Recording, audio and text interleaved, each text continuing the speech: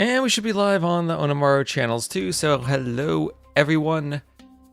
We're going to be casting some Rex and then get into some live sets. We have Kito versus Velesa at 18 GMT.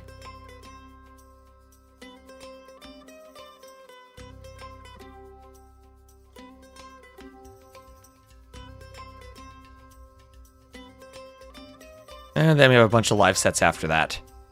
Had a couple of mistakes on the schedule. I thought we'd go live at 14 GMT, but those are actually tomorrow. So we'll have a ton of sets tomorrow. And we'll just get started with Banani versus Z40, which was played earlier today. We'll start out with Lensois Mariensis. For Banani, the home maps are Monte Pascual and Arena Costiera. And for Z40, Sertao and Valle de Selva.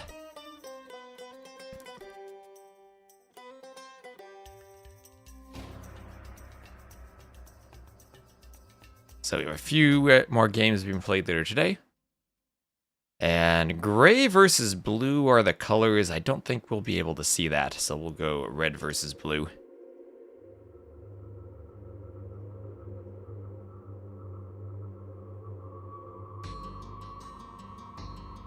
Japanese is the first pick for both. Now that's interesting.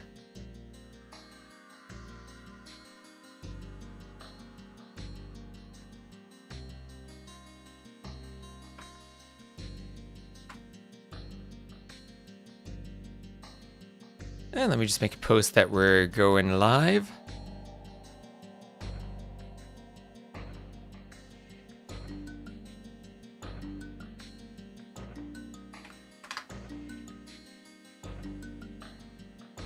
And we should be ready to get started in a few minutes.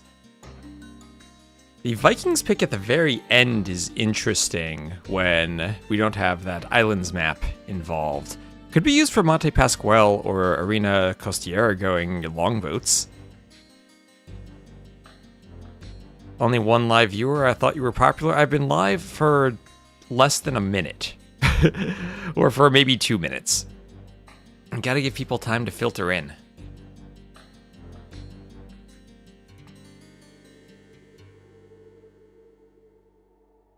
So as we did yesterday, I'm going to cast on both my channel and on the Onamaru channel. So let me actually combine the chats before I forget.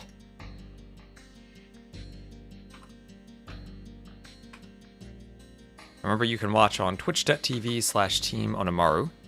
I need to put that on my overlay. I'll do that for tomorrow. And let me knock on their channel. Requested.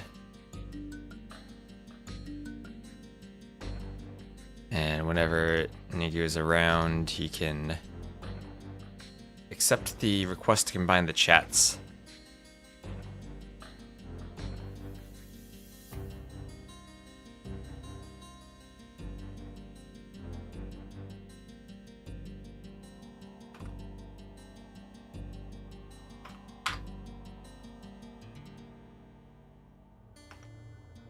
Let's see if we can get the chats combined again. So 10 viewers now. Well, thank you everyone for tuning in. Just gonna wait for the ad break on my channel to end. Let me give Nego Drama a moment to combine the chats if he's around. And if not, then we'll just go and I'll try to keep both chats open and keep my eye on both of them. There's an ad break in some countries. Oh, shared chat started. Lovely, lovely. Hello everyone. And I think we're ready to get started. Again, apologies. I'm looking at 2 chats right now. Apologies if I don't get to the Onamaru YouTube chat. I'm trying to... Twitch doesn't let me combine all of them on one overlay, so I'm trying to do as many chats as I can. And I think we're ready to go. So who's ready for some Banani versus Z40? Let's go, and we need to swap their sides on the overlay. There we go. So we'll have Lensois Mariensis as our game number 1. And Banani as the Dravidians, he'll be playing the red to the north, and Z40 as the Japanese, his number 1 first pick civ, will be playing in the blue to the southeast. And immediately both players sending a villager to dock, and those villagers do not have loom. I'll just take a quick look, double check the pawns. These were played earlier as Rex. But every so often there's a pawn that doesn't have 4 shorefish, so I'll need to check for those and debug that in between doing some map scripting. We're in between doing some casting, do some more map scripting. So the scouts will find each other, and immediately we will have a scout fight. Vil's pulled over from Banani to join the fight, and looks like he will be able to get the dock up no problem. There's a bit of a hill here, so if you're retreating, you can turn and try to get a fight while you're up, or try to get a hit while you're uphill. And looks like we'll have docks no problem. These are wrecked, so I can maybe speed the dark gauge up just a bit. Get us into the feudal age, make sure we hit that little over an hour. We'll have another set between Velesa and Kito. There's another set at 17:30, but I didn't recognize who Dark's opponent was. So I figured I'd wait for the Velesa set, because that looked like it would be a bit more competitive. These are the early rounds, so we still do have a couple of mismatches, but also some good sets. I saw tomorrow we should have the 40 versus 41 set at 14 GMT. That'll be Bad Koala versus Blue. And hello, Otter. Hello, hello. Yep, Banani. He's played in some of our clown tournaments. I know he played in Stronghold Frenzy. So some of you might recognize him. Probably not as famous as Z40, but a good player in his own right. And I think I got the flags and everything working out down there. Lovely. So yeah, now that we have the docks up, let's just speed up a tiny bit to the Dark Age.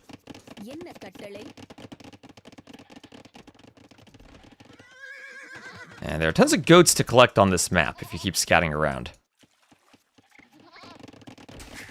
Tons and tons of goats. We'll have a barracks coming up for Banani, and Loom on the way for Z40. Loom for both, and they'll both head up at just about the same time, and pretty much what we expect to see on this map, walling towards the wood line, as the scouts engage in another fight, and looks like Banani's getting the better of that fight. Z40 will be all walled up, and looks like we have a very water-focused approach to the map. I have seen more men-at-arms and land-focused approaches. We did see one player the other day try to go for a champion rush and skip the water entirely. I don't think you can skip the fishing entirely. I think you do want to dock. But whether you actually want to fight for the water after docking versus going fully on land is a good question. There is a ton of open space where archers can run in. You're in the same Nations Cup team, nice. And here we have Banani taking that land approach. As the Dravidians, not the Japanese, the Dravidians, 4 men-at-arms on their way forward, the Vils starting to chop the trees. The woodlines can be very random with their shape, so you have to adapt to that. And immediately we have stone walls for Z40, as the tower is coming up for Banani behind the woodline for the lumber camp. Outpost is there for Z40, so he will see it and be able to react to it. But he'll need to go back, good thing he already has a second lumber camp, finish these stone walls. And he wants to focus on the water. And ooh, the TC getting a hit on the scout of Banani. And who will win this fight? Z40. 2 HP left on the scout, keeps it alive. The men-at-arms are still trying to break in, this time going through a house, forcing more walling. On the water, however, Banani has been ignoring the water. Urson in for his men-at-arms. He will go for a double dock and hop inside his first dock now for safety. And thank you, Nizi, for using your prime sub. You challenge my every decision. It is as if you seek to lead the Huns yourself. And second dock now for Banani. As double bit axe is in, also for Banani. Swapping to archers. As he continues pushing through the walls, will force the tower up from Z40 to defend. Z40's stone is fairly far forward, as is one of his golds. The other gold is behind his TC. One of the golds is very forward for Banani, but he does have a safe one. As he gets up a range, and will keep walling over to the woodline. Double docks for Z40, so both players now concentrating on the water.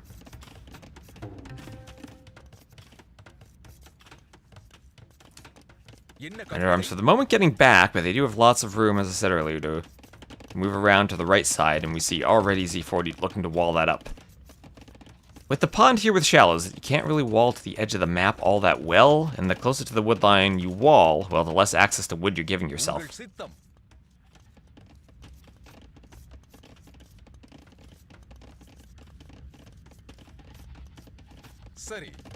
Now, that's exactly where the men-at-arms are going. Is there a hole here? Okay, now it's just a short tree. Greetings, hello, not why. The water's where the real action is going on right now, though, as we have hulks grappling each other. shooting those ropes and grappling hooks. A couple of galleys added for Z40, but no fletching on them as of yet. Small numbers, hulks still feel like the dominant force on the water. A few galleys coming out, gotta be careful with the micro to keep him in the back. And it does look like Z40 is taking the advantage here, fletching just now on the way for Banani, as he continues pumping out hulks, no galleys. No galleys, no fire, only hulks. Take the gold whales if you want to. And this house going down quite quickly to the men-at-arms who do have arson. And so far, no defensive buildings for army, just a tower and more walls here for Z40 as he reacts to that house going down. You saw me here at Wooloo, but I was too fast. It's about my distance runner days, I was too fast. Well, that just means you can come to Brazil for this land in July. And you can say hi there.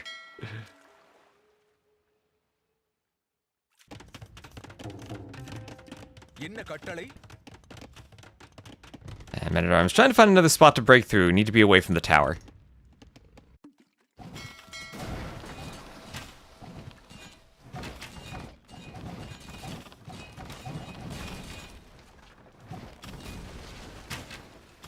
And the hulks will hide in the corner between two docks. Oh, and Daniela, thank you very much for the raid. Welcome in. You're just in time to see Banani versus Z40. They played it earlier today, and I'm casting the Rex before we get to some live sets later today. Thank you very much. We're dual streaming both here and on the Onamaru channel.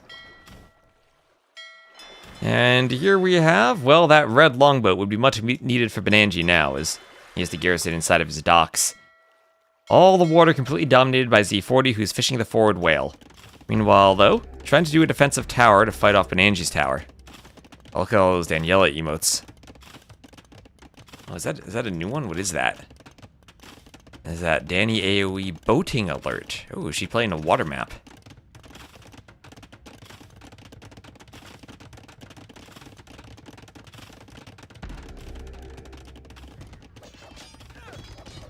Does she have a baggage emote? So there's a tower, and more men-at-arms and archers for Banani trying to break through on land. You have a good 10 to 4 fishing ship healer. Oh, there's a baggage emote. You have 10 to 4 fishing ship lead for Z40. As Banani's breaking on in, and not the TC doesn't have anything garrisoned in it at the moment. Only 2 vills. Be tempted to run in and lame all those goats. Castle Age first for Banani. And this does feel like a water map where maybe, just maybe, Z40 has invested too much into the water. Yeah, these fishing ships are nice, but the fish are pretty far away from the dock.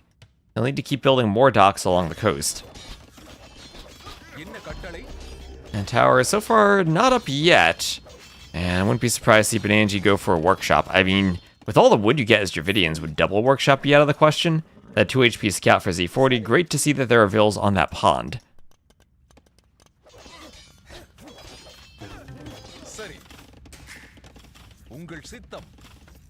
And some of the archers will be killed by the tower and forced back.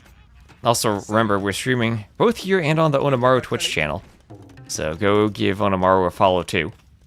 I'm trying to get some followers for that channel before the land comes up.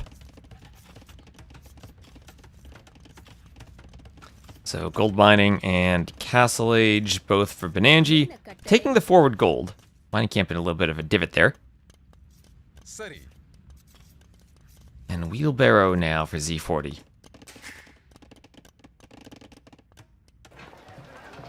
Hello, Caterpillar. How you doing?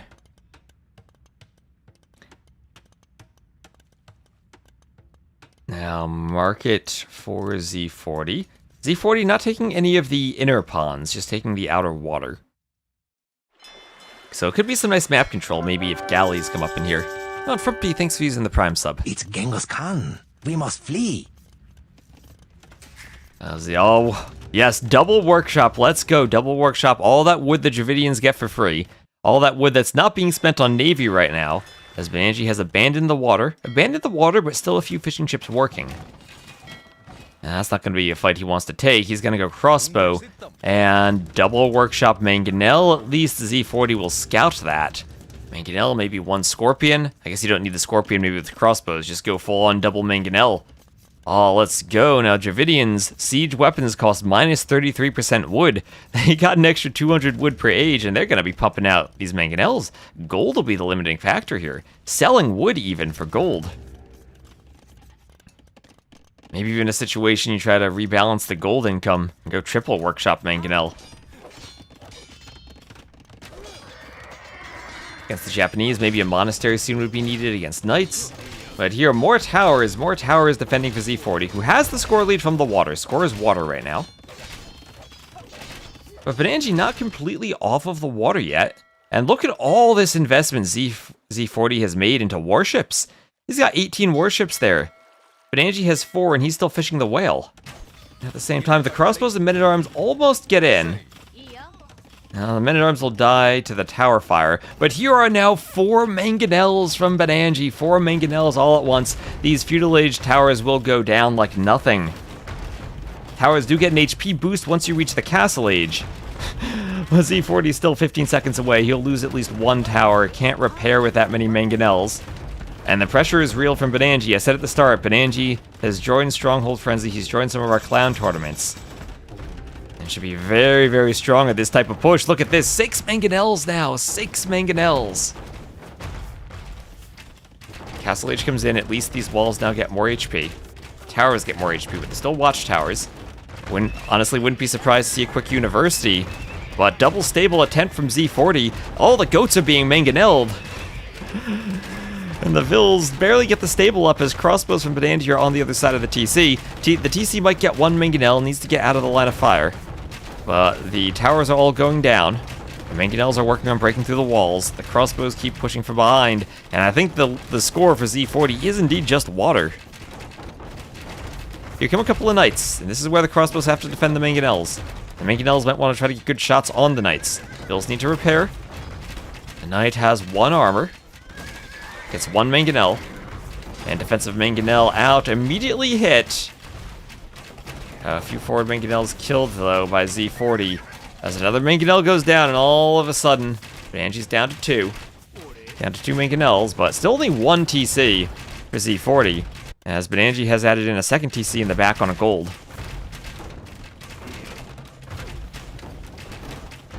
And mangonel finishes off another tower. Vils go down, they have to run. No ballistics. The crossbows are wanting to chase them down. 700 HP, TC's eject Vils at around 450. Couple of crossbows go down. Gotta get the timing right for when you dive the TC to kill the Vils, but there we go. Crossbows ready to kill Vils. Crossbows ready to chase them away. They just don't want to be mangonelled by their own player.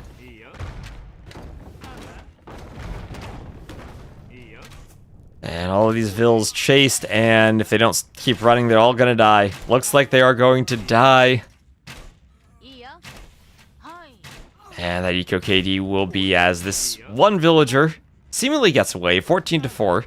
Banani can make it 15. Has to be careful with this mangonel micro. Miss micros, loses 1. There's that 15th Vil dead. Banani pushing. Banani pushing. And he will go for a house behind this. A couple of knights. And maybe 4 knights will be enough for Z40. That's 10 crossbows, though. He's going to wait for 6 knights, and that should be enough. Yeah, 27 fishing ships is a lot. And yeah, I don't think any fish traps. Some of them on shorefish. A few fish traps, actually. 8 fish traps. That's more than I thought. But he's adding them in. Has a second TC and a third TC, but Banani's adding a third and a fourth TC. That's going to be a lot of knights, and more crossbows might be needed for Banani, as he is not walled at all. And knights, after they clean mangonels, might be able to raid. And more fishing ships for Banani, but he is taking some of the middle ponds with Vils on mills. And mangonels try to trade shots. Crossbow's not quite in the best position to hit knights. 1 knight down. Second knight down. The mangonels are destroyed. But the knight's forced away. More knights for Z40. Z40 now. On to 2 TCs. That's 2 versus 4. Actual villager count is 40 to 63. 31 fishing ships. That's a lot. But they're going to start running out of fish soon. Banani not going to redock. We'll give up the water. A couple of knights could find the Vils on this TC if they're paying attention. TC is only 85%. The Vils could quick wall if they're paying attention, but they're not quite. And at 90.95%, this TC looks like it's not going up, as those two Vils are killed by the knights.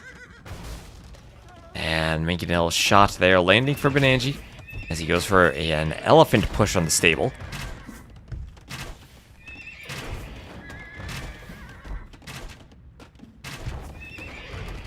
And stable down, husbandry is queued there, so no husbandry.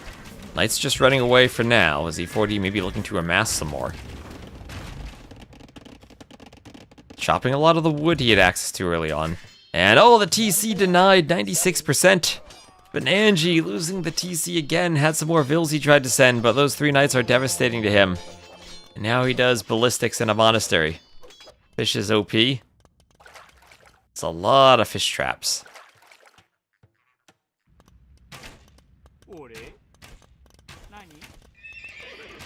Crossbow's looking to raid. With 109 HP, the crossbows maybe could destroy the stable. Elephant coming down here. Alright, Elephant trying to find this eco. It's only 12 villagers.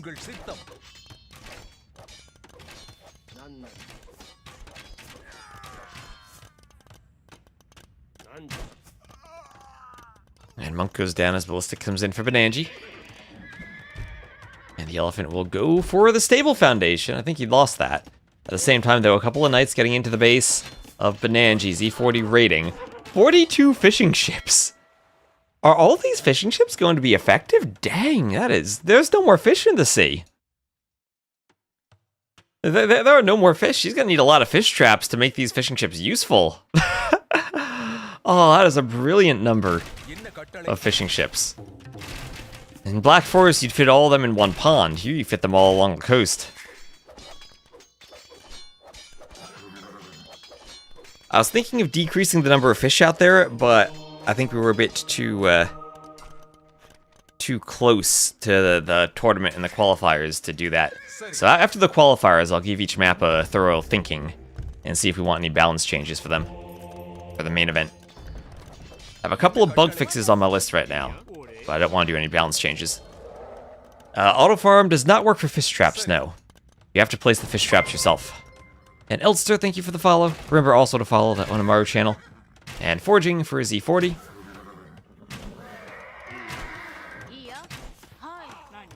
And a couple of Vils going down to crossbows.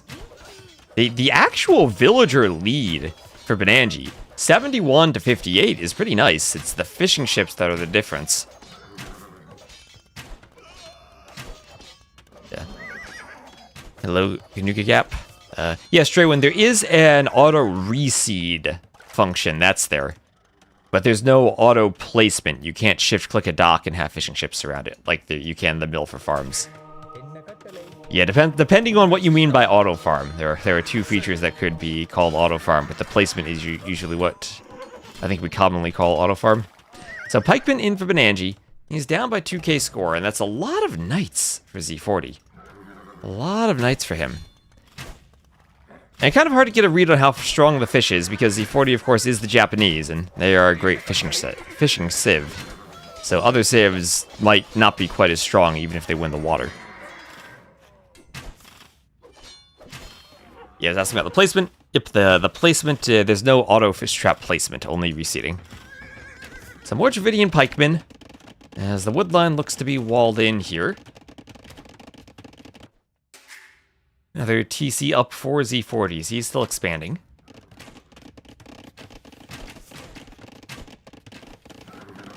A couple of crossbows peppering the knights with arrows.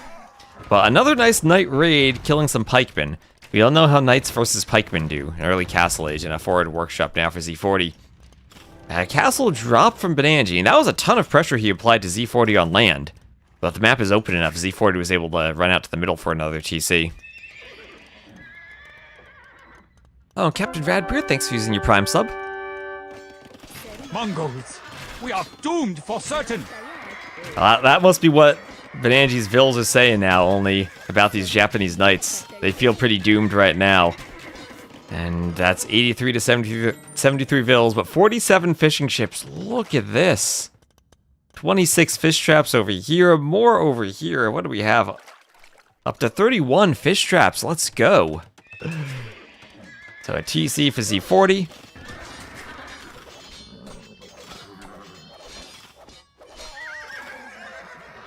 The TCs at least do have Bodkin. Knights will pressure the next TC over here.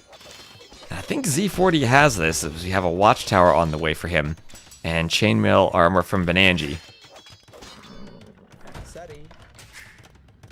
Ram going for the TC. Pikemen pop out.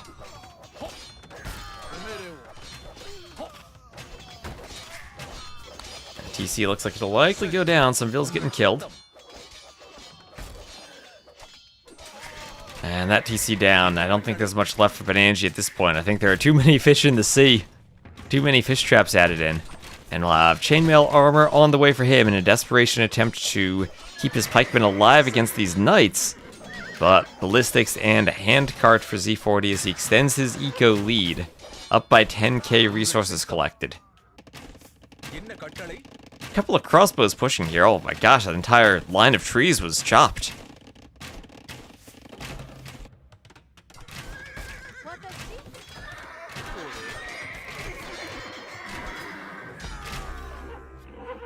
And a guard tower for a Japanese player who doesn't have a castle, but could always go Yasama at some point.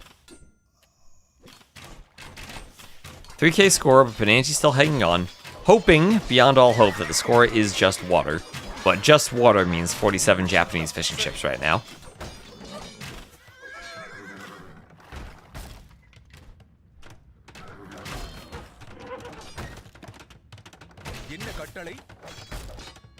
As the crossbows fight the knights, and Imp clicked for Z40, and part of me thinks this will be an Imp GG, as I don't think there's much left for Banani down to 21 military. He can't really do much other than micro crossbowmen away from knights and do a few pikemen. So castle for Z40.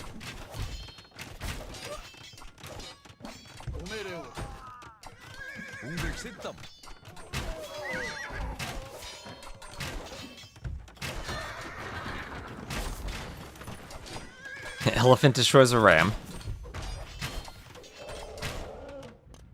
But his push mostly stalled out. Bill's moving a bit more to the back for wood. There's the empty sea down at the south. Full water control. Still with 47 fishing ships for Z40.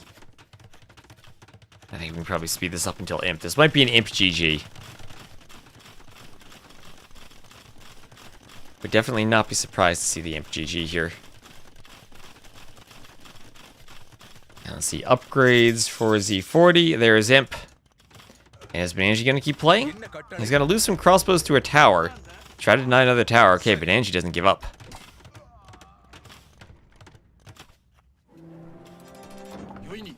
Another forward castle with some samurai inside of a ram. And Craggle, thank you for the follow.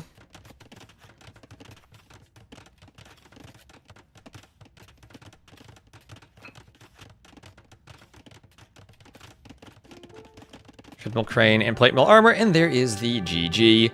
And Z40 will take game number 1 with the Japanese. So, nicely done. Winning the water seemed to propel him to a win. I liked the strategy from Banani on land. I felt like the Mangonel micro maybe wasn't there. It's always that situation where I feel the more Mangonels you have, the more Mangonels you end up losing. They couldn't quite pull it out. Banani is insanely aggressive, makes for some really entertaining games. That's what I love to see, entertaining games. Aggression, that's what we all love, right? And let me just go through my overlays. That is game number 1, won by Z40. And for the civs, this is the Japanese over the Dravidians, but Banani still is Japanese himself for later on. And looks like game 2 will be Monte Pasquale.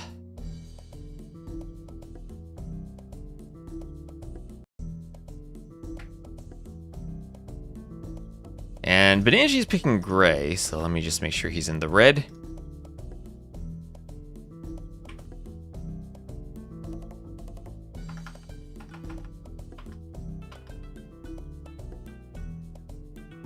I think we are good to go. And I need to swap the overlay. One day I'll remember to do that properly. Right, so game number 2 on Monte Pascual with Z40 here leading 1-0. He'll be playing as the Blue Armenians to the west, and Banani playing as the Red Romans to the east. Two different approaches, Z40, TC on the home island. As the mule cart, he could transport that to the mainland with the Armenians. Banani as the Red Romans to the east. The players start with a few sheep on their home island. They can go on the transport ship too, but they also have some capybaras. The capybaras spawn on the mainland. You get a bit of scouting as you're transporting vills over, so you have a bit more of an idea of where to place your TC if you want to go for this drop off here. So Monte Pascual, I think it rotates in all 4 directions. I think it's probably most natural to have the mountain in the top. But on the water, there are a few whales, so you can get gold on the water. Some of them really far away. I might standardize this to be only 2 whales, 1 per player in the future. It is quite random at the moment. Having the mule cart does make it easier to transport to these islands and get stone should you want to. So I'd imagine for Z40 it is a water-based approach, and that for Banani it is a land-based approach with Armenians versus Romans. Cilician fleet demos could always be fun, even though we don't really see demos these days. Let's see, it's the Nomad start, so I can definitely speed up the Dark Age. I did really like the idea of doing a barracks and a Dark Age spear to lure all of these Jaguars and Milmano rush your opponent early on. Ooh, double Javelina lore by Banani. Nicely done. This is a fantastic map, very interesting. I hope it's interesting. I'm really curious if there is a benefit to going for the middle rather than TCing the island, because I have seen both approaches. So far, fighting for the water seems to be the better strategy, but I think the middle is interesting enough that it's viable. Well, I'll need more games under my belt of spectating, really, to figure that out. I did play a game on this map, but it's kind of the difficult thing when I'm making a map pool of 11 maps, designing 9 brand new maps for it. I can't play several dozen games on all the maps, as much as I'd like to really get a better feel for them and test them out.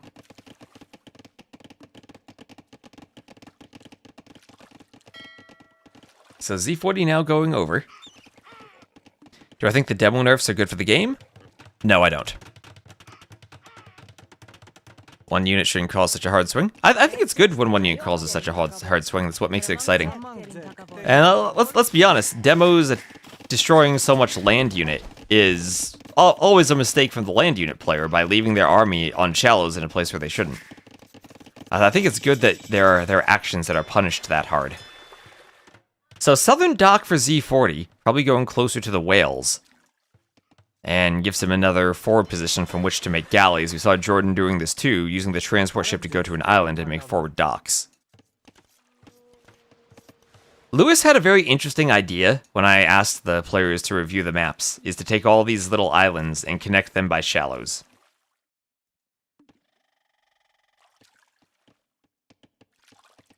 If I were to redesign the map, I think the islands would have to be a bit larger for that, but I'm keeping that idea in mind for the future. So that you could walk across all of them. That would be pretty cool. Anyway, galley fight for Z40. Galley's not as dangerous as they used to be. It takes 10 arrows to destroy a fishing ship instead of 6 now. Armenians shoot an extra arrow, so they'll do a bit more damage, fewer volleys. Just need more than 1 or 2. Demos still get good value against turtles, fires, and hulks. You might. But I don't think it's as clearly a good unit to make as it was. And I think for a unit that explodes and you lose it, it needs to have a very clear use case and not just be maybe slightly better than ships in some other ships in some situations. So, galleys forcing a garrison on the dock. As Banani there is up to feudal and should be up to the castle age in no time at all. Barracks and a mill. Oh, is this the classic forgot to do a mill nomad build where he doesn't have a market because of the lack of mill? Oh, Banani, I see that. I see that. Your lack of mill isn't going to hide from this stream.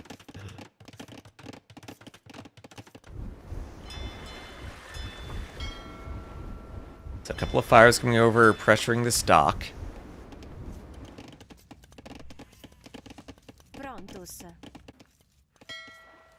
And Ville's getting in on the transport ship, Z40 moving over to the mainland again. As I said earlier, so far I've seen the water approach be the winning approach on the map, but it might just be early on. Maybe that shifts as we go through the tournament.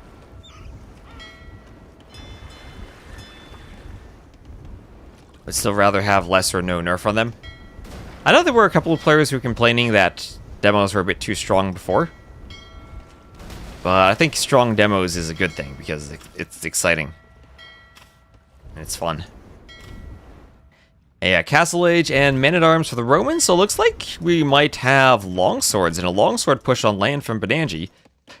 Tricky to go longswords against the Armenians, I think. They can always do their upgrades in age early. You might end up fighting longsword versus champion. You could see legionaries versus Ferreter's champions. With their attack bonuses, I would think the legionaries still might be favored there, but I'm not entirely sure. It's always an experiment sometimes when you get different unit compositions to know which is going to beat the others. So Romans, you're a Roman fan?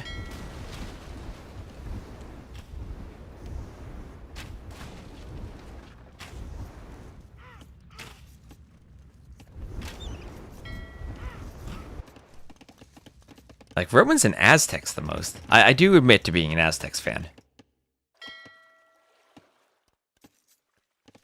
So once Banana's up to the Castle Age, let's see, you can speed up a bit as we're just waiting for the Castle Age to kick in.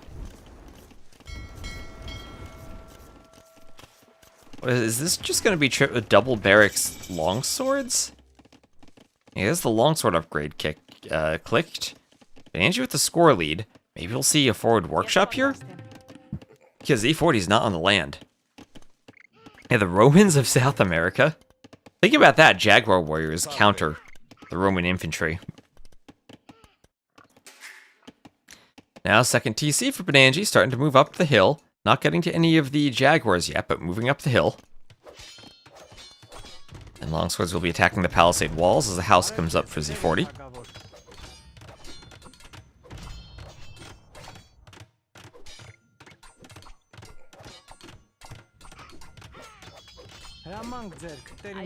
And all the vills coming onto land right now. Can they be scouted by Banani? He's doing the right thing. He's looking for them with the longsword. Will he see them? He's a tile off and he sees one. He sees one. And one is all you need to see if they're going for a TC. Did he actually notice though? They were in his line of sight. Did he notice with the longsword? He was breaking in. He was microing. Right now with the mule cart, the longswords are trapped in by the tower. And oh, Z40, he escaped there. He got lucky that he wasn't noticed. He was in that line of sight, walking right past it. The longsword wasn't patrolling. Meanwhile, on the water, that is a ton of fish for this southern island, also the stone. And this is the tricky thing about going for the mainland. You have to worry about the castle drops, but the longswords are slaughtering some vills as the scorpion comes over. And more longswords. Z40 will stonewall the vills, do a tower, and add in a mule cart. Outpost to see what death is coming towards him as his base is destroyed on land. On the water, Banani losing his starting island. And this is where I've seen this map a few times now. Town Watch and Outposts will save you when the castle drop comes in. There's stone on the water, and that gives you a way to get onto the land if you haven't taken it by doing a castle drop. So if you're playing on land, you have to be scouting for the castle drop. Medium warships for Banani, who's thinking, let's get back on the water. I still have some fishing ships alive. I know I'll be down in numbers, but I'm sure Z40 has fish too that he needs to invest into defending. Poor whale. Hello, Dark Egg. Yeah, the game added the beached whale graphics, so I figured I need to use them somewhere. This felt like a good map to use them. I saw some people commenting on them. I think there's another one over here. We'll have one or two beached whales on this map. Okay, Banani, please build a palisade wall behind in the corner between those two docks so ships don't spawn there. Please. Don't let your dock get ungarrisoned on the wrong side.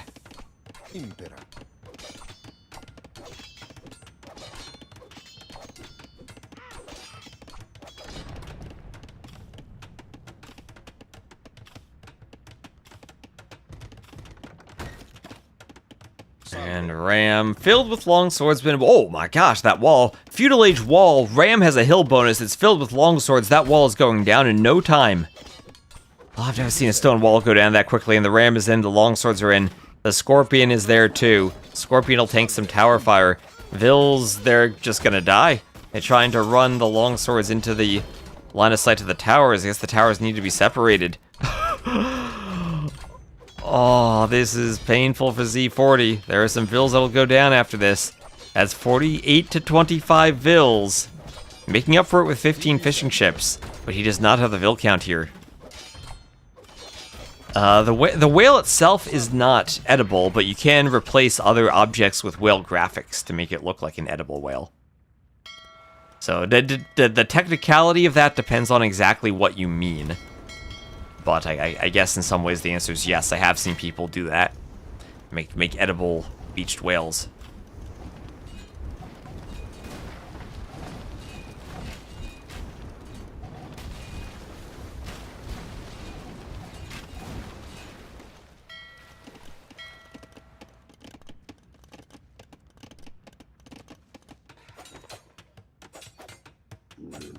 Okay, Jaguar is fighting Vils, but not getting. Oh my gosh, more Jaguars. Going for a weak Vil. Will we get a Jaguar killing something? Oh, it's going for the weak Vil. Vil, 2 HP, and the Jaguar gets the kill. Let's go. This Vil double teamed by Jaguars. He has 16 HP left. I think he'll kill this Jaguar.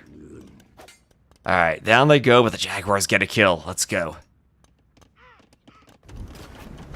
On the water, medium warships for both. Banani trying to fight back. Still with a good villager lead. 5 fishing ships he's somehow managed to keep alive this whole time. And you can see the remnants of Z40's attempts to get to the mainland. Foiled by Banani. I think he will have to go drop a castle soon. Bucking Paws Bowman might be countered by Scorpions. And also, Paganini, thank you very much for rating the Onamaru channel. Welcome in. I still need to get alerts set up for the Onamaru channel, but welcome. We're dual streaming on both channels, so hope you're enjoying the qualifiers. Yeah, time to spam outposts. That's what I'm saying. I think that we need outposts here for Banani. The castle drop will come in, and there's no reason not to scout this. And there is the castle for Z40. There it goes.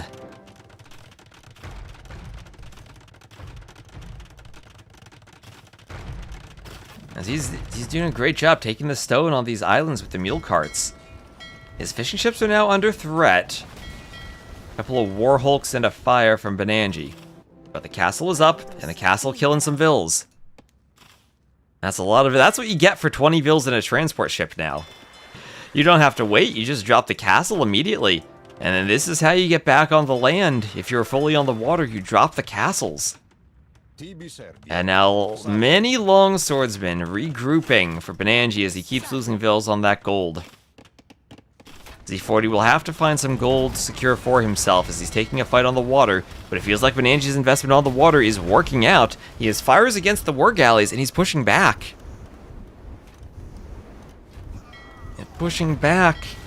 And all the stone Vils will go down. We only have 35 villagers and dropping for Z40. The island's so small the fire ships actually can kill the Vils, but Banani is back on the water. He's getting revenge from having lost it earlier. Z40 is too much to focus on now, trying to get back under the castle where he can get more damage, more arrows onto Banani's ships. Paws Bowman killing Vils.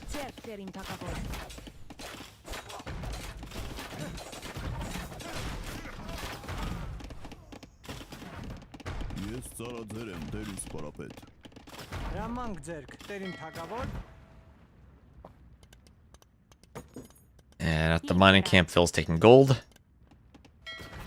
That's the fire. Oh, there are 13 Vils in the transport. Banani could find the transport. There are 13 Vils in there. This is a Titanic. 13 Vils down all at once. And Z40's down to 21 villagers. That's the downside of putting 20 Vils in a transport.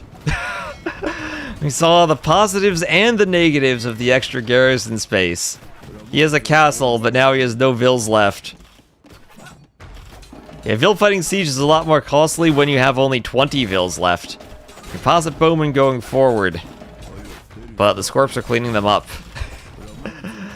Now, so it looks like Banani 73 to 33 Eco Pop will take this game. I've not seen someone win by going for the TC on the mainland first yet. So far, I've seen everyone going for the outside, so this would be the first game where the land player won. And longswords can hop in and out of the rams there. Still don't really like fighting the composite bowmen, but the rams and the scorpions will help out there. Starting island TC is not looking good. We're 2-1 for starting on the island from games I've casted. And Banani clearly prepped for this. This is his home map. There's the GG from Z40, and Banani ties it up 1-1. Well done for Banani.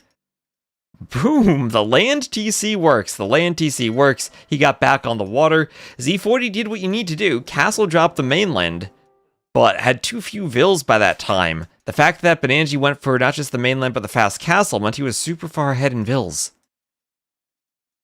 Dang, okay. Maybe we'll see some interesting strats for this map. So that's a 97 to 74 KD for Banani with the better eco. Let's go, Banani.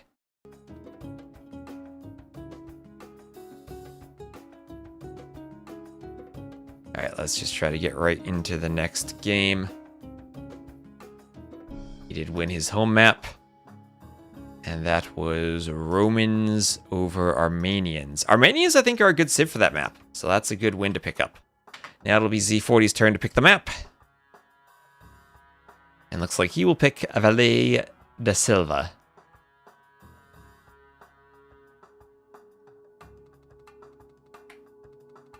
And one moment, as I need to put Banani back into the red color.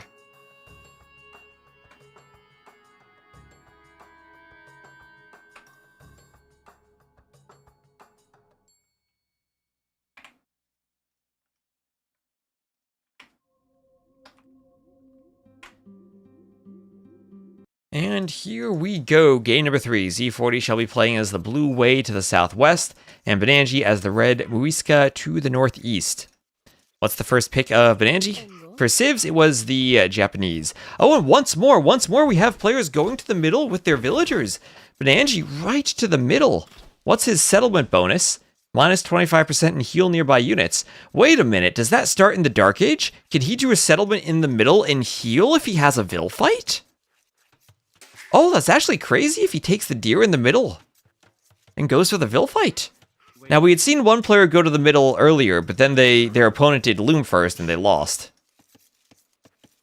So on this map, you have the tapirs, which are a boar reskin in the back of your base.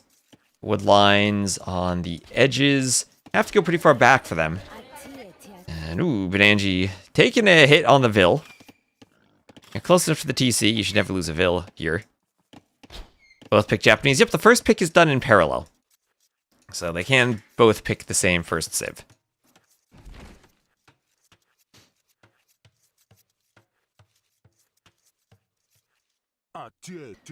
Champion on the outside, trying to find some capybaras. Oh yeah, imagine on Skakuza? Well, we're gonna have Skakuza in Warlord, so we might not have to imagine that our base. 9 Vils with a settlement in the middle healing?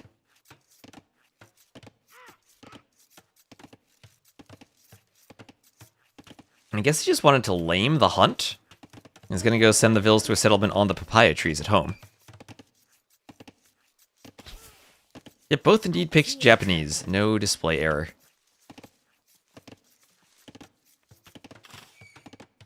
Double check that I have the right draft for the bands. I do. And okay, after that, we can maybe speed the Dark Age up a bit. As I said, there's a set. There are 2 live sets that are going to be going on now. And there'll be one set at 18 GMT, Velesa versus Kito. I'd like to catch that live.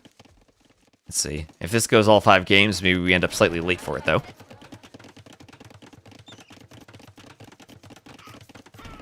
So, tons and tons of capybaras on this map. I wonder if we'll ever see Britons. We saw Jordan pick Britons on Pantanal, where there are extra capybaras. And Z40 up to feudal. And what is this? He's going for stone on the outside. He might try to go for Tiger Cav with that clandestine economy. It took him a while to find a stone. It can be pretty far. It's a bit random how close or how far it is. The last NAC draft, that last NAC draft where they did the random civ banning, then the map picking, and then the civ picking was crazy. That was probably the craziest draft I've seen. So, looks like a couple of spears are forward for Z40 as the way. Banani will wall up with a market. He has 1, 2, 3, 4 settlements already. Are they cheaper for the Muisca? No, they're not. They're just there. That market is not a wall. There is a hole around the side of it. And looks like Z40 will discover said hole. As will Banani, and he'll try to wall it up.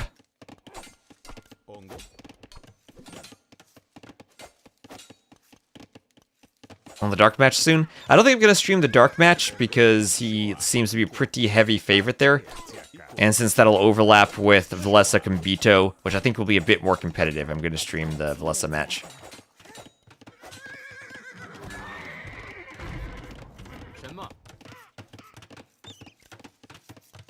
We're gonna have tons and tons of overlapping sets over the next few days, so we'll have to pick and choose what we cast. I don't know if anyone else is streaming that. I saw Orlin was casting earlier. I don't know if he's still online.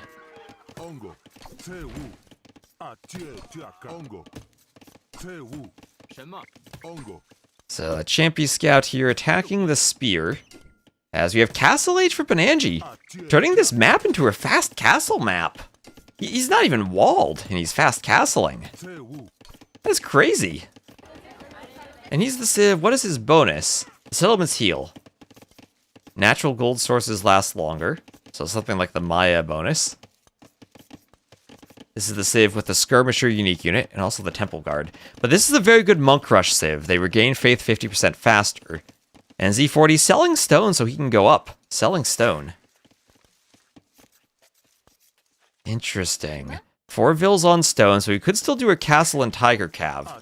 We might need to buy a bit of stone. Both of his golds are forward. This is your favorite game.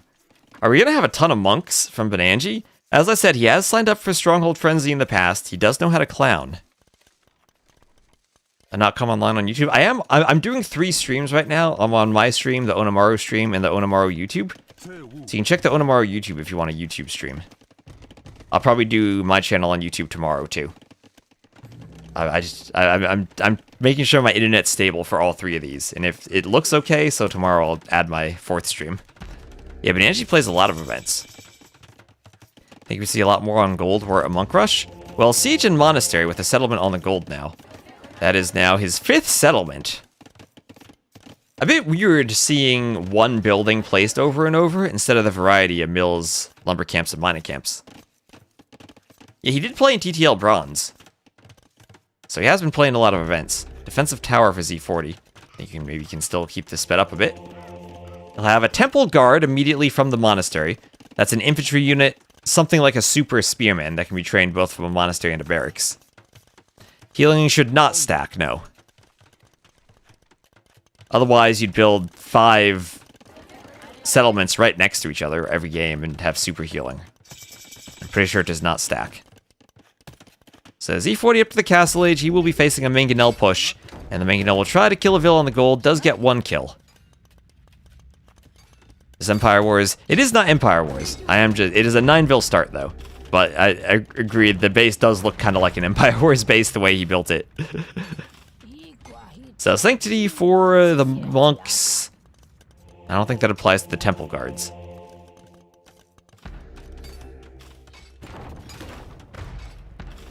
And a couple of Shinbei Raiders immediately going for the monk. And with the charge attack, they kill the monk. Mangonel's starting to go down, but they have repairs. Another monk in the back. Now with Sanctity. Mangonel's force those Shinbei Raiders away.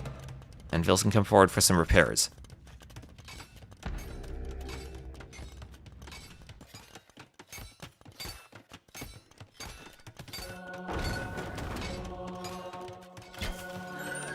Yep.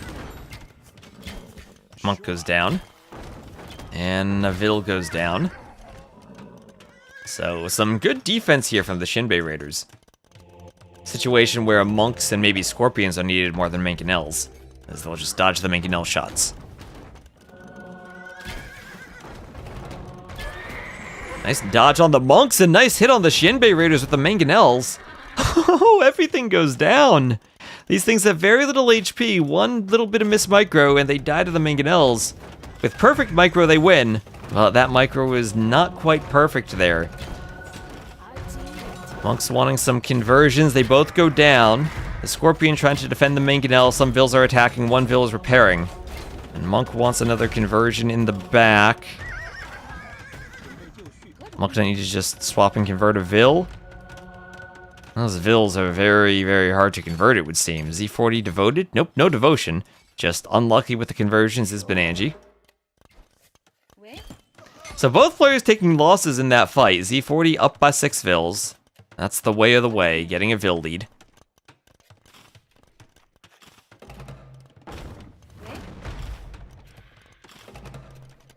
Vills will go repair the mangonel.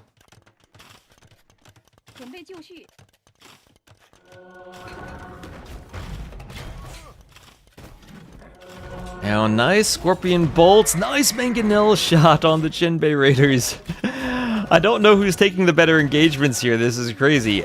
All the Raiders are going down, Vills are trying to repair. The mangonel being attacked by the scout. Scorpion's doing what they can, but they don't have ballistics. The mangonel gets another shot to land. And the mangonel gets a Vill, more Vills rushing forward, they have full HP. Split as another mangonel goes down. Repair Vill down. Mangonel looking for a shot on some Vills, doesn't hit anything there. More Shinbei Raiders going down to the Scorpion. Another Scorpion on the way, more monks being trained. And Z40 defending this, pushing Banani back. Both players on 1 TC. And the Vills from Z40 will now go back, as more Shinbei Raiders are amassed. But he took some losses, he is not at the critical mass he wants for sniping Siege. Oh, and there's a Temple Guard, hello. Hope you're enjoying your time with that poleaxe. Hitting the house, the Shinbei Raiders will clean that up. And double workshop! Ooh, not triple monastery, double workshop. Banani also has to be careful now about the limited gold supply at home. 3 tiles of gold, and he'll have to run either out here or all the way down here for gold. It's important to scout on this map so you know what extra resources you have available to you, and where you can go and how far you need to go. He's been hanging out for like 5 minutes. Ooh, and this might be Banani moving forward a bit too far. Has the repair Vill still, 3 monks. And now with everything grouped up, maybe it's okay. And he's not walled. Oh, this is a huge mistake, Banani never walled. And BG Moro, thanks for the prime sub. The Mongols sent me? No doubt a bribe begging me not to destroy them. That's what Banani's saying. Here, please don't run into my eco with those Shinbei Raiders. No bloodlines, no bloodlines. And immediately Banani recognizes that threat and walls up. They have 36 HP now. Remember, the Wei have extra HP, 20% extra. And these walls going up. This unit probably doesn't want to run under the TC, but it will pick off a couple of Vills.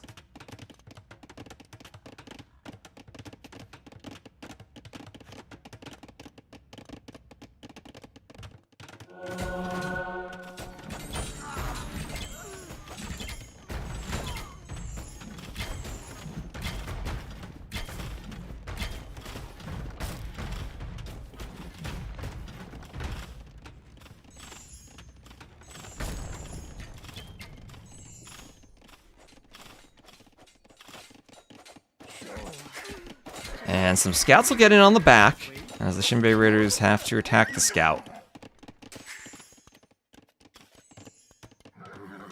And more Scorpions come around.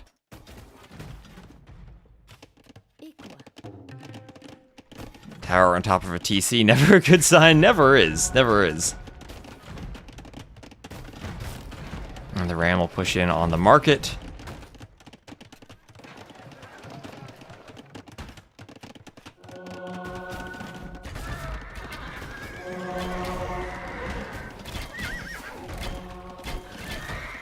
And oh, look at how little HP these things have. Look at that, they all melt to the Scorpions. The monks got taken out.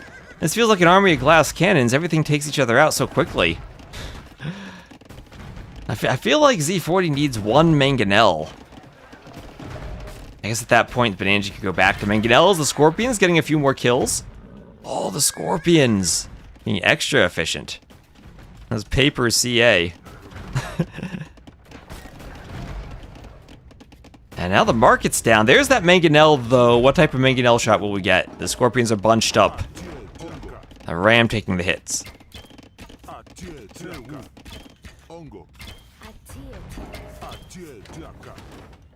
And we have Redemption on the way for Banani. Need an egg emote. That's just why we have our base in the chat. I'm never uploading an egg as an emote, though. I am way too scared of the time that egg photo crashed our DE games because it was too high resolution.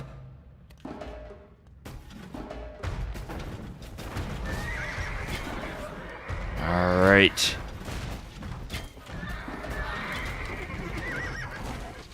Scorpions, and I don't even know what happened here. Everything just died.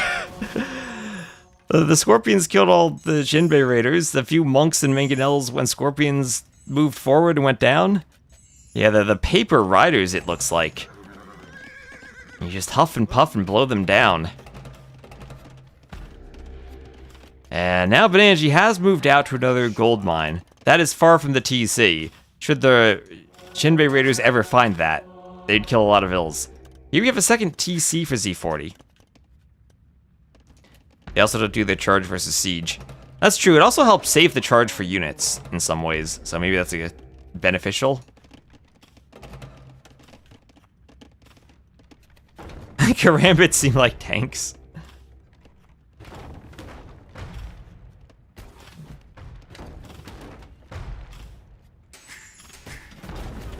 Could the Scorpions be useful against the tower here?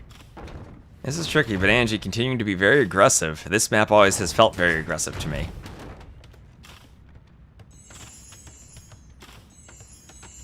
Oh, shoot the Repairville and the splash hits the siege. That's interesting. Does the charge do splash damage? I thought it only did a big main attack with extra damage. I didn't realize there was a splash damage to it.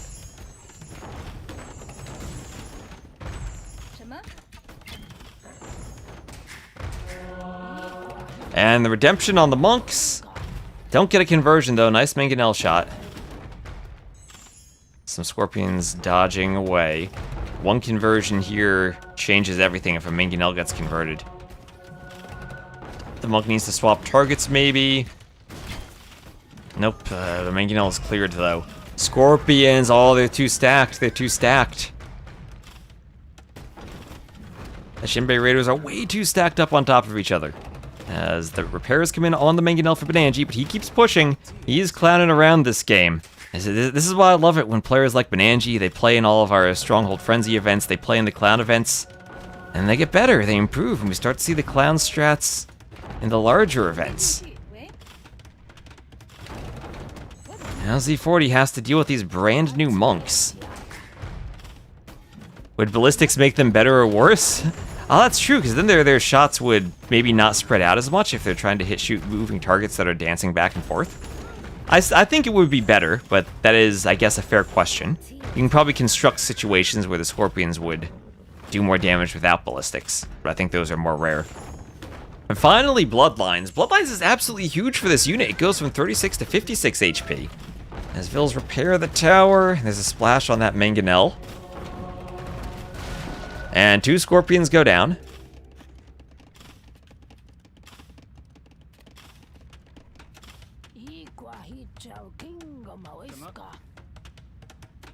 And Light Cav run forward. Light Cav on one side with a Mangonel. Jinbei Raiders on the other. The Mangonel gets converted though. The Mangonel's converted. Two more Mangonels come in. Bloodlines finishes while the Jinbei Raiders are down. It's helping the Light Cav though. A conversion on a Light Cav. That Raider has 3 HP left. He'll get Mangonel down. And I think that was a good fight for Banani. Z40, however, still booming, 64 to 54 Vils. But 8 military to 5 as everything has been melted.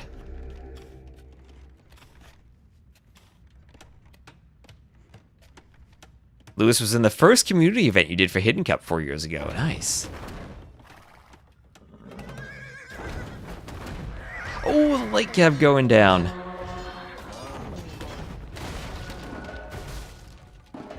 Scorpion hit by the mangonel.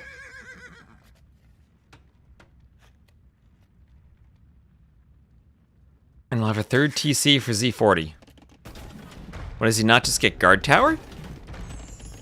Guard tower would be nice here. I don't disagree with guard tower.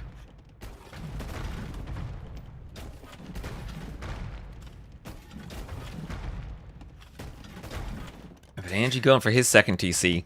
Sees his push isn't going to end this immediately. I'm sure we'll have some team tournaments throughout the rest of the year. I plan to host Rage Forest. There's going to be a 3v3 league.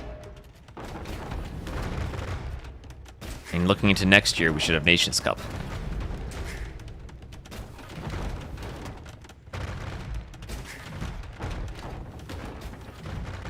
There's the barracks going up. Forward barracks.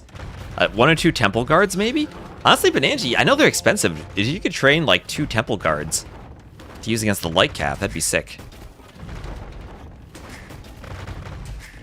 Mangonel's attacking this TC.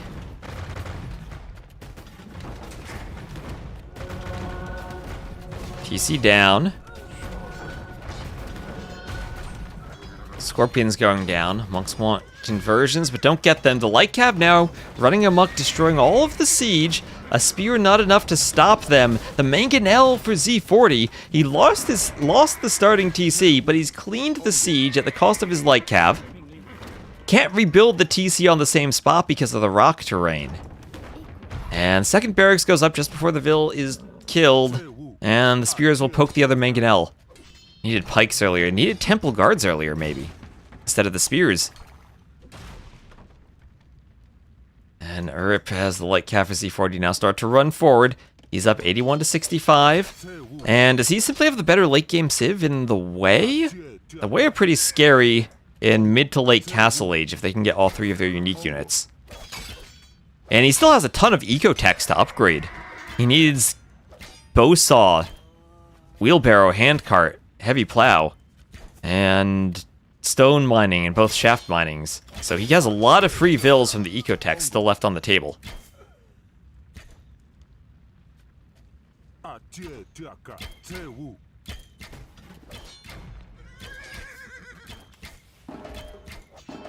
Like Cav attacking the Scorpions.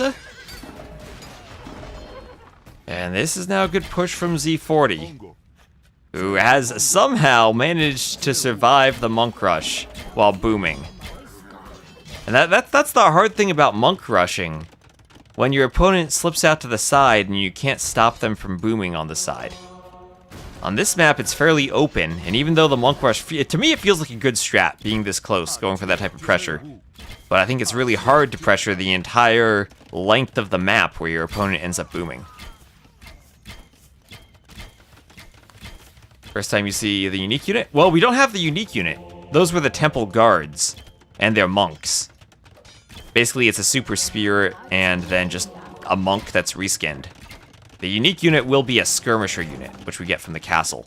And actually good against the Shinbei Raider, I think, but not as much against the light cap. Yeah, that was just their monks. They have a female monk.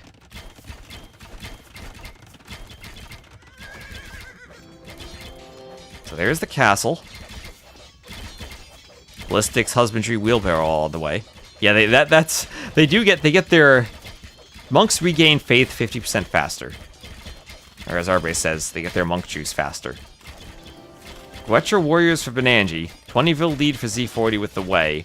And I feel like this should be over now. I feel like there shouldn't be much that Banani can do from this point. He's floating 1k wood. The Cav are getting into the eco. There's one of the skirmisher units, but the skirms, they have a high attack, but then a +3 against archers and lots of pierce armor. So should not be that great at clearing up light cap raids.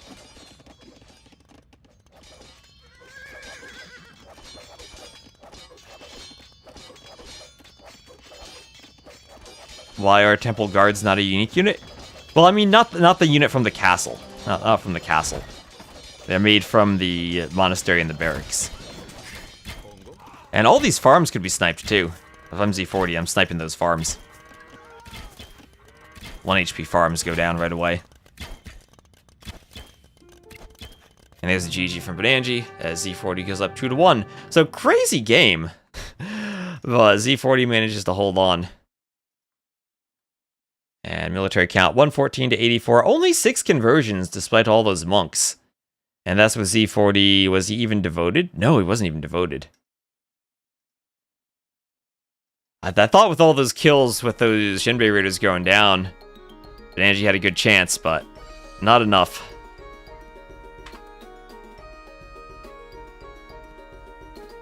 So we'll get right into the next game. That was a win for Z40 on his home map. And that was the Muisca losing to the Wei. I liked the Monk Rush strat, though. I hope we see some more of that.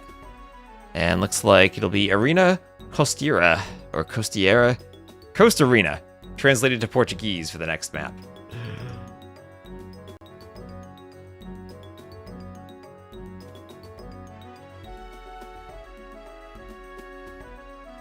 And looks like it'll be Japanese against Bengalis on this map.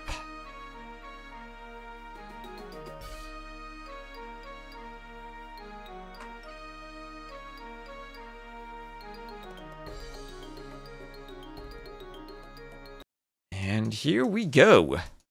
So, my favorite map.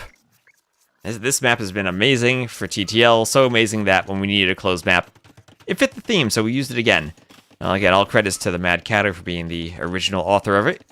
I spruced it up a bit with some diagonal gates. It's a 9-vil start now. Other than that, no real differences to TTL other than made a couple of rebalancing changes to the positioning of resources in the middle of the map, wanting to make sure that 5 relics spawn consistently. And I will speed through the Dark Age because I do want to get to that Velesa set, which should have started 5 minutes ago. Hopefully they take a while to draft.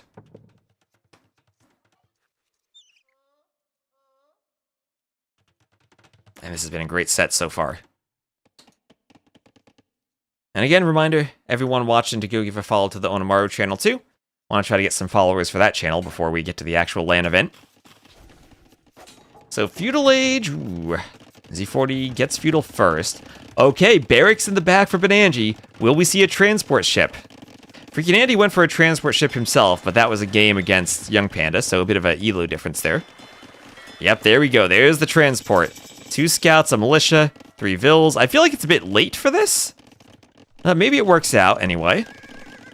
I think the key is making sure you don't land near a dock, because then the dock can shoot your vils and you can't make an archery range. But here we go, here we go. And the wall should have seen this. And there we go, 3 men-at-arms, a scout, and 2 vils. Going for the landing. Market Blacksmith for Z40, so he's fast castling. Is this the Twest stream sponsored by Big Walls? Sponsored by Great Wall. Loom for Z40, as Arson comes in for Banani.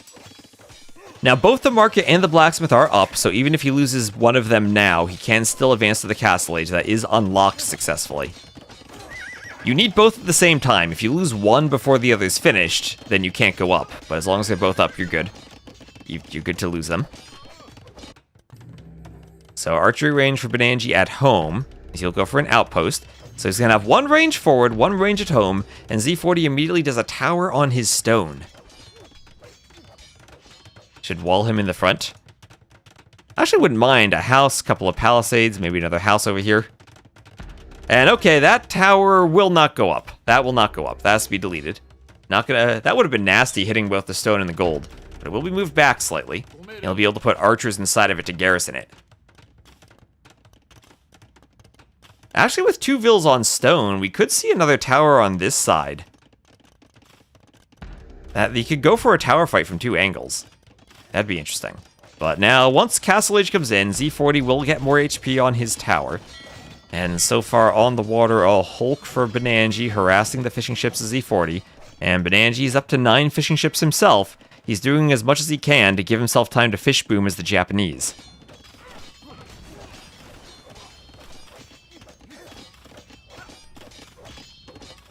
And now, maybe Z40 needs to delete some walls so the fishing ships get to the fish more easily. Where is the stranded humpback whale? Only the beached whales on Monte Pasquale. No beached whales on Coast Arena.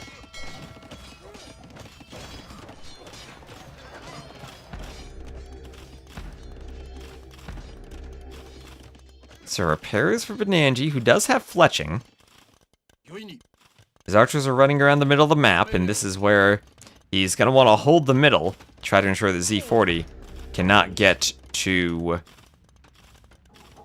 monasteries where he can collect relics.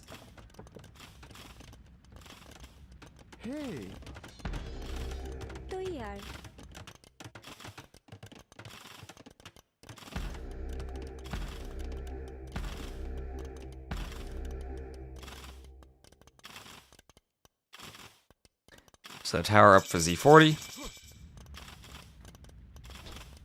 Fishing ships should get auto scout. I've personally never been a fan of auto scout. So here's the next tower. Here's the next tower. And that would take Z40 off of stone, but he is awfully close to being able to place a castle.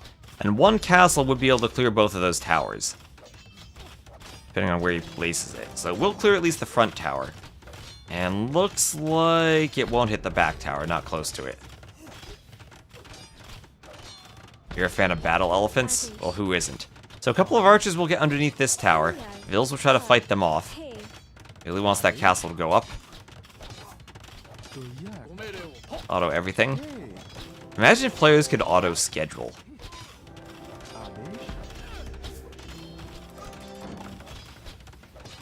And okay, more Vils being sent, more Vils being sent, along with the Capybara.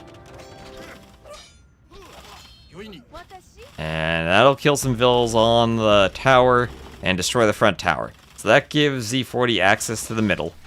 Well, he's gonna lose his market soon to those artisan men-at-arms. It's being repaired, forced to repair his market forever, spending a ton of wood on that. As he keeps moving his fishing ships to the north, doing padded archer armor, that'll apply to the Rathas. He's starting to queue up Rathas. So he can go to the middle of the map and start taking gold. Market for Banani. As he'll be working his way up to the Castle Age soon, maybe? Well, maybe not. He doesn't have the food for it. Could sell wood and buy his way up. That'd be pretty inefficient.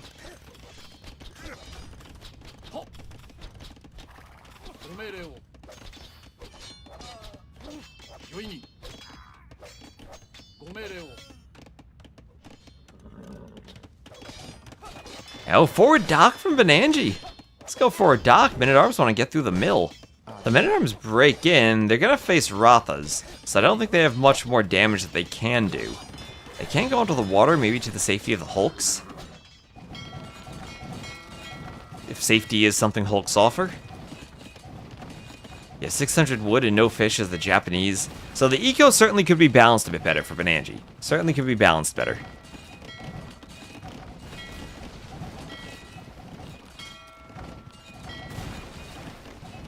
As the fishing ships go down. Z40 not noticing this. He's not walling. He's not he's not garrisoning his fishing ships. I mean walling, I mean garrisoning. So Rathas clean up the men-at-arms. He's safe in his base, doing another market in the middle, taking more stone. And there we have Banani almost up. Yeah, buying 400 food. And up the Castle Age, he'll have a castle himself. Samurai probably won't do well against the Cav Archer unit. But he can castle wherever he wants. Monastery and a workshop for Z40, and that's where the monks can collect the relics, and relic collection will be pretty scary.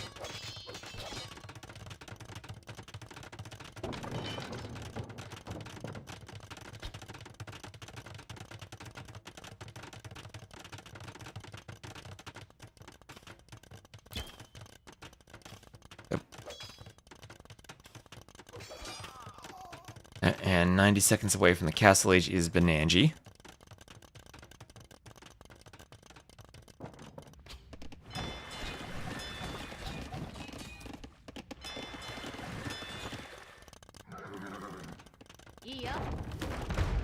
More defensive towers for Banani too. So as soon as he gets up, I wouldn't be surprised to see an immediate university and guard tower upgrade. So I can maybe speed this up just a bit while he's up again. I want to get to Velesa Kito. And I have a dangerous feeling this might head to a game 5. We might miss the start of that. Yeah, Z40 lost all the water. He lost all of the water to this. So it is just Banani with Japanese fishing ships here. But Z40 has the middle of the map. He has the middle, and he'll have a university for Banani. So Monk picking up the relic for Z40. As the Mangonels try to go through the tower.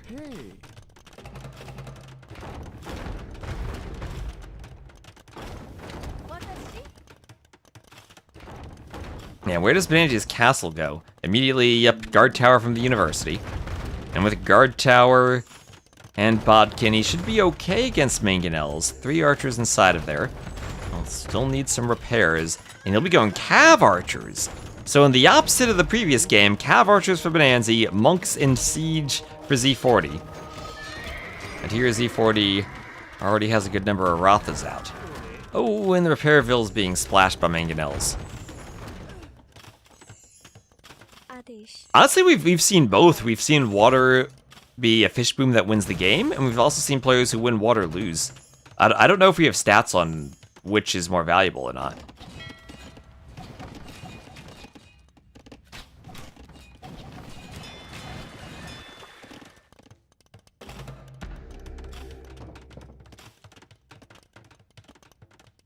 Yeah, and one of the main things about getting the middle is you get the relics. So 3 relics are ready for Z40.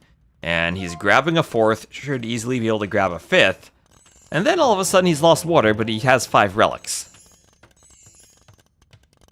And Imperial Age is on the way for Banani.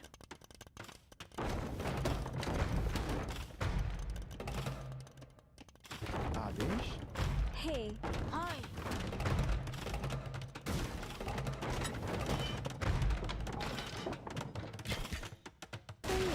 And another Mangonel down. Guard tower defense working. He's up to Imp. Alright, all those Japanese fishing ships powering his eco to get him up to Imp. Monk's hit by towers. Going down.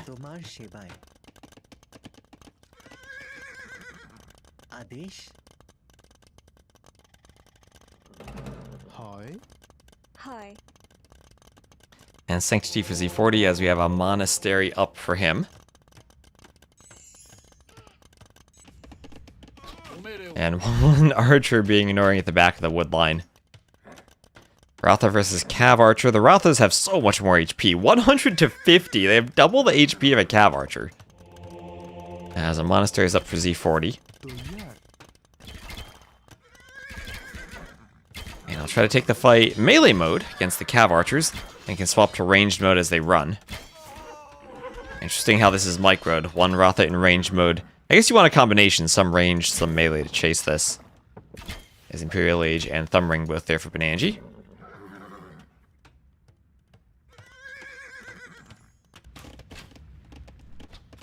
And still in the back, that archer harassing the wood line. As the Cav Archers retreat, we'll have Gillnets and Imp both on the way. And then Thumb Ring for Banani. And what does he do then? Triple Monastery Monks. But just Castle Age monks, not Imperial Age monks. Second TC for Z40. These are 2 monk civs, and neither of them have heresy. But not a single farm added for Banani. Taking the oysters, fishing. Might need to do fish traps soon. He's going all the way around the map with docks. And it's only 15 fishing ships, but maybe that's all you need on 1 TC. Trying to get more and more Cav Archers. And he'll want to drop a castle. If he, oh, he's gonna drop the castle. That could be one shot by a Mangonel. That could be one shot by Z40. Doesn't react in time to shoot the castle. That was risky. With perfect micro, Z40 stops that, but he loses the Mangonel to the tower. The Cav Archers will run around the back, try to avoid the monks for the moment. And Z40 can't stop the castle. He calls the GG. And Banani ties it up 2-2. Yeah, Bracer at towers cover the castle pretty well. I think that's the answer. You get Bracer. And that helps get the castle up.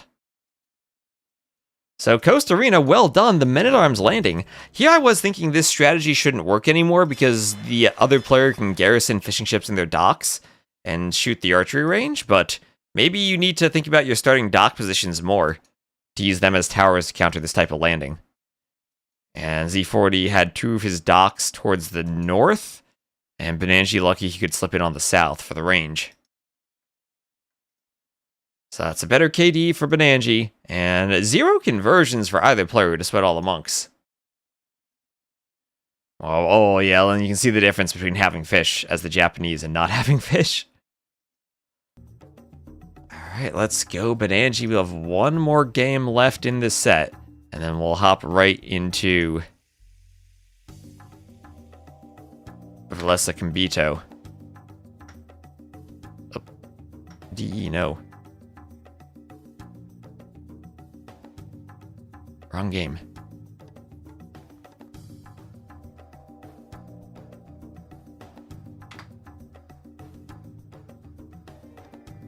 Siscon Jordan is a bonkers second round set. We've had some bonkers first round sets. And the very open map Sertao will be our final map. So that's Japanese over Bengalis. And I guess this has to be Mongols Magyars. Let's see what they go with. Get Banani in the red.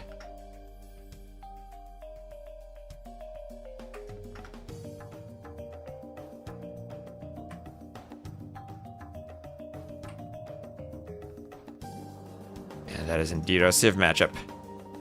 So let's go game number 5. We'll have Z40 as the blue Magyars to the west, Banani as the red Mongols to the east. You do start the map with 3 javelinas, that's 900 food. They only have 300 food compared to the 340 of boars and the 400 of elephants, so it's 100 more than one of those elephant starts you get on Arabia. Hotel occupancy must be a lot lower. Couldn't even watch a YouTube vid this week. Now you can watch a stream on 720p. Nice. You have to play all civs one time. We did that for a Stronghold Frenzy last year. Well, you didn't have to play all the civs, but it was once you use a civ, you couldn't reuse it. Don't think I'd want that for a big S tier event, but for an A tier event, it was a good, or a B tier event, it was a good experiment, I think. And it looks like the HP is slightly in favor of Banani, but the Vil comes over and will force the scout away. And Z40 will fall back, 2 HP left for both of them.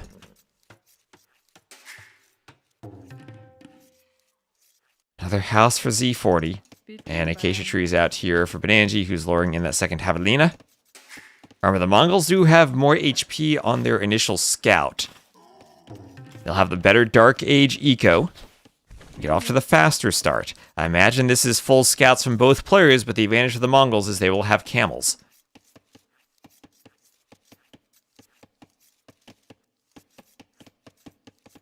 Just want Bazi random back. Want more survivors of Bazi random.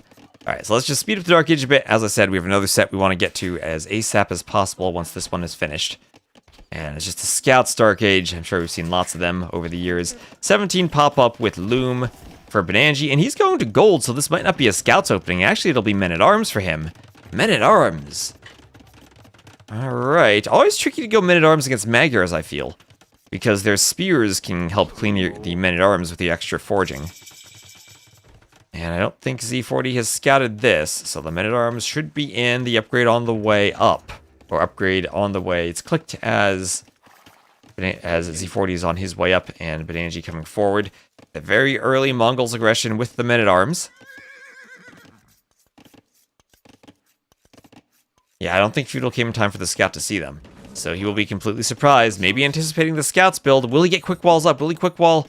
No, he won't. No, he won't. And the Men-at-Arms are in on the wood line. The Men-at-Arms are there. Oh, and this is devastating. The Man-at-Arm has a hill bonus. One goes down, though. Well, that's a lot of idle time for someone who wanted to open scouts. And a big annoyance for him. As the Men-at-Arms keep attacking Vil, some of them are very low on HP. Z40 move them all to one side so they can fight together, and finally walls. As he does open with the stable, and sends that spear with the free forging over. That'll help out. It won't be perfect, though. It'll Mongol Men-at-Arms into a range, so that we have the Turkey helping out with the lumber camp. Both players adding in some villas on their wood. We get 2 lumber camps from Banani. Pineapple bushes, those are the replacement berries. And Scout does go down for Banani. As double bit axe is on the way for Z40. Double bit axe already in for Banani. Spear on its way forward. We'll have some archers from the range.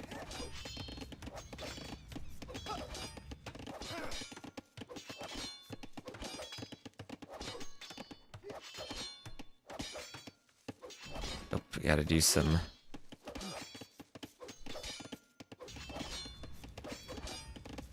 Discord modding real quick. Alright, so Men-at-Arms going to be attacked by the scouts on the spear. Palisade goes down, and the vills go out. So, Mongol Men-at-Arms did a good bit of damage. And, kind of importantly, it let Banani get a good wall across the front of his base. And a few spears will protect the 2 archers that'll clump up and get atop the berries. Town Watch for Z40. Very important upgrade for this map. As there are the archers ready to hit the vills.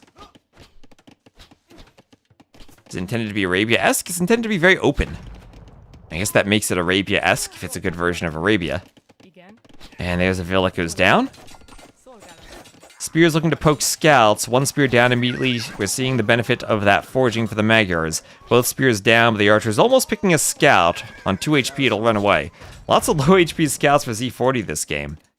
And this game's looking pretty crazy so far. Still no stable from Banani. You might want to avoid doing a Mongol versus Magyar scout fight. Because those Magyar scouts will be cheaper, have the immediate foraging, and will be very, very scary. The longer the game goes on, if you're on multiple stable scouts, the more the Magyars tend to like it because of that discount. Banani needs another wall up. He doesn't get the house up in time. The archers come over, that vill in the forest, more vills coming over to fight. Fighting Magyar scouts, not always the best idea. They are kind of trapped though. They are somewhat trapped for the moment. But more vills will go down as they try to fight. They're stuck on top of each other. On top of each other. Now the scouts go down, but Angie still with a 1 vill lead. Counterattack did some damage. 2-2 eco KD for each, but Banani up by 800 res collected. Archers will turn and shoot the scout.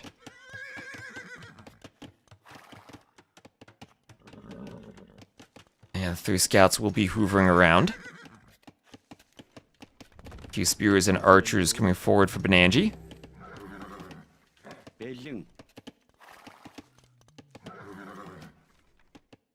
And skirms swap from Z40. Now skirms, we all know, are the scariest unit in the game. Banani tries to wall up with a house, protect his wood line. Doesn't have too much HP on it. And 1 defensive scout with Town Watch. Z40 will have full vision of that army, and he'll do a tower at home. They move down to one of the pits to grab some gold. As the scouts and the skirms run around, I'll try to get over to the gold mine and push through. Skirms hitting the vills.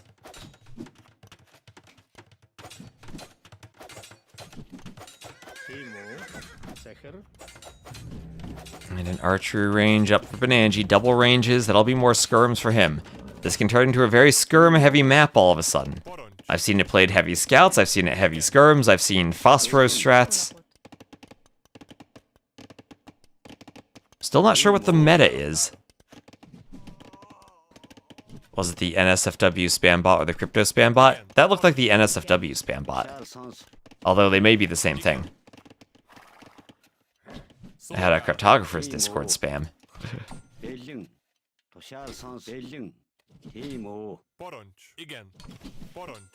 And spear is going to poke the scouts, but the spears go down to the skirms. They do get a couple of scouts. That's probably a good fight for the spears, but the scout numbers are amassed and in. On the other side, skirms chasing archers away. And Z40 getting a good presence here inside of Banani's base. That tower helping to defend the wood. Banani's struggling on that back gold. Investing to Karambit coin.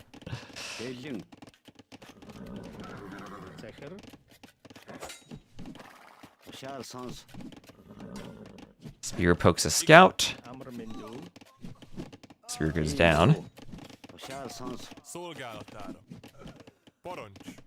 Our skirms go down.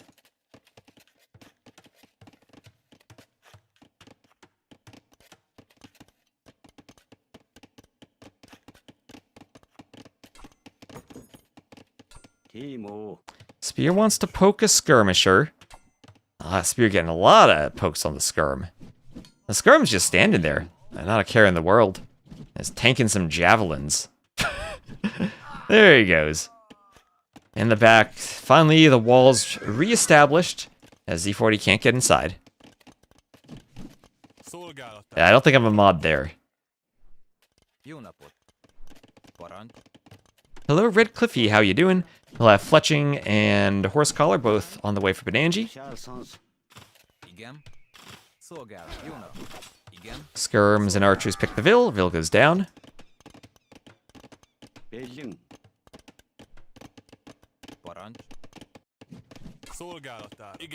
Spears poke the skirms as the skirm goes down. And that's a lot of archers on the hill. That's a lot of archers on the hill. This could be a good fight for Banani. The scouts come over from the side, but Vils will go down. He'll sacrifice the army to get as many Vil kills as he can. Archers go down. And a few skirms still alive. They'll be cleaned by the scouts. They will be cleaned. So 6 Vil advantage for Banani. And he has Horse Collar. So his farms will be much better. Bloodlines on the way after the next scout for Z40 as Z40 takes the score lead. And it's double ranges with archers. Banani going pretty heavy onto the gold now, trying to get more archers out. A few spears on the wood line, but bloodlines is clicked for Z40. And those scouts will come forward. As the spears want to defend that gold, the tower should help. They have to stay within range of the tower so the scouts don't pick them off. Scouts will still be missing armor after that. Still no wheelbarrow for Z40. And in terms of res collected, Banani's been doing much, much better. Around 1.5k more. Spears here chasing a bit. Gotta be careful to micro them back. And Castle Age clicked for Banani. And I think this is exactly where you want to be against this heavy scouts player up to the Castle Age. And now his goal is camp the TC, make sure he doesn't lose the army while keeping himself defended. Try to find places that the scouts will not be able to attack. And here comes some spears to pick the scouts. Bill's turn to fight. He'll be fighting the scouts. Archers and skirms come over. Scouts forced away, and Castle Age clicked for... Castle Age getting even closer for Banani, as Wheelbarrow will be the next tech for Z40, and he's getting closer to the Castle Age, not quite there yet. And he'll be able to click up maybe just a bit after Wheelbarrow's done. So no stable for Banani, which would be a way for the Mongol player to do a few camels to clean scouts, or knights, or even step lancers, or light cav, whatever they want. But also would be bloodlines for cav archers. Mongol cav archers fire faster, Magyar cav archers train faster, and Magyar scouts also devastate Vils when they find them on pineapple bushes. 4 food left there. But a couple of Vils are cleaned. That's now 7-7 eco KD. Better KD overall for Z40, but he's much later to the Castle Age, just clicking up now. Still behind now by almost 2,000 resources collected, and also without Horse Collar on the farms. Spears want to fight the scouts now. A few skirms come forward. This is where not having a stable for one knight to clean skirms plus scouts does hurt you. Spear goes down. More spears could go down along with a Vil.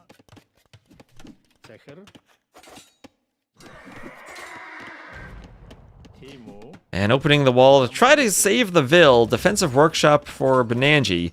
And he is moving his crossbows forward. Is there a hole among these acacia trees? Yes, there is. The crossbows will be able to push in.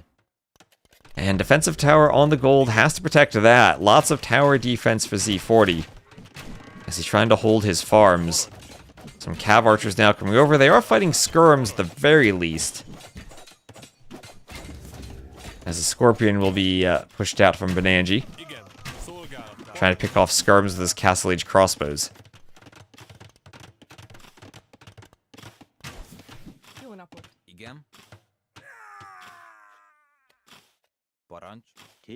And the counter push here. Scouts are in. Scouts are in, though. That could be a lot of dead vills. Those scouts now have free iron casting. And all of a sudden, Banani losing all the vills on that wood line. Oh, that was rough for him. He is doing a great counter push and then couldn't stay walled. 40 to 41 vill count, but Banani's so far ahead in resources collected. He's getting the cav archers out. He's doing bloodlines. He made a stable. 2 steppies and then bloodlines seems better. Well, he's going for bloodlines now. Oh, always tricky to tell what buildings you need, right? It's always kind of a judgment call. And maybe a situation where different combinations work. Z40 sending a few vills forward. Maybe just trying to get them away from the crossbows, but he will then run into cav archers. Don't think those skirms in the back do too much more damage. That's where 1 or 2 knights could clear them. Thank you, Captain Kuko, for the follow.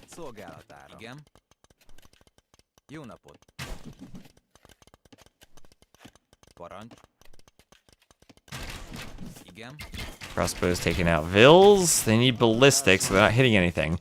But the light cav can't dive yet. Crossbowmen still are too numerous.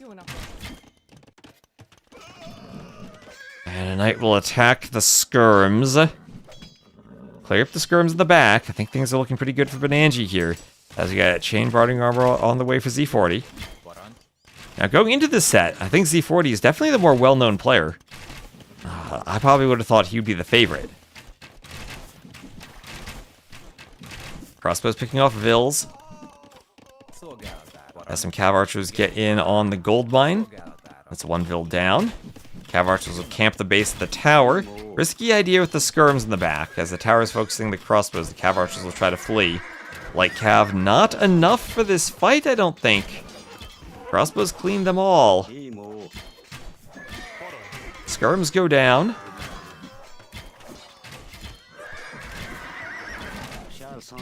Everything here being killed.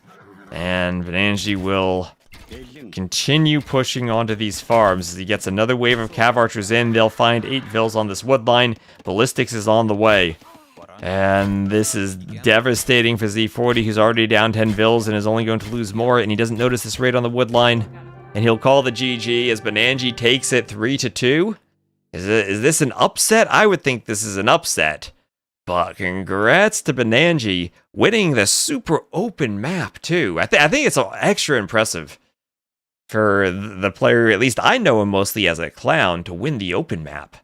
That was a crazy set, and GG there. 4K more res collected. Mongols over Magyars. Magyars, you play as a full scouts map, but the Mongols opening with the men-at-arms end up winning. Oh, Banani's there. He's lurking in the chat, waiting to see the ending. GG's Banani advancing to the second round. Also giving us the first win I saw with the land TC on Monte Pasquale. So everyone get some flowers in the chat for Banani. And we're quickly going to shift gears because there's another set going on. There's Kito versus Velesa right now. And they are in game 2, and that started just 2 minutes ago.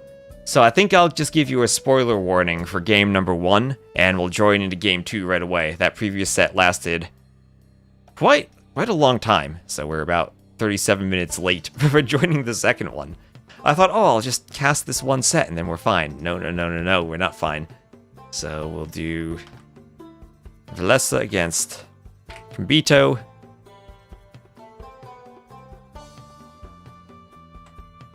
And get their drafts here.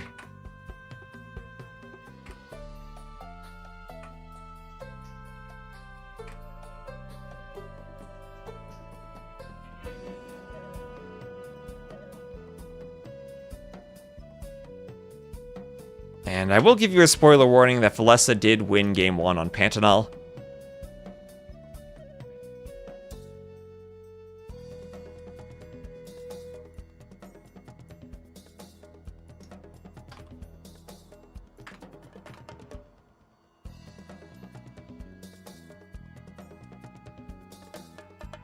And we'll get right into game number 2.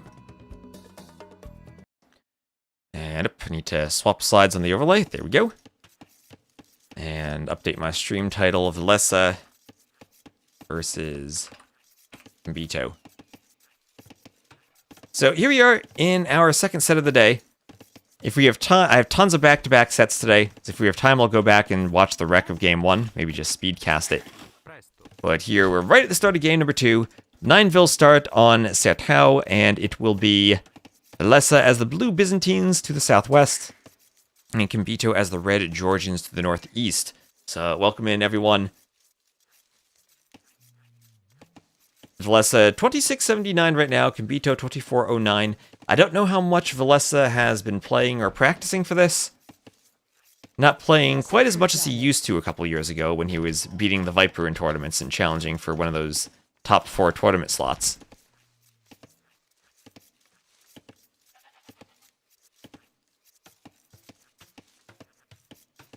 I said, Velesa, that is because I misclicked my overlay. Thank you. There we go. Click the scoreboard properly. Velesa won game number 1. And we'll have Loom on the way for both players. That's the great thing about casting live at a LAN event. I don't need to click the scoreboard and change the scene and cast all at the same time. All I need to do is cast. The production tells me in my ear, hey, we got an ad coming up. I say we have an ad, and that's it. Your graduate is now working full-time as an engineer. That wouldn't surprise me. He got the loudest cheer at NAC4 when he simply walked into the auditorium, walked across to try to find his seat. Everyone cheered for him. So why do you pick Byzantines on this map? Because you want to make skirms. Byzantines also, I think, a good counter to the Georgians. I feel that the unit composition that you can go for as the Byzantines with their camels is something that's tough for Georgians to deal with. I'll have a couple of goats on the outside there for Kito to go pick up. And that is a barracks with a wall for Velesa. I'm sure he has Vils shift queued onto these palisades as the trees are going to be chopped.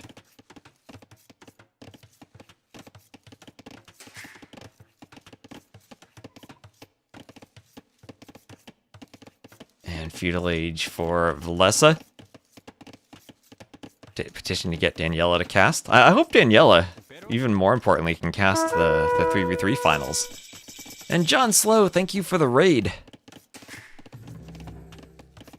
Thank you very much for the raid. You raided into a non-arena map, though, I'm afraid. This is a very open map. You might want to look away. Shield your eyes. But thank you very much for the raid. We got Velesa versus Kito. And Spear immediately from our Byzantine player.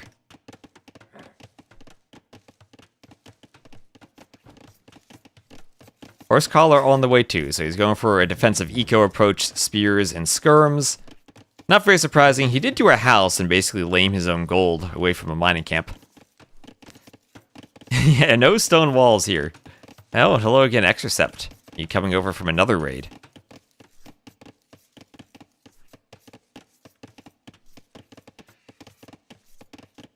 Yeah, even worse, acacia trees are on the screen.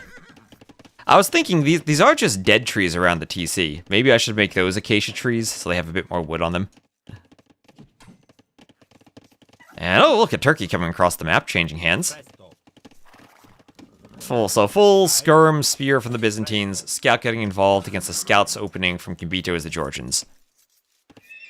Scouts will heal over time, slowly in the feudal age, only 2 HP, and faster in the castle age. And we'll get a range up right behind the scouts opening. Housed a bit. Not getting the scout produced right away. 2 Vils on a house. TC housed a bit too. So some damage from Velesa simply being aggressive, forcing Kito into a situation where he's housed. Maybe not quite prepared to deal with the numbers of units that the Byzantines are fielding here.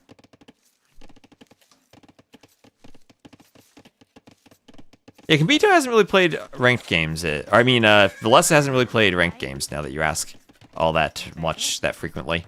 Still an extremely good player, but not the most active on the ranked ladder. And Kito will run towards the TC. Velesa trying to get a farm up. And Velesa with skirms and a spear and a scout trying to harass this lumber camp. Is there a way in? I think there is a path here. Let's look at the acacia trees. Yeah, there is a path to get in still. Oh, no, there's not. There's one there. Okay, never mind. No path. But those vills are idled, and the ones on the outside can't drop off. They can't reach their own mule cart. Or maybe they could, but they just block each other? Okay, there is a hole there where they block each other. Acacia trees on a hill, that's the real nightmare when it comes to walls. And that will be 3 Byzantine spears, but 7 scouts, and the scout numbers are climbing, but then so are the spear numbers. We have to 8 spears from Velesa. He'll have to chop his way out.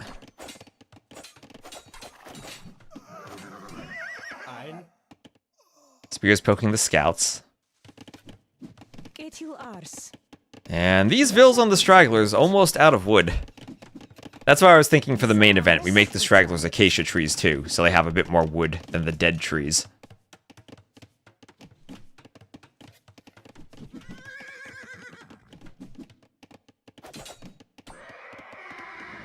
Oh, scout goes down there to a spear. Velesa losing the scout. Does hurt to lose your scout when you don't have a stable, but Velesa up by 2 vills. And so far, so good for his economy. The Georgians really do want to get fortified churches up. One of the best eco boosts in the game, but you don't get it until the Castle Age. And indeed, the Byzantines doing Byzantine things with all these spears. Discounted skirms and spears, so Byzantines field large armies of them. And Fletching just about clicked for Velesa. Extra range for his skirms. Extra attack, too. But the attack doesn't matter unless they are uphill. Nope, the attack will not matter in the skirm fight. Neither does armor. Only the range matters. Red Bull really missed Houseboat. What would Empire Wars Houseboat even look like?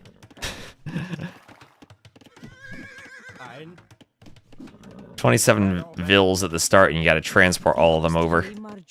Guess it's not too bad now that you can put 20 in the transport at once. Oop, I think we got a bit ahead of the game. We're so fast at spectating. You have a tiny lag spike there. Spears taking a good engagement on scouts. Spears with a hill bonus against these scouts. Getting some nice pokes.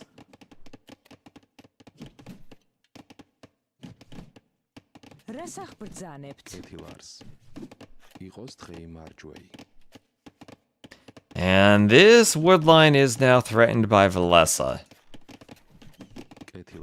Skirm's hitting vills. Team Houseboat in the 3v3 event. Life Raft our base. Life Raft in the 3v3 event.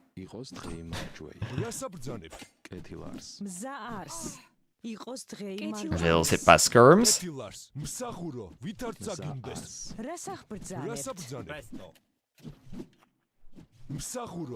Skirms going down. All the skirms dying.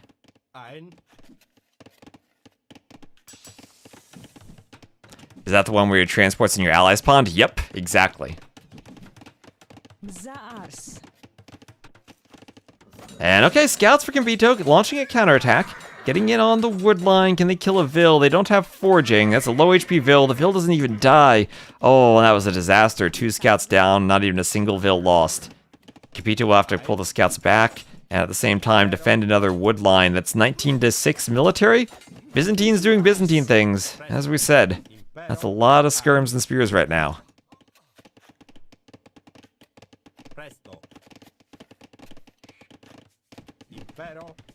And the mule cart will chase. that's nice. You have an extra mule cart, you chase and you scout your opponent's army, see where they're running to. So gold mining in Castle Age clicked for Velesa. He's on his way up. Byzantines are the only civ that builds worse skirms than MPL. Velesa trying to group everything up. He has a lot of trash units right now.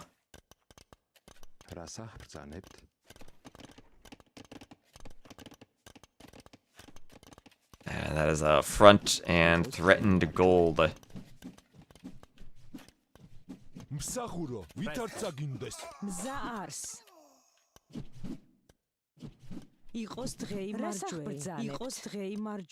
So scale barding armor, padded archer armor, and castle age all on the way for Velesa.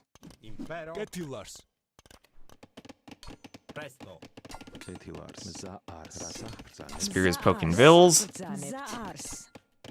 And this wood line, tricky to defend now. I wonder if it will be a scale barding armor. I was gonna say, I wonder if we'd prioritize forging for Velesa on the way up so the spears could attack more.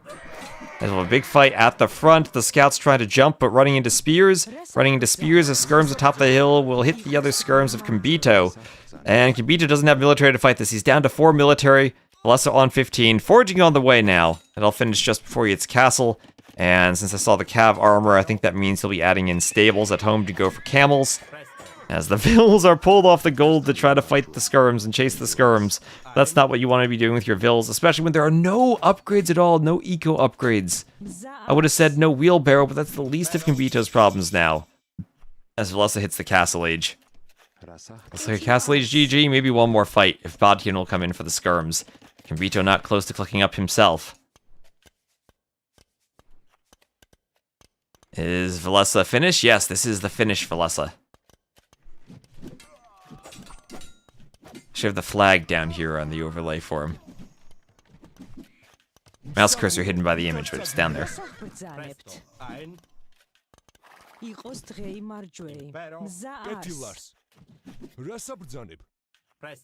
So Bowsaw for Velesa. As he's still dominating this hill, we'll have to look for Elite Skirm. I'm still not seeing a way for Kito to get up and escape this. And here come those Byzantine camels, the cheap Byzantine camels. They have their feudal age upgrades for armor and attack. And there's a GG from Kito, as Velesa does go up 2-0. I think we do pretty much expect Velesa to be the winning player in this match. Should be a pretty heavy favorite. Hoping Kito can give us a bit of a competition, at least in Game 3. That's a 30-23 KD. Eco-wise, better eco for Velesa. And he did make it to the Castle Age. GG. And Velesa looking pretty good there. Byzantine's also a great civ for the map.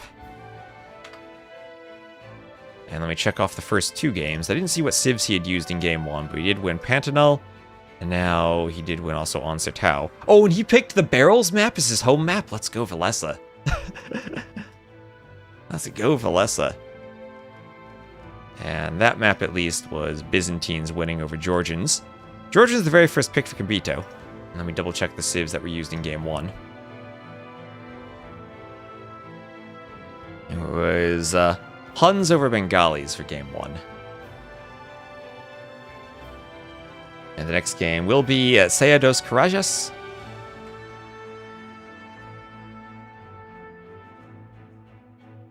I think I'm getting closer to how to pronounce that map. Oh, Paneri. Hello, Paneri. Hope you enjoyed your time at Red Bull. It was lovely seeing you.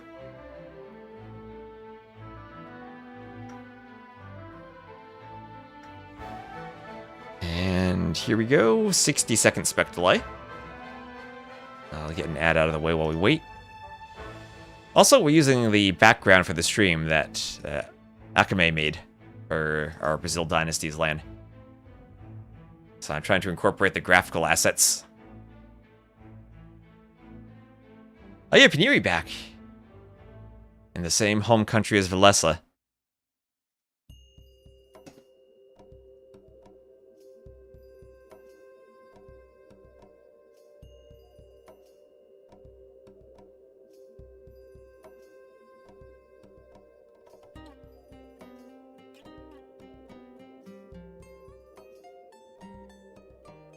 And I'll have a brief countdown with the spec delay before we get in.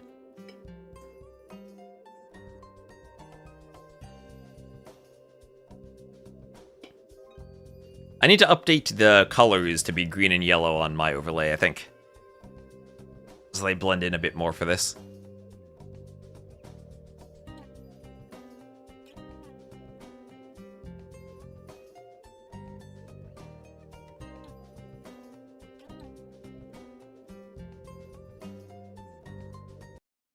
And here we go. Game number 3. This map originally, by the Mad Catter, was called Terrace. We changed it up a bit for this tournament. We found a place in Brazil called Seados Karajas, which looked pretty much exactly like a big terraced landscape. So we went with it and changed it up a bit so that each level is its own color. It starts out tiered rocky and muddy and goes through phases of dirt to grass up to bright green grass with flowers and jungle up here. These open maps look so annoying to play. I'm glad. Emu. Not a fan of the open maps, it would seem.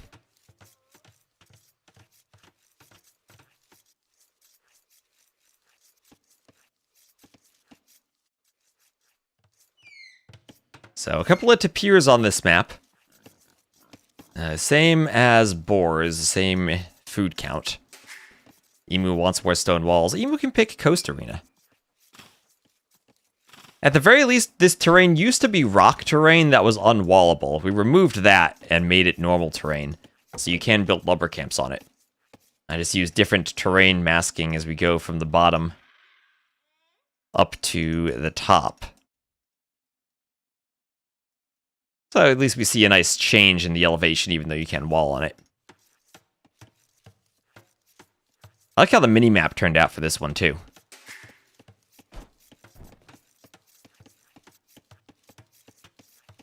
Coast Arena has water, though. Just rename Arena and call it a day. Just play only Arena? That's what I'm hearing from Emu. I'd like that. The Maya versus the Vietnamese archer civs. I do think Maya could struggle against fire lancers, but maybe plumed archers could be useful for Kambito. Loom on the way. I do hope Kambito picks up a game just so Velesa can pick the barrels map. I want to see if Velesa has something planned for that.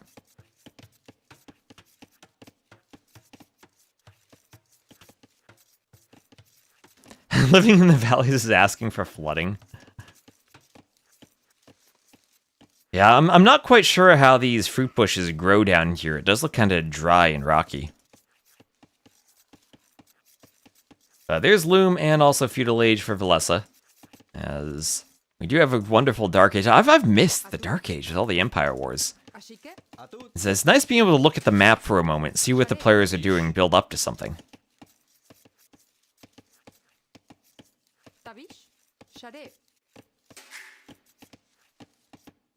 Arbase likes London more than NYC. Just wait, Arbase. One day we'll have a LAN in the garden. So, Feudal Age for both players at just about the same time. Kambito as the Maya will have an extra Vil. Couple seconds of idle TC, but nothing too big there. Woodlines are fairly small, so you might have to move your lumber camps around, and walling up can be pretty tricky.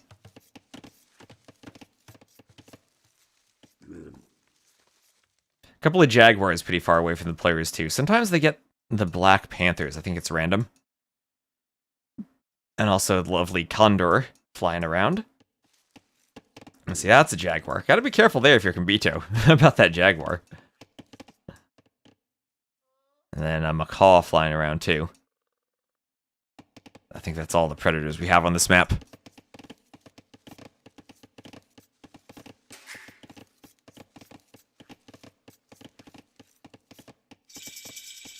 And there's Velesa up to Feudal. And he will open with the Stable. So, Stable opening as the Vietnamese. Barracks for Kambito. And he'll probably throw down a range right next to it. Or move to Stone. Velesa will scout that. Spear from the barracks, no range yet. This makes me kind of worried about him. There's the range. Maybe he just didn't have the wood he needed. As he'll try to small wall his lumber camps. He did go for 2 lumber camps. Personally, I always find it hard to squeeze in the second military building in Feudal if you do 2 lumber camps.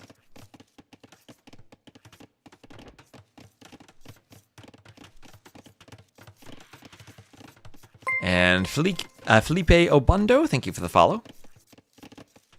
Shot it.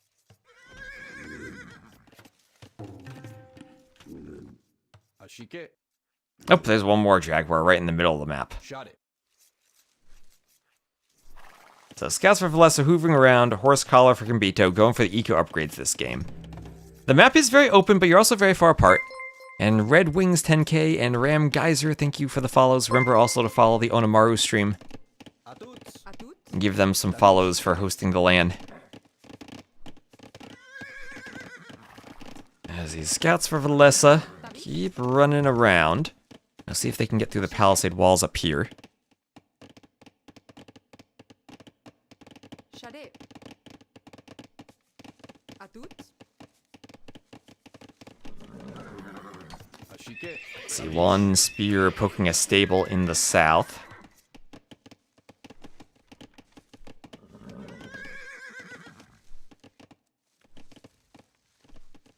When are we doing ATP sheet stream? When do we want to do that, Arbase? I need to learn how the sheet works.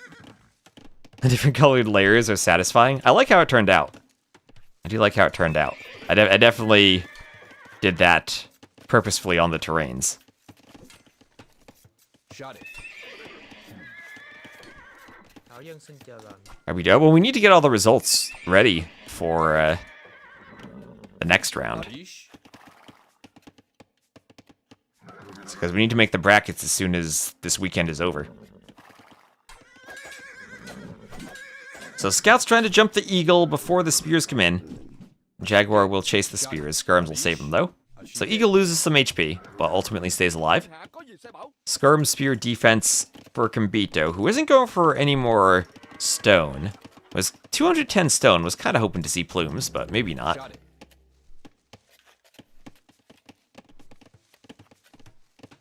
Tabish.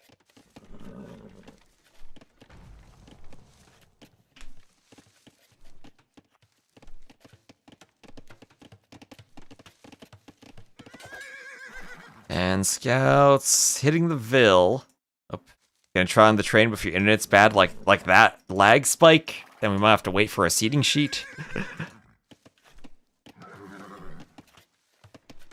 Ashike. Skirm, spears, and an eagle all coming forward. Nice single file line. Ashike. The Tabish. type of thing we had to do back in elementary school. Shot it. You fire drill single file line walking outside in the emergency. Or in the preparation for the emergency. So fletching for Kambito still has a bit of a score lead. Up in res collected. The Maya are still the Maya. Almost as much as the Huns are still the Huns. You saw me in London? Hello, Conran. How you doing? Ashike. Tabish. Yeah, the ultimate nerds at a party picture. Party's going on, Arbase and I are in the background on my laptop trying to fix the mistakes with the seating.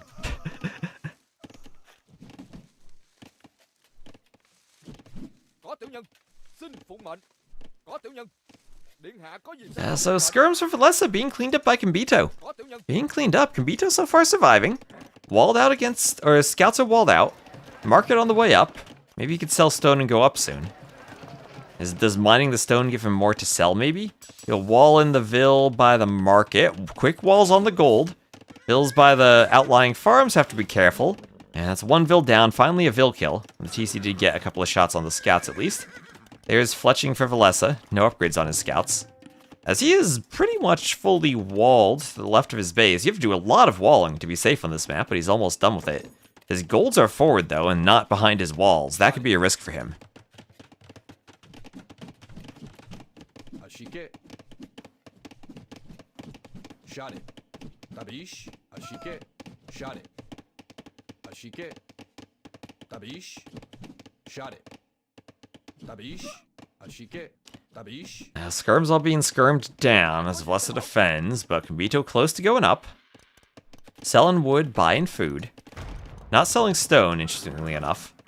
Gold mining for Velesa, so that'll slow down his uptiming if he has to do the gold mining upgrade and he's spending food on it. Not just going to use the market to go up instantly, he doesn't have a market yet. Trying to wall to the edge. More scouts hoovering about. And Castle Age first for Kambito. His score drops as he clicks Castle. You're not confident in a skirm war for the Maya? Hey, at the very least, Kambito is not exhibiting single-minded avoidance of Maya skirms. Tabish. Shot it.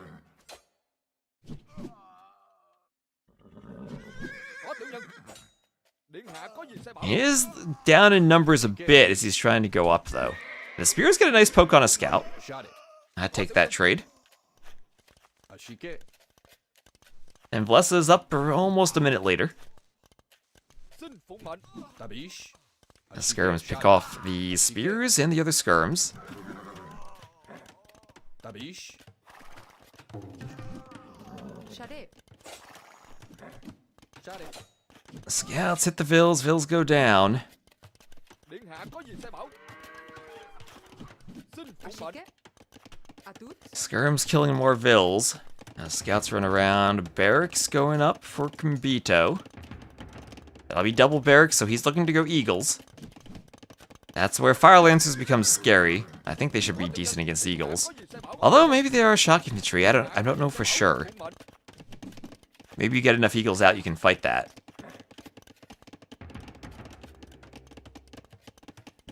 And neither should have an attack bonus against the other. Điện hạ có gì sai bảo. I think the Lancers themselves are just a stronger unit, especially with their charge attack. Shade. Có tiểu nhân. Ashike. Tabish. Tabish. Xin phục mệnh. Điện hạ có gì sai bảo. Eagle attacking skirms. Shade. Có tiểu nhân. Ashike. And Shade. skirms going down. Tabish. Xin phục mệnh. Good use of the initial Eagles for Kambito, but he's stuck at home defending. He's not going forward to attack with them. Velesa is stuck on skirms, so the Eagles should be pretty effective early on. Skirms all go down. Velesa with a score lead. Has around 400 more resources collected. Vietnamese eco is always really smooth, and triple barracks Fire Lancers. With another TC forward, another TC for Kambito on this wood line. And I'm still wondering, is there a chance for plumed archers in this matchup? Maybe not with the potential for rattan archers or imp skirms. Then the Maya themselves also do have Holsha Javelineers for good skirms. No Walden Gold. Yeah, Velesa does not have a Walden Gold, so if the Eagles can do some damage here, that could be scary. At the same time, that TC needs to go up.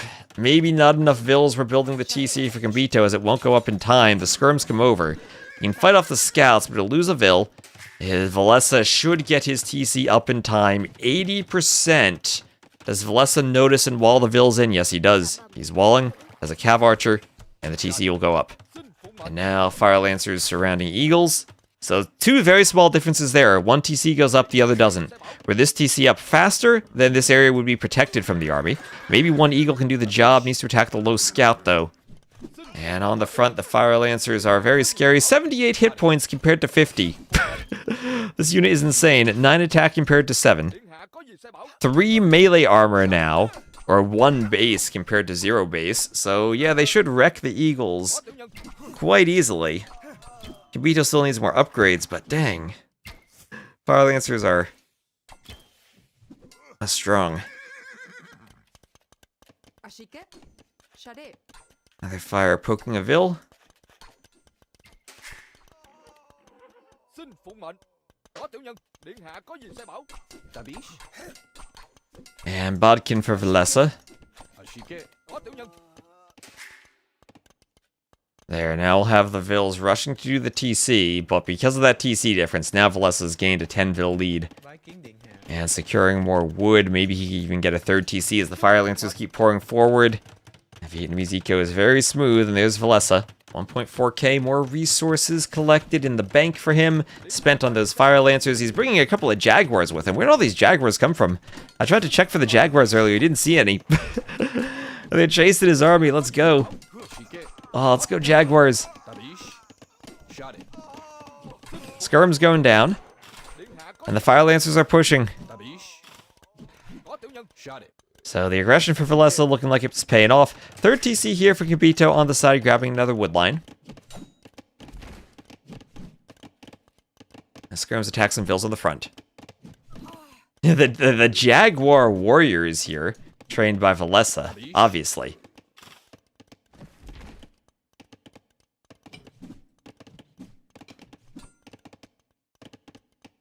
It is just the normal Jaguars on the map. And another TC for Velesa on that forward wood line. I have a couple of different wood lines on the map. Here is a mixture between the dark bushes and the dead trees and the South American forest, up to the jungle forest all the way at the top. So I tried to change the forest per level, make them all different. And now you're kind of stuck looking at the low-level forests, those bushes and trees. And if that's all you can take, well, then you can tell you're very limited in the space you occupy. And deleted lumber camp to run vills, but they're running straight into fire lancers. And they're all very low HP vills. 2 of them might escape. Fire lancer gets a poke. Only 1 weak vill left. Eagle's trying to fight the fire lancers. I don't think that's a good fight. 26 to 11 military. 66 to 49 vills. The Vietnamese are insanely strong. Look at how smooth their eco is against the Maya of all civs. The Maya, who were one of the best civs for years in AOC. Probably number 2 compared to Aztecs. Getting handled by the Vietnamese.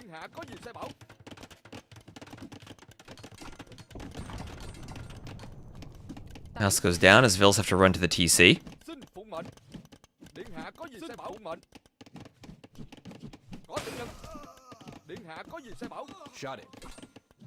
Lancers hit by the skirms.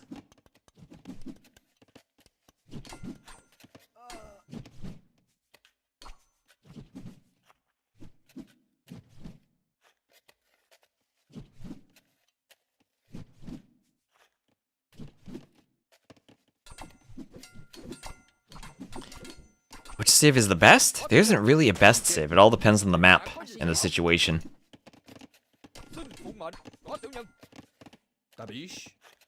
And also on the matchup. Sometimes there are civ matchups where a really good civ might have a bad matchup against a civ that's generally considered worse.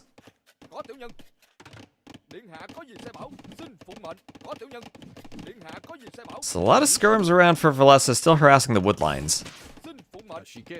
Which civ is the worst? Probably Bulgarians. There might actually be an answer to that question.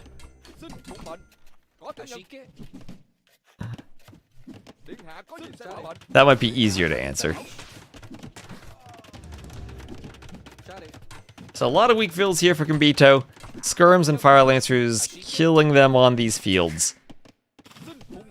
As the TC will garrison and try to fend off the Fire Lancers, but not much Kito can do from this situation. He's lost his army. He's garrisoned and stuck in his TCs. Doing what he can to fend off a few more skirms with his own skirms. That won't last forever. And Warfire V? Is that Warfire 5? Thank you for the follow.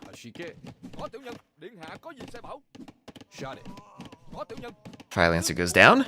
And all these farms idled. 30 vil lead for Velesa, and things are feeling really good for him. University and a market.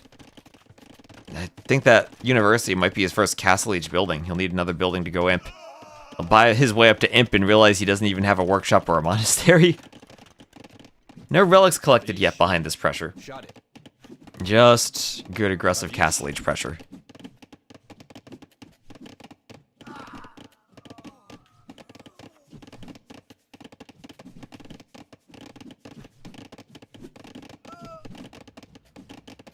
And Kito trying to micro as best he can. But there's only so much you can do when you're down by 30 vills. And Velesa's resources are climbing and climbing as he's about to click imp once he realizes he needs a building. And there is that monastery he needs. And then once that finishes, he will click up. Lots of idle time for Kito on his TCs too. Velesa's been keeping them working a lot more efficiently. There is handcart, there is imp, and there is ballistics. Very important text being researched by Velesa. No ballistics either for Kito. Still only feudal age, double bit axe, and horse collar. No wheelbarrow even for running the vills. And a forward castle from Velesa. And this will likely end the game and the set once he gets imp. And we'll have more sets coming up right after this, so stay tuned. I think Velesa is very close to closing this one out. We'll see how long Kito tries to hold on. Here's Wheelbarrow and Town Watch for him. Oh, that's a scary Town Watch. Okay, he sees the castle. He sees it because the skirms are attacking. For a second, I thought he'd do Town Watch just to see the castle go up. Yeah, Velesa is mapped very well walled, well constructed. Did a great job figuring out how to wall it. And it's a very open map. I mean, he doesn't even have any wood left. And yet it still feels safe and well walled. outposts even. He sees how far ahead he is, and he's still making sure to be secured on the side. See his town watch in. And a minute away from Imp, as Kambito's still struggling to add in eco upgrades. Trying to do more ranges. Skirms will not be that effective against Fire Lancers, especially when they have more HP.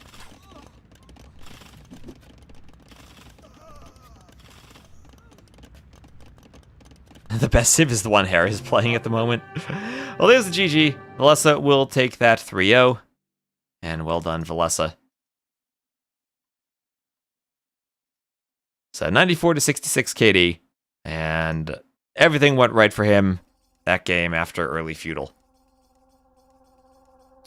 I think that's another tricky map to play. Not quite as aggressive as Sertao, but unfortunately, we don't get to see the barrel map. We don't get to see Festa. That's a loss for the last picked Maya and a win for the Vietnamese. So GG.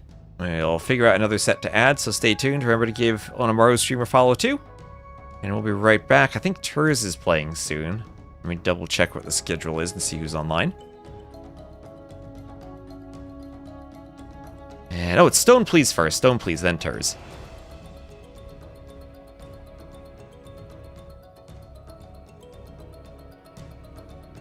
It'll be Stone Please versus Tofu. Which bracket is the most stacked? Not quite sure, honestly.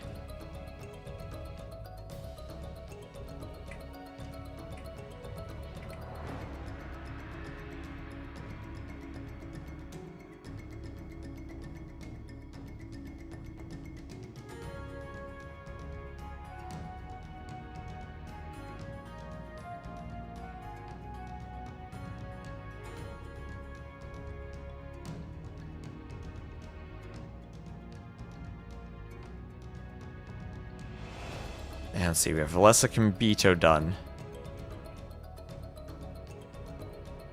And looks like Stone Please Tofu should be getting started in just a moment. Yeah, first qualifier, the answer is all. I think once a few players qualify, we might have a bit of a difference in the next one. Hopefully everyone's able to get their games played so soon after Red Bull. Do these players have a draft?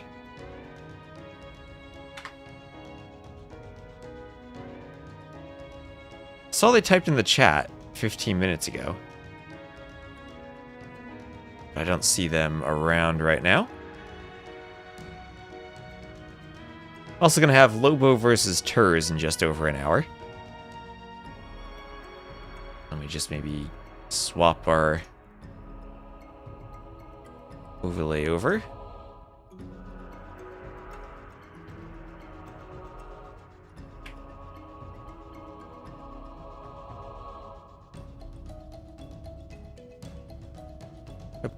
Misspelled the name.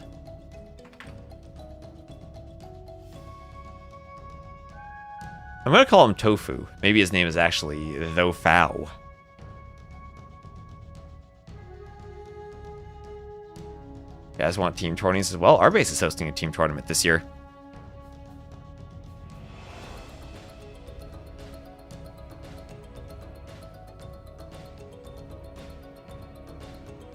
Oh, and Ornu, thank you very much for the raid. We're hopefully getting Stone Please versus Tofu started soon. Welcome in, everyone. I'm just waiting to see where this is getting going. Our base is on the train trying to help us admin.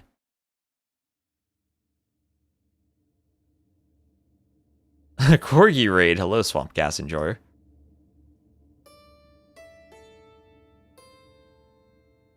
And Old Man Willow, thank you for the sub. Another glorious loss for France. I hope you really can turn the tide of this war, Joan of Arc. Oh, our base is on the train tomorrow. That's right, he's in the hotel today.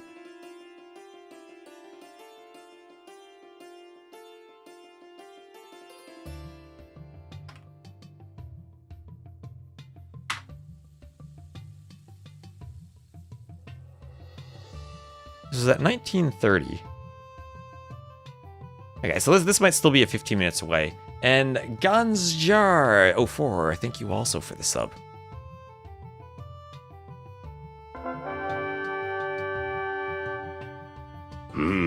Venison. I see Stone Please in the lobby and Tofu talking in the chat, but we still have a good 10 minutes until they start.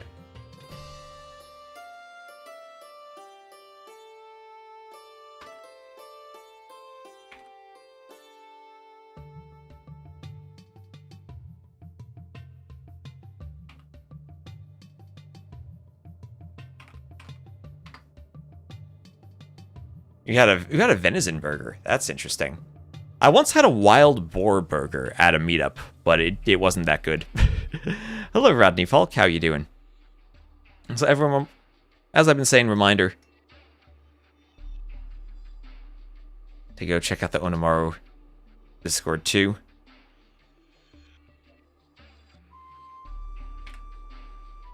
Or check out the Onamaru stream. We're dual streaming on both channels, so give them a follow. I appreciate all the support over here. We had like 900 something followers the other day. We're at 1,097 followers now on the Onamaru stream, so help us follow, get to 1,111 followers. That'll be a good number. You were eating that when you discovered Celts plus 15% infantry? Yeah, someone had a strategy guide. One of those old school strategy guides. Remember when games had those?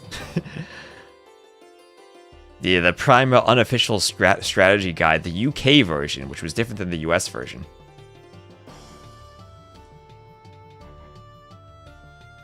But when listing the Celts bonuses, instead of plus 15% infantry speed, it just said plus 15% infantry. Imagining Celts that every couple of militia you train, you get an extra militia for free.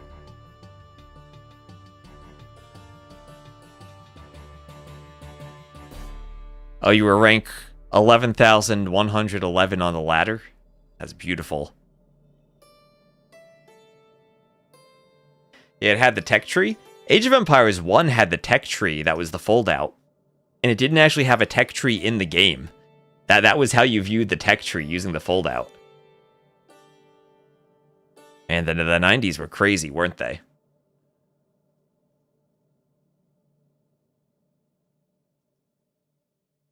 Yeah, I've signed a few of them. Yeah, there were a bunch of like, boxes or manuals or CD cases or strategy guides or tech tree foldouts that I signed. After that, the next most common thing that I've signed has been doubt faces, by far. T-shirts and doubt faces after that.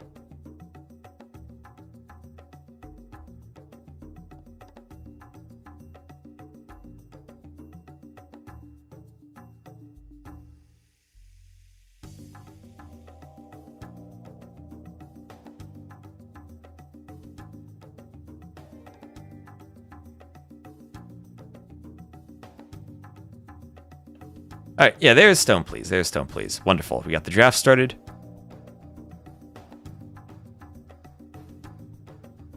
Soon doubt tattoos. Now that would be absolutely wild to have doubt tattoos.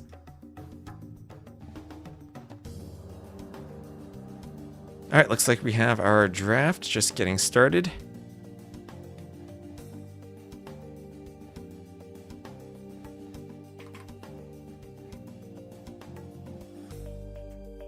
And we'll get the Civ draft going.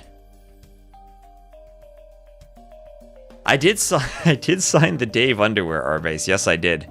I think you were there when I signed them.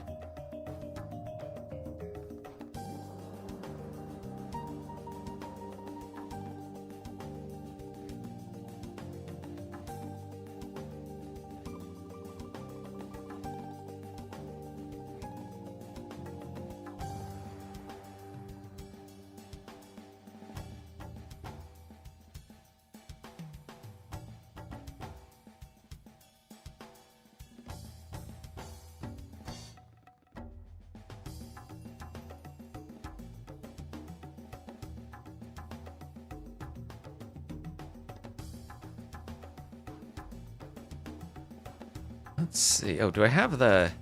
No, I don't. I didn't copy and paste this to both drafts like I should have. There we go. Still waiting for the Civ draft to get started. Oh, did T90 sign them?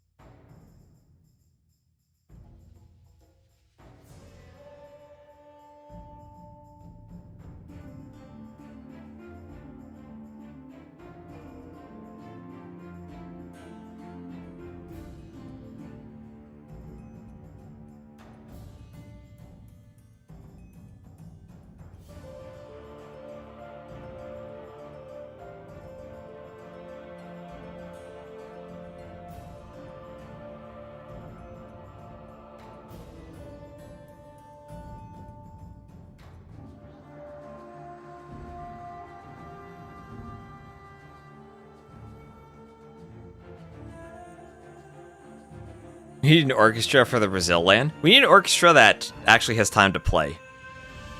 I think we could have made better use of that orchestra.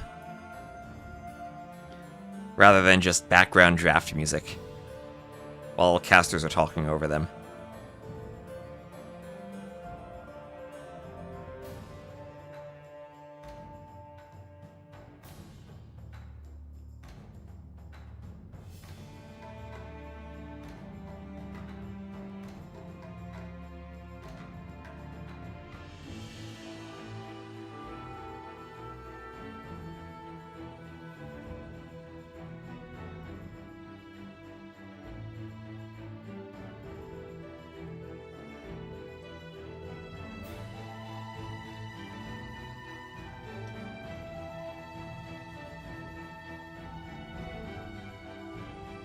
Yeah, I think they shortened it a bit because of the AoE 4. Likely. And there we go. Now we have some bans. Our base will be saddened to see Celts are banned. Bustone, please.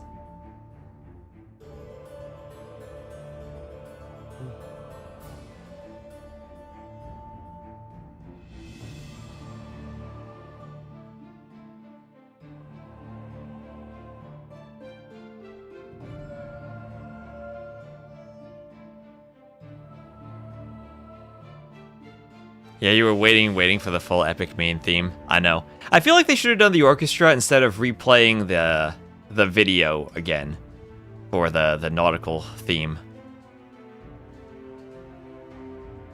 Admin laws for banning Celts. We can watch Terrors now. That's not how it works, our base. That's not how it works.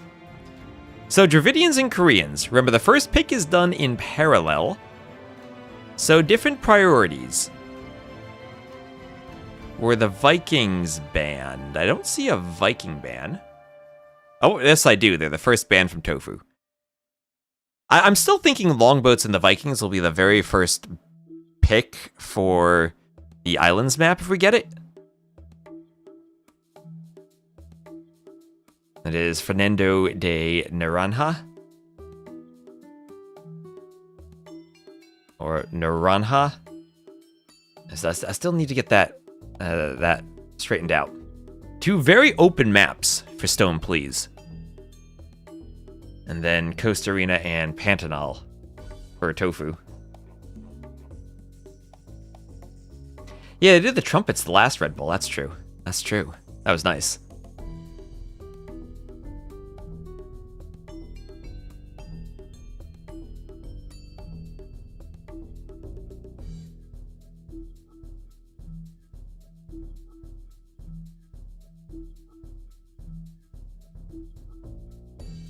Match. I don't think the match command will work until we actually get started.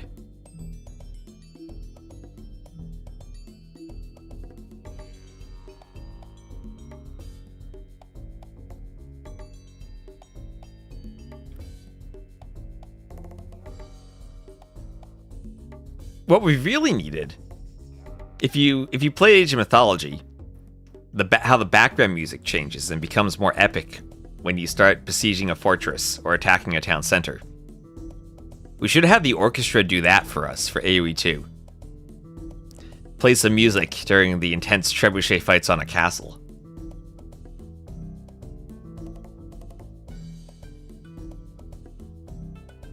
I'm sure getting the audio balance for casting with music playing would be insanely hard to get that balance right. But that would be amazing if we got that.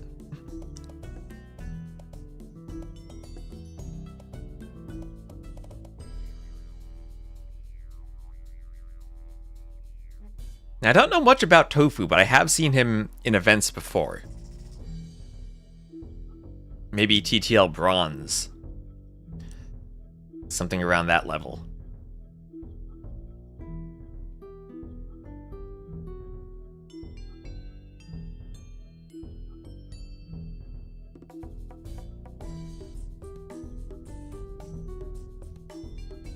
Now he's in TTLC now.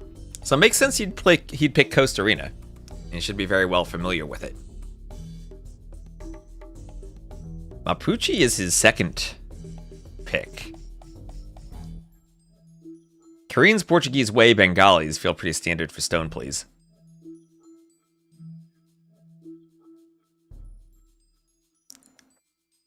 Muisca for Stone, please.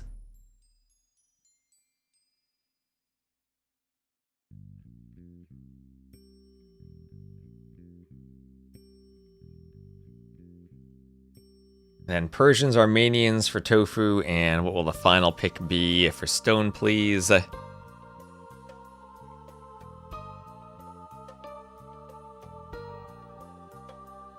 Played in the Warlords community event last year, 1800 ELA, then 2K5 now. That just goes to show how well you can improve if you put your mind to it. Do I think this is the time Lewis will qualify for a LAN tournament main event? I hope so. It is his own team's event.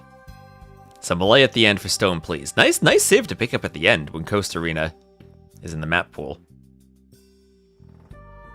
Man, Lewis got so close. Twice to qualifying.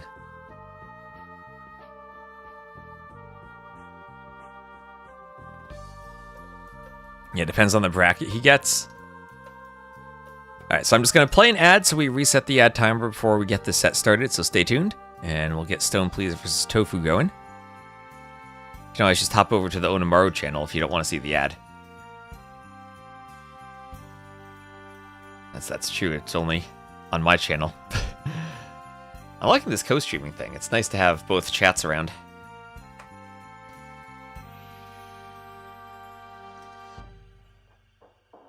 It depends on the bracket, which will not be random. We will assign the bracket properly this time. Arbase and I will not be huddled on a laptop, nerding out in the corner of a party, fixing brackets. We'll do it right from the start.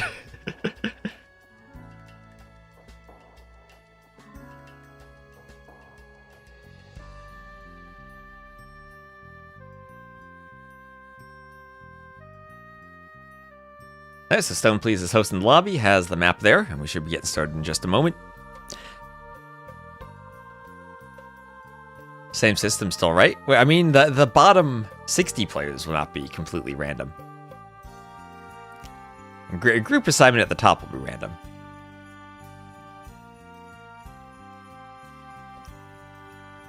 So, schedule for today after this set.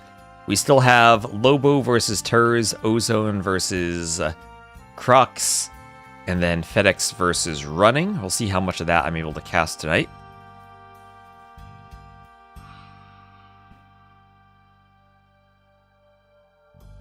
I'm interested to see the distribution of Latin American players who make it through the international qualifier versus the ones who are left over for the Latin American qualifier.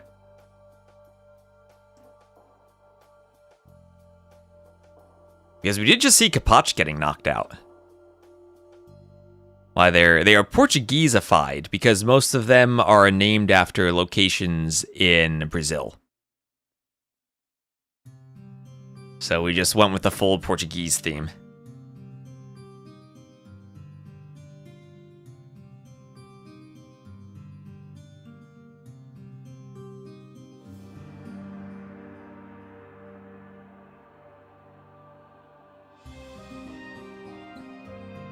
And while we're waiting here, why don't I take a quick look at the brackets, since we're talking about brackets.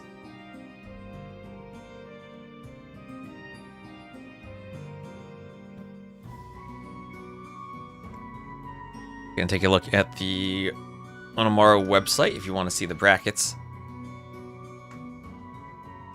My favorite Portuguese food? To be honest, I'm not even aware of what food is particularly Portuguese themed. Oh, we have lots of new things that showed up since the last time. We have this. Oh, that stops scrolling when I hover over it. Oh my gosh, the usability. Look at statistics here. 10 out of 75 games complete. Most, well, okay, this is probably a tie. Rodrix, congratulations, your name happens to be on the most wins. Average games per match, 3.8 out of the best of 5s. We've had some 3-2 matches. The biggest upset, that's a good one. Rodrix beating Kapach. And clean sweeps, 5 matches with 0 opponent wins. And seeding, you can see all the seeding and how the players were split into brackets and randomized. And then everyone else not randomized running the top seed. And 40 versus 41, that'll be going on tomorrow. Bad Koala Blue. Looks like that's our closest one. Surprised to see Banani was actually the favorite over Z40. I would have thought that was an upset, but Z40, Banani did pull out the win there. Also kind of surprised to see Stark was seeded so low. Kind of unfortunate for Dogao, that was his first round opponent, but he did manage to pull through. Scotty gave us a good set the other day, too. Yeah, Viper pulled the Baxter, so we'll probably cast that tomorrow at 12 GMT if I can wake up that early for an 8 AM cast. Yep, Hera is auto-qualified. Hera is invited. Let me just double check if they started the game. Don't want to miss the game. And, nope, looks like they are still in the lobby. Need to keep exploring this. We'll look at the brackets once more. We have bracket A, Kapach, upset by Rodrix. This is the Argentinian bracket here. Kapach, Rodrix, and FedEx all thrown into one bracket.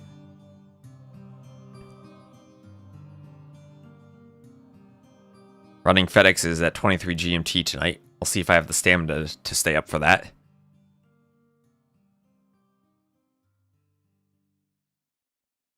Deduzu pulled out a win over Uzi earlier.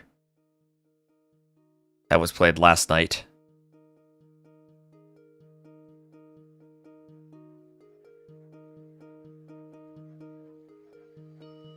Let's see. We casted Dogao Stark. That was a good opening round set. And Siscon over Scotty, but Scotty still gave us a couple of interesting games. Siscon Jordan in the second round will be pretty crazy. I think Jordan should technically be the higher seed here. Not entirely sure about that, though. Let me double check that. Where's Siscon on the seeding? Where's Siscon and Jordan on the seeding? Oh, no, actually, Siscon's the higher seed. Jordan not in the top 20 of ATP? Oh, yeah, he's 25. So look at that, Siscon the higher seed over Jordan, technically. So you want to see Lewis's bracket? Where are we at Lewis's bracket? Yeah, he's here. Yeah, so honestly, in this bracket, Andy Lewis is competitive. We've seen Lewis beat Andy before. I think that could go either way. Lucho, a good player. Dark, a good player. Kingstone, Dogao. Yeah, Jordan missing out on the KOTD points. So, honestly, asking about Lewis, I think this bracket is pretty good for him to have a shot at qualifying. Andy here, the number 1 seed, because we used the ATP ratings rather than S-tier ATP. And Andy played in and dominated a lot of A and B tier events, so he has a particularly high ATP score. He's the one who I think benefited the most from the seeding method. But maybe Lewis then benefiting from Andy's benefit. Turs will clap Lewis. You got faith in Turs? Well, Turs Lobo coming up today. That'll be interesting too. Anyway, let's see. They should be starting this game any moment now. And yes, they are. Blue versus purple, so I'll put Tofu in the red.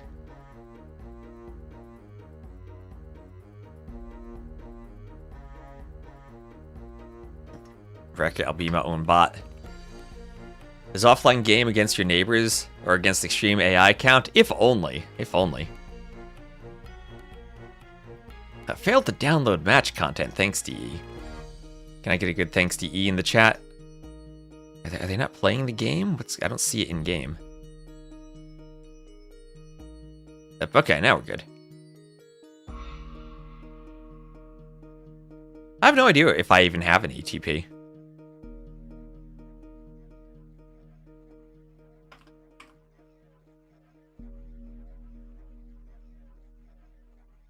Alright. It's a Dark Age of a water map. We didn't really miss anything. So here we are on our islands map. Also note, I did update my UI so that the islands map text is a smaller font size so that it fits. The Gal Lewis should be fun if they get that. Classic old versus young dog energy. Yeah. Look at Dogao. Can you teach an old dog new tricks? That'll be what we're asking. So clear golds. I'm going to keep an eye on the golds on this map in case one player has super far gold mines.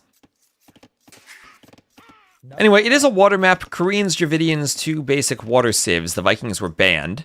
Dravidians with the docks that count as a house, so they save a bit of wood and build time, not needing to build an extra house. They get 5 pop space from them. And they'll get 200 wood as soon as they get up to the Castle Age. They'll also have Thericidai in the late game. You could see turtle ships versus Thericidai. And there are some whales on the map. Be aware Capture Age doesn't actually show the whales. And then some mangrove shallows around the edges, a couple of oysters here and there for gold. And then 3 islands in the middle upon which you can land and grab some extra resources. I need to rebalance those slightly to make the resources more consistent, but lots of extra res on those islands. Yeah, there's a British flag next to our base's name on the spreadsheet because he last logged in from the UK. Is it too much to ask for Gabby? I mean, for Gabby to make it, I think the Latin American players would have to do very well in the international qualifiers to kind of clear the field for her in the Latin American qualifier. I mean, there's an outside chance of that. Something like maybe Degao, Kapach, Nikov, Hart, Sebastian make it through the international qualifier. And then she still probably wouldn't be a favorite at that point, but would have a good shot.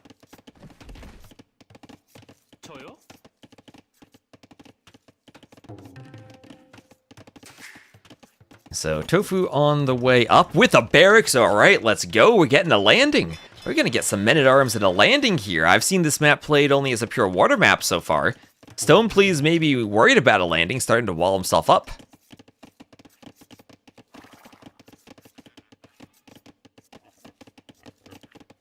Oh, Bananji's here. Let's go Tofu. We got a Tofu fan.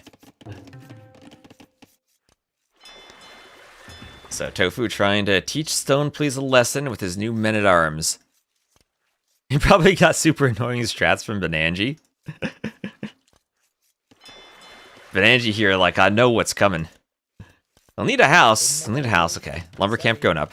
For a second I thought those vills were going for the transport. So Tofu actually 2 elo ahead of Stone Please, look at that. 2586 to 2588. Not the favorite since we seeded based on ATP. But that's interesting. The elos are similar. Vil gets on the transport. Vil on the transport. And Tofu up to the feudal age. He's up first. Now the islands, I did make the islands slightly larger from the initial map, but they're not as large as something like, say, Team Islands. Here's feudal age for Stone Please. Men-at-arms for Tofu. Will Stone Please see this? Doesn't see it yet. Sees it now. Is there a hole here? Is there a hole there? Hasn't taken one of his javelinas yet. Pushed the deer and didn't take the javelina. Quick gate from Stone Please. He's in the Dark Age, so there's no stone for the walls yet. I bet he's here saying, Stone Please, I wish this were a stone gate. As the gate goes down, the men-at-arms are in. They could lame the javelina. That'd be sick. Some quick walls for Stone Please. And right now, he doesn't really have stone access. Has to go all the way to the south of the island. His other stone's pretty far. Isn't Stone Please really fast? Yeah, I think Stone Please and Matty / El Matador are super fast. Not fast enough to lame the capybaras, though. Or actually, that's Tofu not fast enough to lame them. Stone Please gets them back. Archery range comes up, and some archers will pressure this woodline from the other side. Stone Please will lure in that Javelina. Or, ooh, has to remember to lure it in. There he goes. And as the Koreans, he back-docked looking for a fast castle. So double docks in the back. And I like this strat against the fast castle. Your docks are in the front. You don't really need to commit to defending them. You'll do some damage against someone who's still in the Dark Age. Stone Please has had to wall up quite a bit, but he has a huge fishing ship advantage, 13-4. He didn't even have loom then. Archers were a bit too slow to pressure that lumber camp, but they'll hop on the transport to avoid the scout. Men-at-Arms not quite able to get through, and they will have to run around. There we go, stone walls from Stone Please.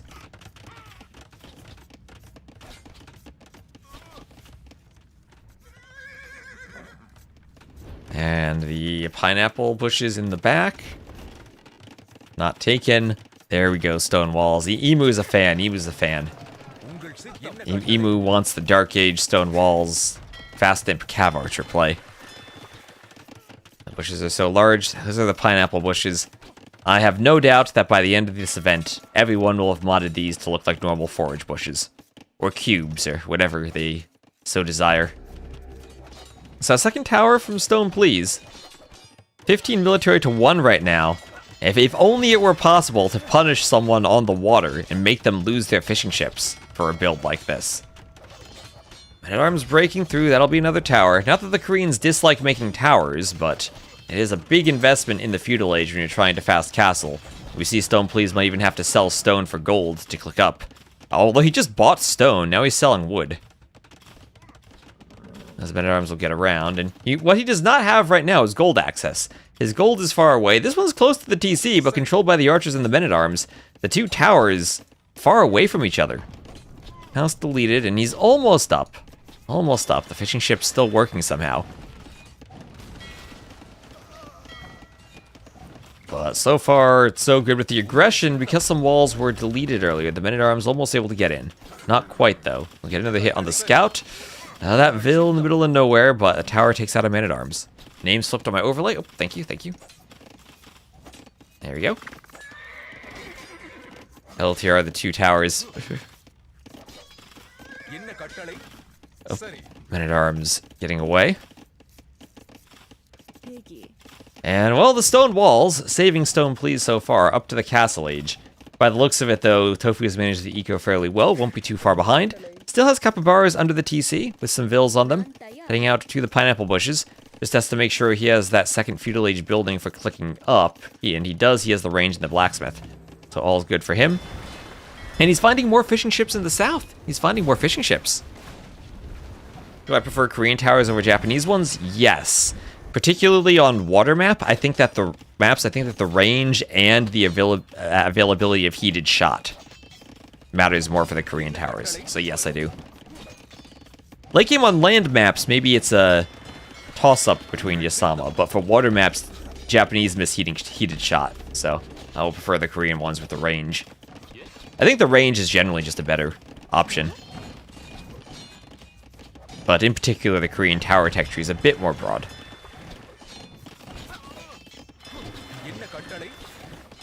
Never knew they missed heated shot. They do.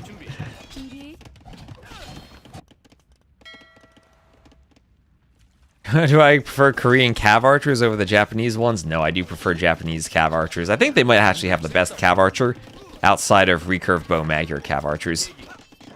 But those come in much later. Nope, docks need murder holes. You can turn the range indicator on and see right here, that dock cannot hit the hulks right inside of the murder holes range. And the hulks can attack the dock and leave all their grappling hooks underneath it somehow. I don't think they're grappling that effectively, but it's doing damage to the dock, whatever it is.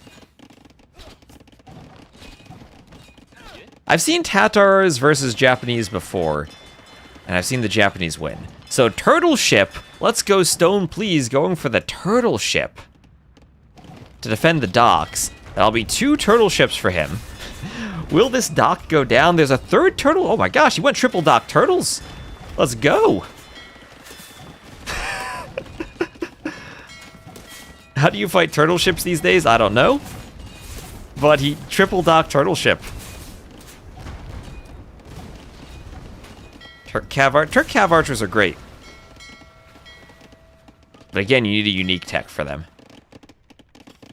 Without the unique techs, I think Japanese with their attack bonus against archers, which applies against other CAs, is the best.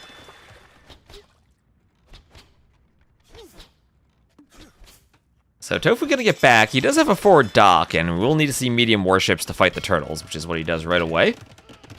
800 res ahead for him. And while this might be cleaned up, Tofu now has all the map control, and he just needs to hope that Dravidians somehow can fight turtle ships. Remember, the Therissidae are not available until Imp. How will they do against turtle ships? I have no idea. This might be the game we find out. Tofu has little wood.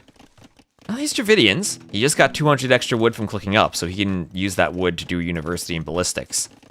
Question then for Tofu is, where does he do TCs and how does he boom? Could try to do TCs on these forward islands. He did spawn with all their resources this time.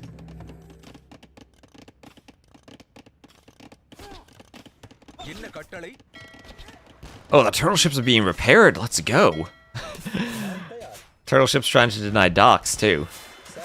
Remember, turtle ships, despite shooting a cannonball, are not cannon galleons. They do not have a huge attack bonus against buildings. Only +7. I'm not sure how that distributes across all their projectiles, but they don't destroy buildings like cannon galleons would. That turtle needs to attack the villain and deny the dock. That turtle needs to row in reverse and attack the villain. There he goes. Cannonball on the villain doesn't even kill the villain. Oh, that cannonball is sad, but he does get the villain eventually. So no more forward dock. The forward villain is cleaned. But good naval numbers here for Tofu as he keeps pressuring with fires. What is the best ship to use against turtles? Is it fires now? Is it massed demos? That's a lot of turtle ships being trained by Stone, please.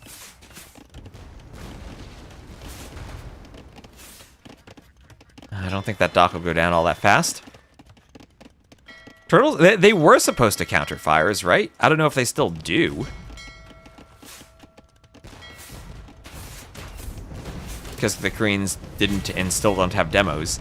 So 5 turtle ships, 6 turtle ships. How will this fight go? A few fishing ships are in the dock. Are the turtle ships winning this? Are they losing this? I think they're winning. I don't think there are enough fires there. I think the turtles will hold. Fires, you think, based on Orlun's last video? Those are some low HP fires now. And they might get trapped in the wood lines on the corner. When in doubt, Hulk it out.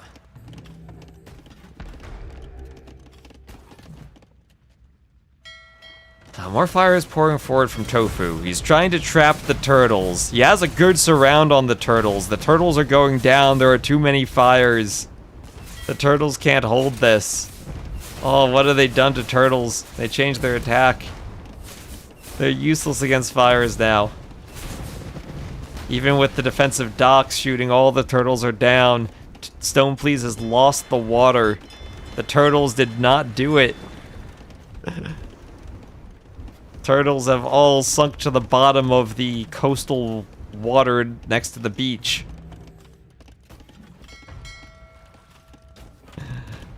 Let's go, Man-at-Arms for the win. Looks like it'll work. The turtles being forced out of the docks. Vills want to repair the docks. Try to get more turtles. And it looks like Tofu's gonna get the win. Looks like Tofu will get the win. Thank you, Torsos, for the follow, but the Men-at-Arms do it. Tofu gets the win over Stone Please in game 1. I would say maybe the beginnings of an upset, but he does have 2 more elo. Maybe in some universities actually the favorite here. But 38 to 25 KD doesn't matter when your deaths are the expensive turtle ships. GG and well done, Tofu, going for the landing. Everyone had been playing this as a pure water map, only 2 minutes later to the castle age despite the landing. Great strat, great game from Tofu. Banani, proud of Tofu, I'm sure, for the strat.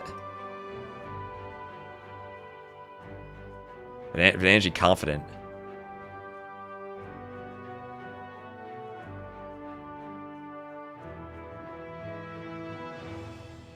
That was Dravidians over Koreans, both first picks from the players. He's Belgian.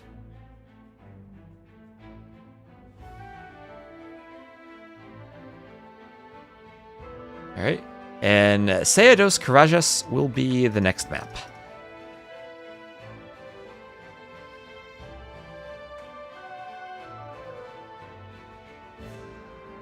And they're hosting the lobby. I will be back in just a moment.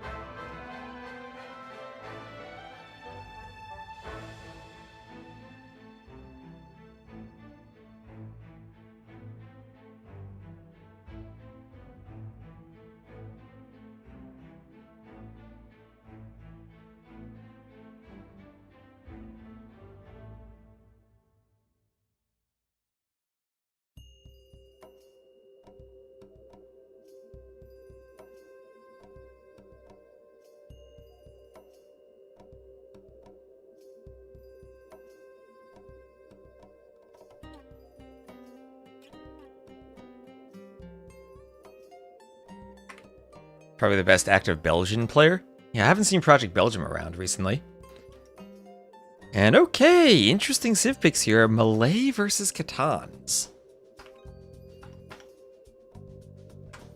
So you have a short spec delay going on still.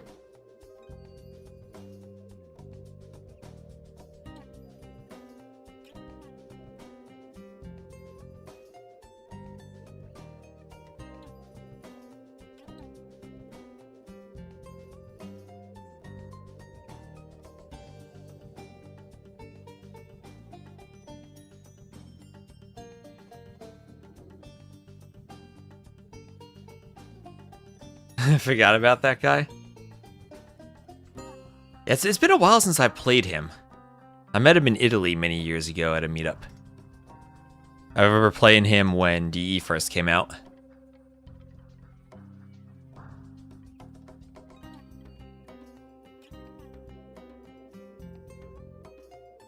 He quit. Just like Jordan has done many times. Only a bit more successfully.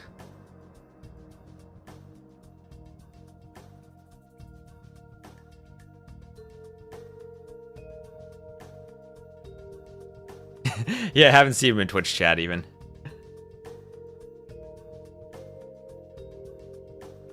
Alright, and loading in. Here we go. And up. And let me put him in the same red color he was last game. So we will have Tofu as the red Kitans to the north and Stone Please as the blue Malay to the south, messing up his Tapir lore. Oh, thanks DE. So right away, things could have gone slightly better there. No big deal though. They'll bring it in under the TC.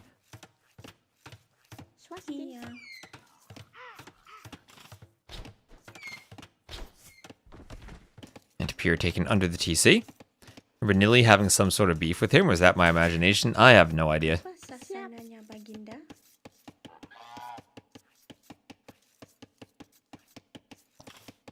Bad golds for Tofu. Yeah, quite bad. Both forward for Tofu.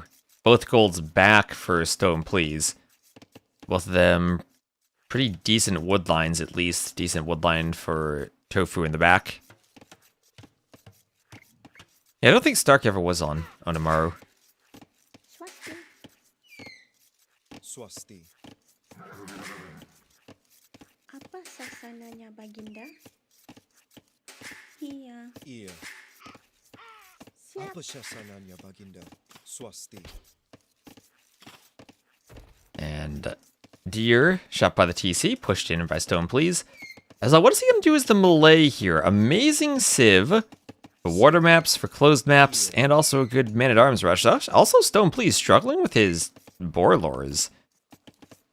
Now that I come to think about it, I added the tapirs to the map. I don't think they're any different than boar. Maybe they have a slightly different luring behavior or a different speed? I don't think they do, but there's always quirks about the new animals. Oh, Stone Please is going for the double deer push. Double deer push. At the same time, trying to line them up to go into the TC. I end up looping around that bush. The bush could be a bit annoying with all those vills nearby. Getting one deer in. That deer is going to run away because of the vills. The deer bump each other. And they're almost both in. Needs to get one more good push. That one will go into the TC. Now he has to get behind this one. Well done from Stone Please. I'll have Loom on the way for Tofu. Maybe trying to go up on 19 pop. That would make sense for the Kitans. And shooting with the TC. That's one thing now that you can kill hunt with the TC. A single TC arrow kills deer. So you can garrison one vill, shoot it, and then ungarrison. You don't need to do the old garrison 2 vills and eject from the TC and shoot the deer. And get 1 arrow. And Militia for Stone Please. The Malay, of course, will get the free Blacksmith armor techs. They get that tech as soon as they go up. And he'll use the house to wall up towards the woodline. What do I think of Doubt's chances to qualify? That's a good question. He does have a decent shot by the fact it's 12 players instead of 8. Or at least 10 players through both the international qualifiers, and that doesn't include Hera.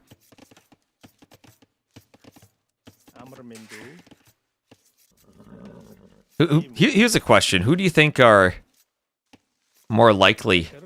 Who do you think is more likely to qualify, Doubt or Lewis?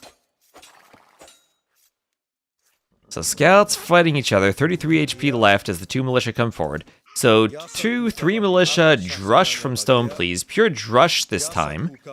But of course, while he's in the Dark Age, won't get any of the extra armor. Lewis and Stout will play Viper. You don't think Doubt can upset Viper? That's true. Lewis, I think, has about as good of a bracket as he could have hoped for in the first qualifier.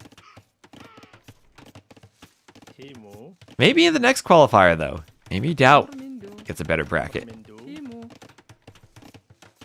Although, with Doubt's luck, Hera will probably somehow get uninvited and have to qualify, and Doubt will face him.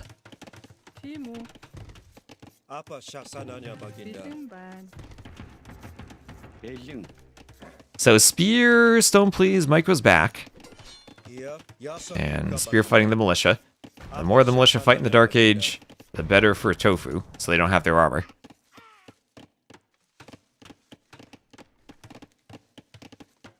Nice to meet you in London. Fantastic day and tournament overall. It was lovely meeting everyone in London. I'm glad I was able to go. And now, y'all, if you want to meet again, you can come to Brazil. We have a bit of a zoo made for this Jaguar from Stone Please. Saying, I don't even need stone to wall you in.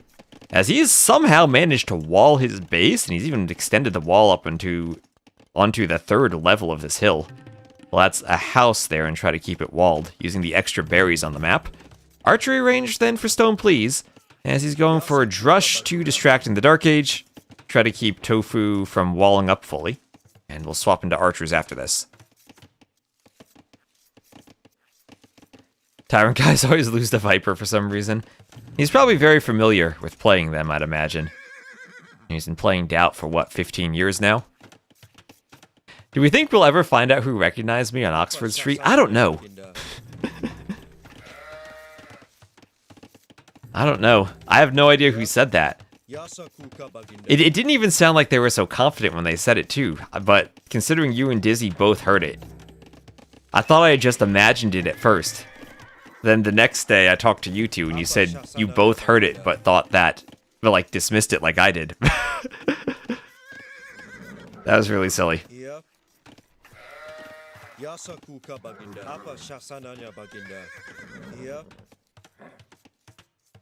Yeah, we all thought we misheard it.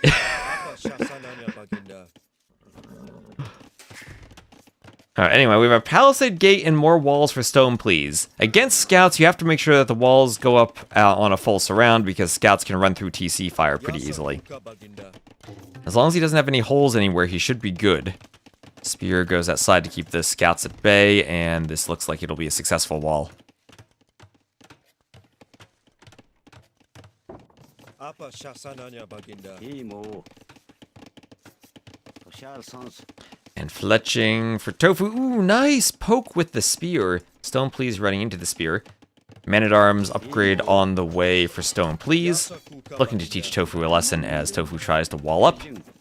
Melee do also have access to Arson, which could come in to try to push through the houses. Scouts will attack the house here for Tofu. Stone Please has to be careful about over-chopping at the rear of his base. Won't be hard to wall that up, though, as he has a few more farms. And 2vil lead as the melee, having clicked up a bit faster. Tiny bit of idle time, but no big deal. I like the ground textures on this map. Yeah, I like how it works out on the mini-map, too, having different textures for the different layers. We go from very rocky to muddy and dirt up to different layers of grass until it gets very bright and jungly and flowery all at the top.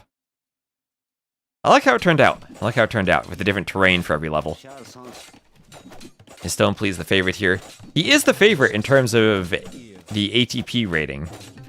But in terms of current elo, he actually is 2 points lower than Tofu. But in terms of tournament experience, I think certainly he is the favorite. Apa syasananya Baginda? Still walling up. Siap.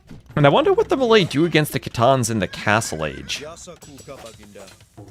The Malay feel very much like a Civ Hera would play and outlast someone with, by taking really good fights and macroing properly, and enjoying the benefit of the free vills for their eco.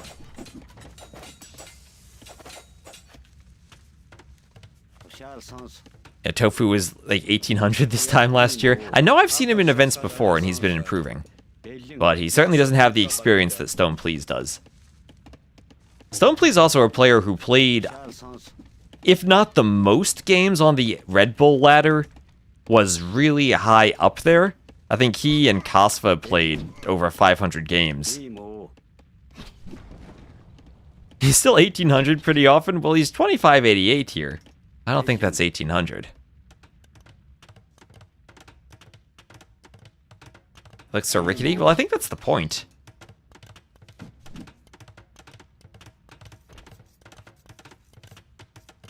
Men-at-Arms pushing the skirms back. So Men-at-Arms, skirms... I mean, Men-at-Arms archers against scouts and skirms. A couple of spears added in. And Tofu will have to react with a tower on his gold.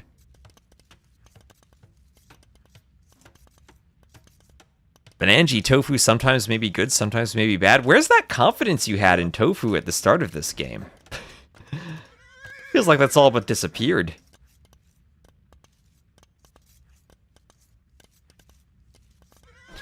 So a couple of reinforcements from Stone Please picked off by the scouts. Some soul men-at-arms found by the scouts. Or one archer goes down at least. Skirm's anticipating the army swinging around the back, so they'll hold the hill while the vills wall up. Stone Please selling stone. Saying, here please, take this stone. Selling wood too, to buy food to go up. There's one person who should never sell stone, it's Stone Please. Spear getting a couple of pokes. And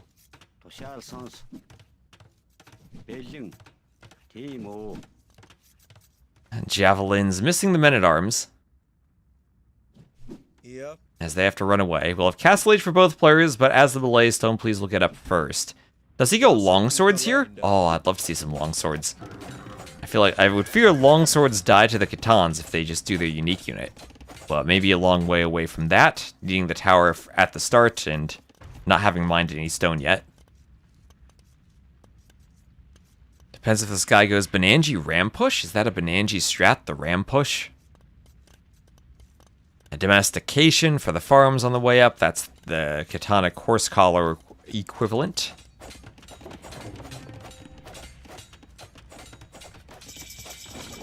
And Stone Please up to the Castle Age. So there's Castle and Longsword. Before Bodkin, before Crossbow, he collects Longsword. And to the Karambit ram push. And there's Crossbow. Siap. Looks like, oh, there's a Vil forward. He might go for a Longsword ram push. There's the workshop right in the middle of the map. Okay, Stone Police is something cooking here. Not adding TCs, just going for the push, wants to hold the hill. In fact, wait, where are the relics on this map? Make sure all 5 spawned. Yes, okay. Should be one more over there. Okay, good. All 5 relics spawned. Siege Workshop blocked the relic on the mini-map in the middle. Just needed to double check, make sure my map's not broken. Elite Skirm at the range, attacked by longswords. And Tofu thinking of going Cav Archers. And Elite Skirm will come in. The longswords will have to fall back. And they do have the free armor upgrades, but they don't get Gambesons. So Skirms will be very effective against longswords when they don't have all the armor, and it's only 3 armor. Instead of 4. And it's twice the damage. It's 2 damage instead of 1. And now, Skirms should be able to defend this. The Scouts, great job taking out the first ram. Squires clicked and then replaced by Arson for Stone Please. And I don't know if the ram's the right answer to Skirms right now. Rams do not kill Skirms.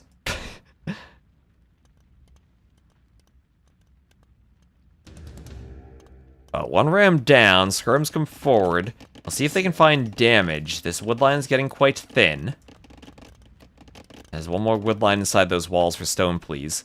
And the Skirms get back for the moment. And I do think we need Scorpions or Mangonels now, just to help deal with the Skirms somehow. But hard to keep them alive in case any Cav come out of a stable when it's only longswords. Just give it a bit of time. Well, maybe if we had 4 or 5 rams, but right now it's only 2. Bodkin clicked and finished for Stone Please. Both players with Bodkin. Here comes some Cav Archers. Will Rams and Longswords work against the Cav Archers? Right, Longswords counter Cav Archers. Let's go. Let's go. Longswords hop back inside the Rams. Bills go forward to repair Rams. Does this work? There's a few crossbows there to help deal with the Cav Archers. Is this working? One range is down. And the Vils will repair. Cav Archers can kill the repair Vils, though. Only 2 longswords in the ram now. Stone Please still has a score lead.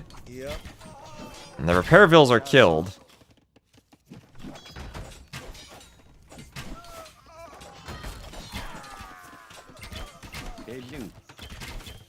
And Skirm's going down to the longswords. But so too are the longswords dying to CA. More crossbows on their way forward. The ram push on the range. The ram push is going for the TC. No repair Vils, no more longsword support. I think Stone Please might need to get back for a moment.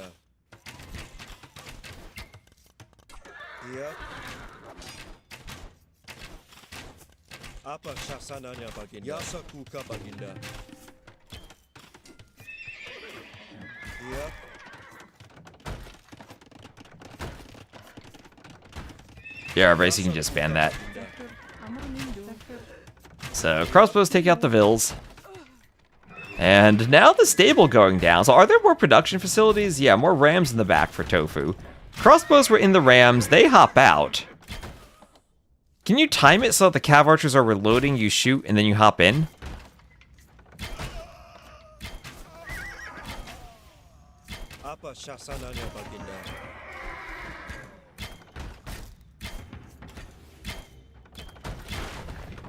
And rams. One ram goes down, but this push has done a lot of damage. Has there been a boom behind it? Not really. No extra TCs added in. And there's no more stone for Stone Please. If Stone Please had a second TC, and maybe we're ahead by 5 to 10 Vils, that'd be one thing. But so far, Tofu's managed to clean this up. The longswords did quite a bit of damage, but they didn't completely kill Tofu. You need Gujura Siege Elephants next time, right? FECA would likely be the play here.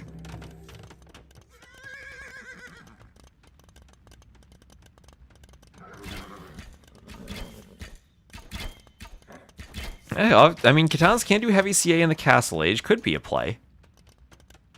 It is discounted for them, too. Minus 50%. So it is affordable, if still expensive. That gold on the front is very rough. This one hasn't been taken yet. Those Vils, I don't know how they're defended from crossbows. And Stone Please starts to loop around. Vil will wall himself in, Yasaku try to stop the longswords from killing him. Cav archers have to go for the crossbows, and now this ram filled with longswords and spears. Cav archers back in time to help fend off the crossbows. Spears and the longswords get ejected towards the back of the cav archers, and I think the cav archer mass goes down here. The spear's getting some pokes. Look at that. The spear's useful from the ram. A lot of crossbows went down, but then so did cav archers. Cav archers are certainly more expensive. Rocket cart going for the ram, misses the shot. Ram has to run away. Elite Skirm for Stone Please just about finished. 3 HP left on the ram. The spear going to run away. It says, goodbye, ram. I have to run.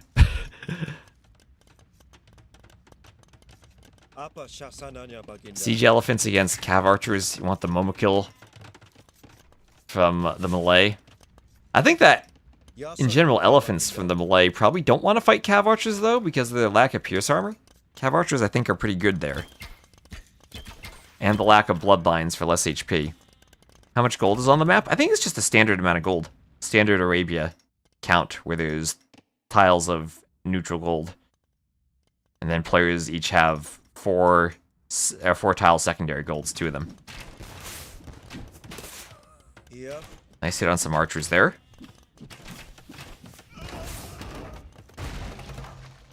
Mangonel uphill survives, could harass more Vils. We'll have scale barding armor for Tofu.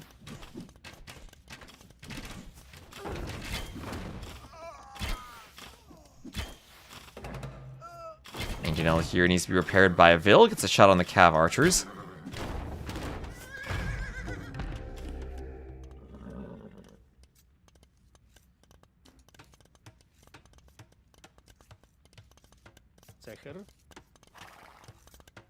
As light cav is finished for Tofu. Skirms and crossbows move in, start to pepper the cav archers with arrow fire. Get a couple of hits there, they do have ballistics. And more importantly now, there's that second TC I was talking about earlier for Stone Please.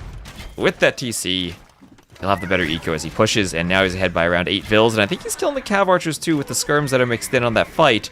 Also pressuring the tower with double mangonels. And this might be the beginning of the end for Tofu as he's losing control of his gold. Going for chain barding armor. And what will he make? Light cav from the stables. Swapping to light cav for the pastures because he doesn't have as much gold control anymore. Now he would have had the option to try to go for one of these side gold mines.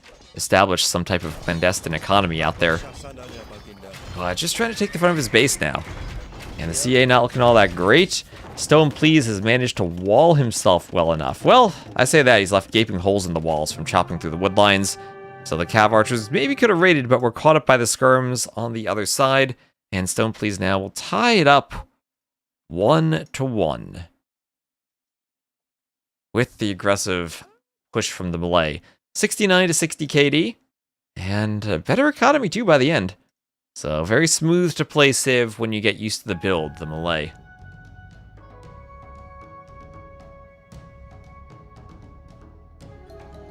And that then will be a win on Seda Karajas, or for Stone Please.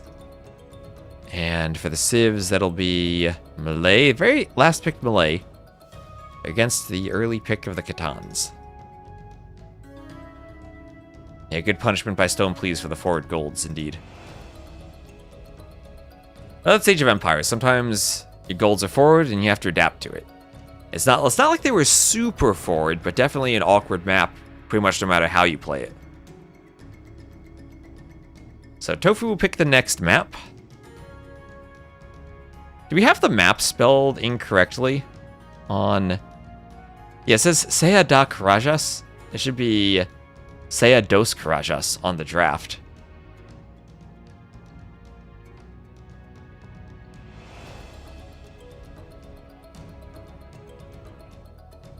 With hills, probably aggression in general better on that map. That's what I'm thinking too.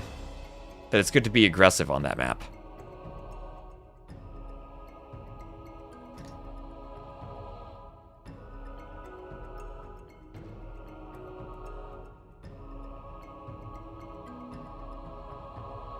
So, still 3 more sets going on today after this one. So we'll do our best to keep casting. Yeah, we have an R-based typo. That's okay.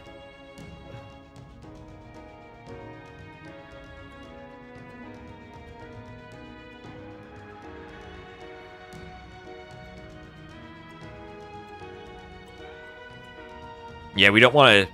Now that we've made the scheduling posts and posted the draft links in all of them, we'd have to change every single link to a new link if you change that, so we'll fix the typos later.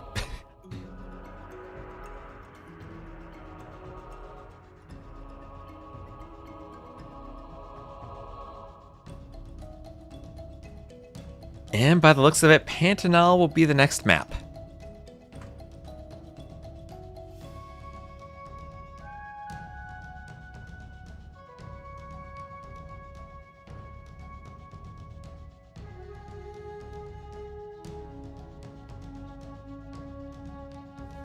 So this will be a land nomad-like map. 3 very different styles of maps now. Pantanal like land nomad, Setao like Arabia and Coast Arena. Arena Costiera as our clown map. And interesting civs, Stone Please going with the Bengalis, and Tofu going with the Mapuche. It's a 2-minute spec delay and we'll load into this game.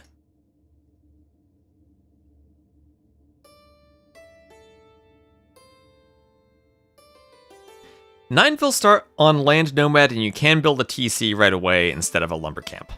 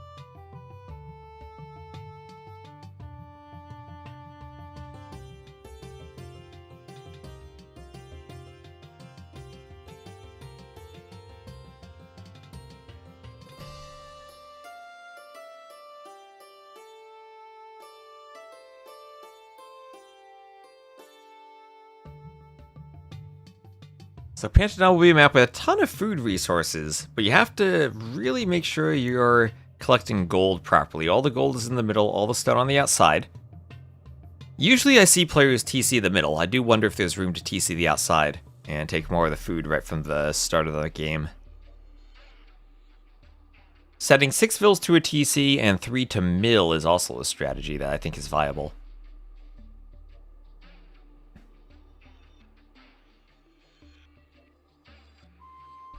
So what will the builds be for our players?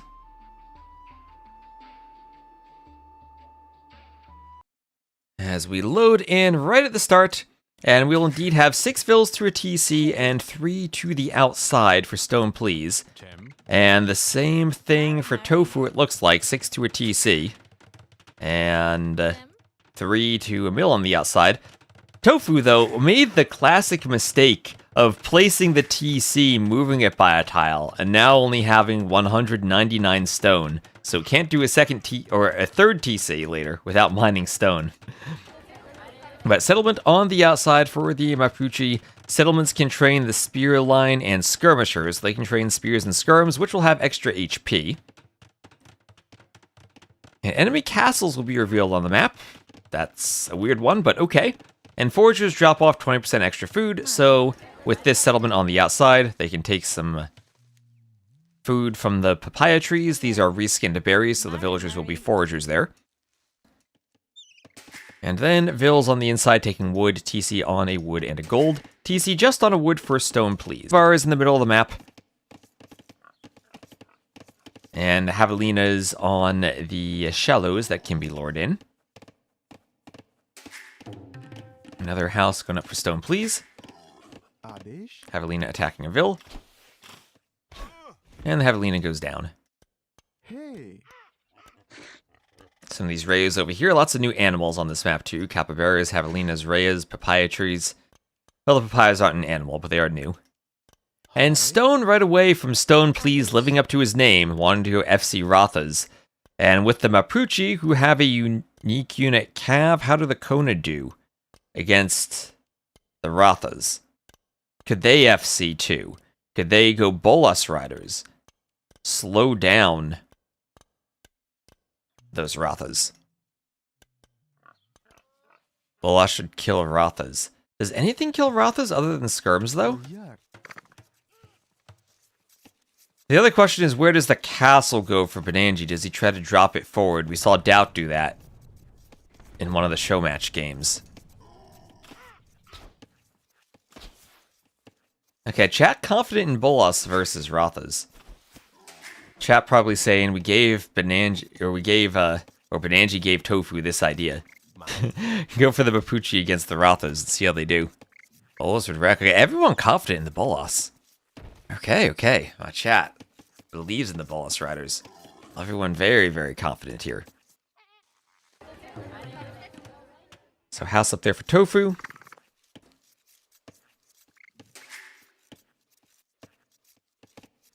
Banani sick coach. Tofu the goat. Hi. Good to see you, Cast. Met you shortly in London. Well, thanks for stopping by the cast.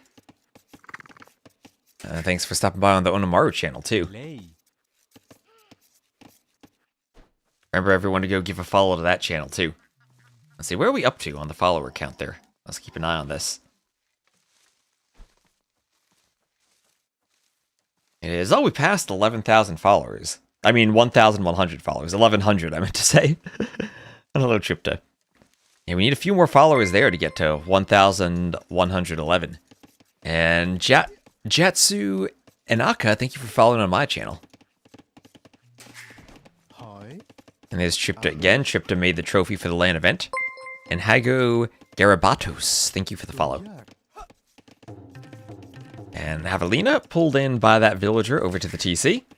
And players will just be built. Oh, look at those houses. Stone Please playing some Rage Forest, keeping that Vil alive.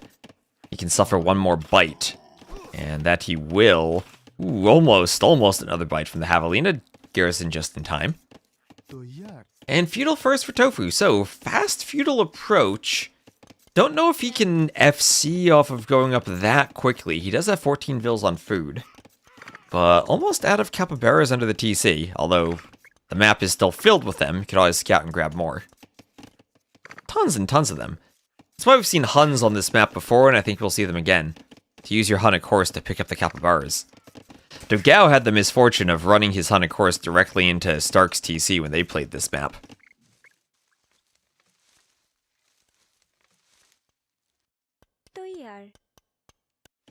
Hey.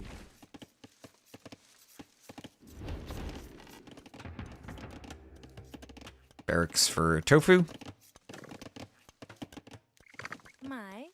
Tim.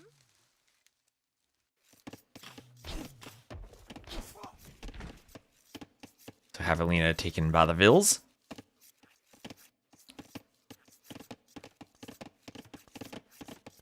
And it will be Tofu up first. I have seen feudal archers be successful on this map. Jordan had picked Britons, and was pretty successful at disrupting a FC with the Britons. And could be a strategy with how far away the golds are from the TC. Stone Please does not have a safe gold. And there is that range from Tofu, who looks to be on a fast castle eco build. About 250 food away and grabbing another capybara. And taking good advantage of dropping off more food from those papaya trees. When Arbase practiced this map, he told me it was always an FC map. I'm not so sure about that, but I think FC castle drop will be pretty strong. And if Tofu wants to prevent the castle from being dropped right on his face, he may want to do some archers. And that'll at the very least force a siege workshop and some scorpions before the castle drop. If that's what Stone Please is going for. If Tofu wants to prevent that.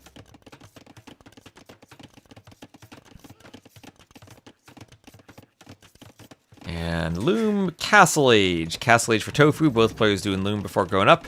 And Stone Please won't be too far away from clicking himself, and he has 666 stones, so he is prepared to drop a nasty castle.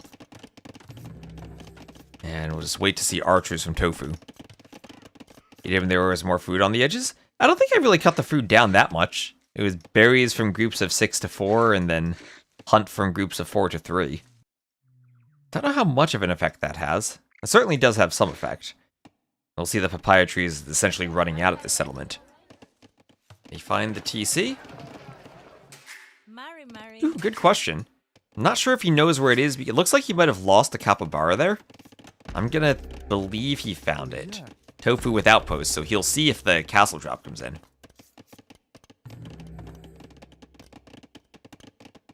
Yeah. And on Land Nomad, usually those maps do favor fast castles.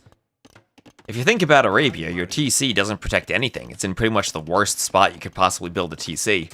On Nomad, it's in a great spot. Here between a woodline and a gold. Here between 2 wood lines and also overlooking a gold. Double Javelina lore for stone, please. Let's go. You should get that in, no problem. Get his food count up after clicking up to Castle Age. Adish.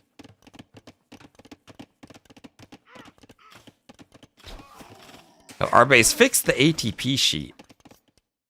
Wonderful. We'll be able to adjust seating. Stone, please. Stone, please. Where you at? One of your gold miners has to shoot that Javelina. Oh, or a lumberjack.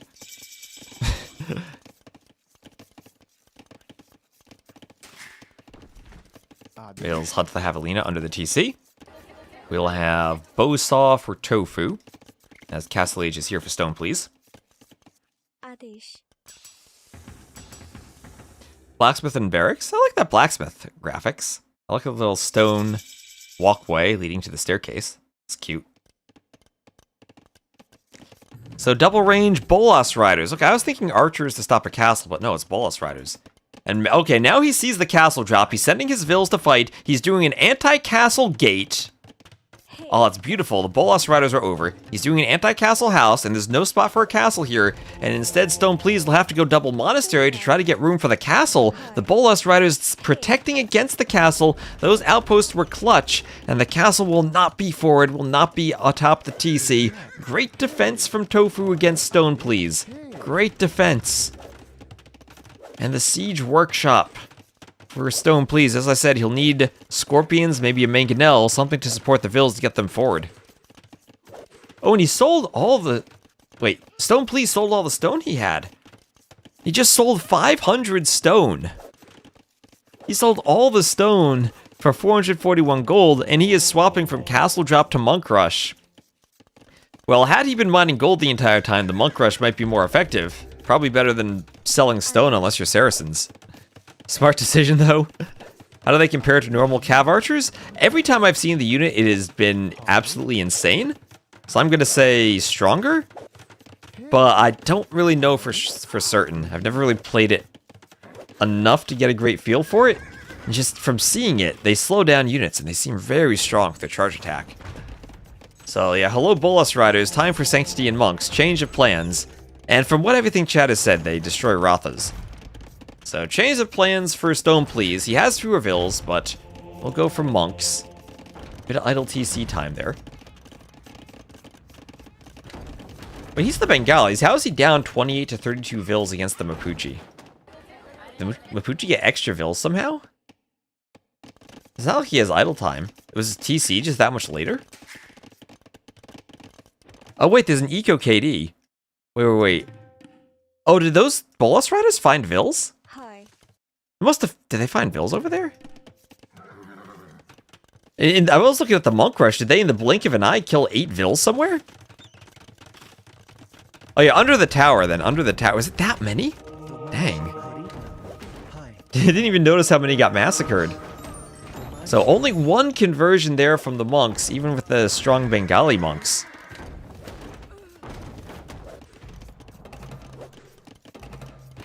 That's the hard thing about casting, when you see something right in front of your eyes, and you describe it, but like you don't pay attention while you're describing it because you're looking at something else. So there's one good mangonel shot.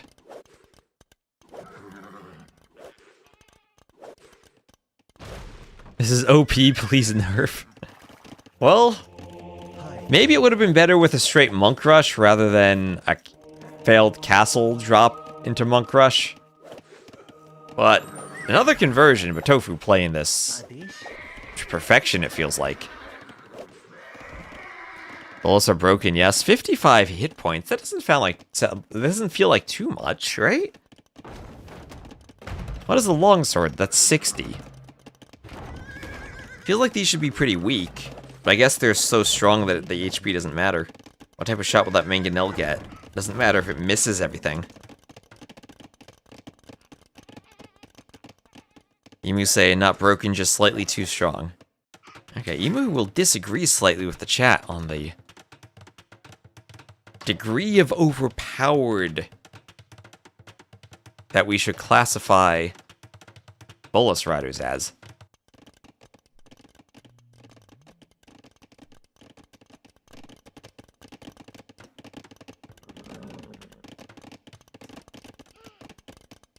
It's a better CA. It has a charge attack, so it does seem pretty gimmicky.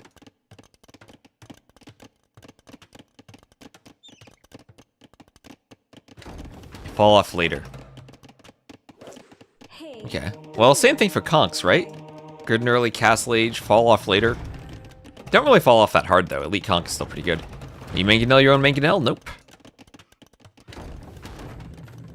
So Stone Please going for the mangonel push, but 18 Bolus Riders. Scouting around the outskirts of the map, looking for more vills. And Tofu up by 12 vills. They also slow enemies, yes, they do slow enemies. Elite Bolus gives +1 range, which is nice. Alright, alright. And those Bengali monks are so tanky. Oh my gosh, the mangonel is finally landing some shots. At least they are pretty weak.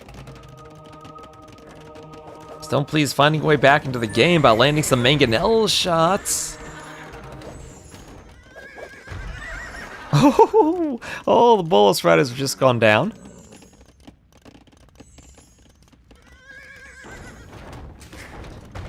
Now, do you go for the TC or the ranges? You could get 3 mangonels attack grounding right between the ranges and take them both down.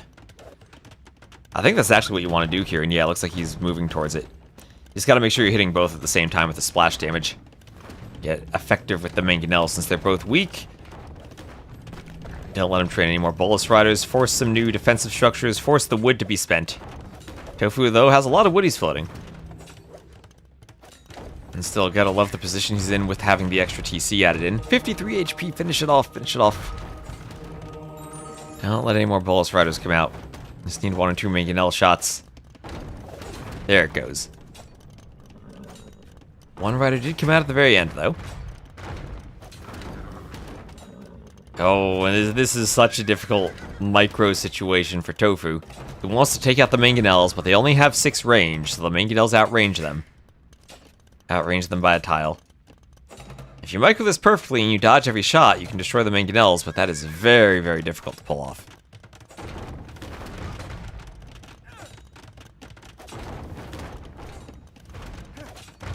It's weird that they don't dance. Yeah, we're used to seeing a lot of crossbow and skirm dancing against mangonels these days. Let's see, will we dance? Not effectively.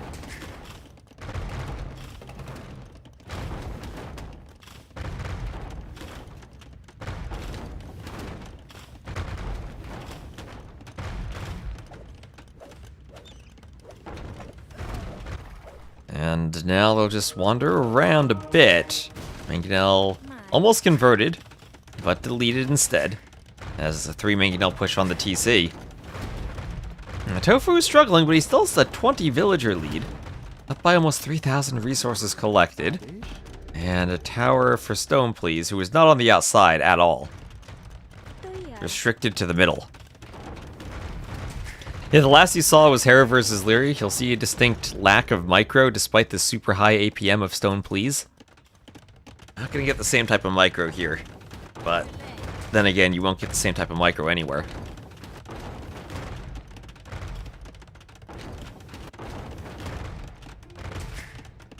Love having a save with no counter to monks. Well, wait, what?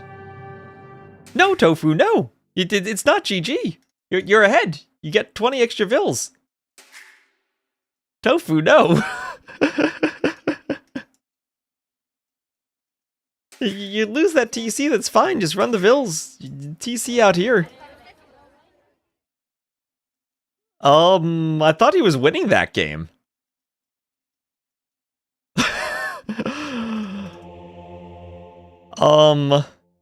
He's 3,300 res ahead. He's up 55 to 33 Vils. He's up 11 to 9 military. Hi. Just do devotion and he's fine, I think. That's true. Slingers counter siege now.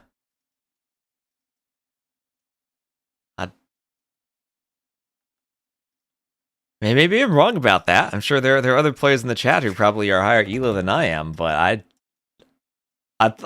obviously Tofu doesn't see the eco situation like we do, right? But if you look at the scouting, he should know Stone Please is on 1 TC this whole time. And that he should be super far ahead in Vils.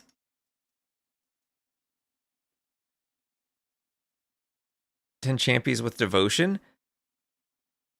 I mean, I could understand if he were pushed off the middle completely and didn't have any gold access, but he still has a TC on gold.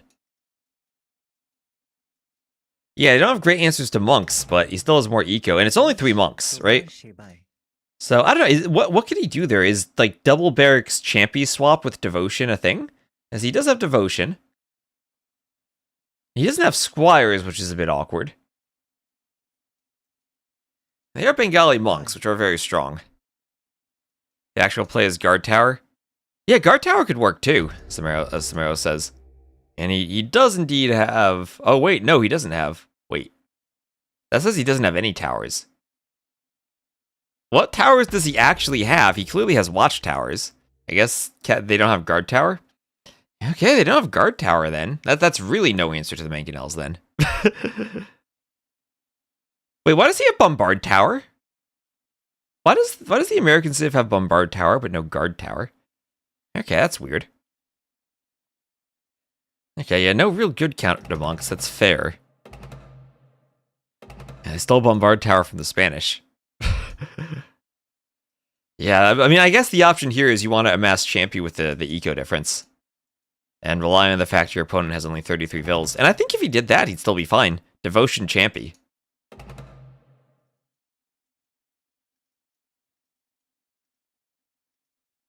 But, alright then. I gave the win to the wrong player on my scoreboard, even. That's Stone Please with the win. I'm so shocked at that. I clicked the wrong button.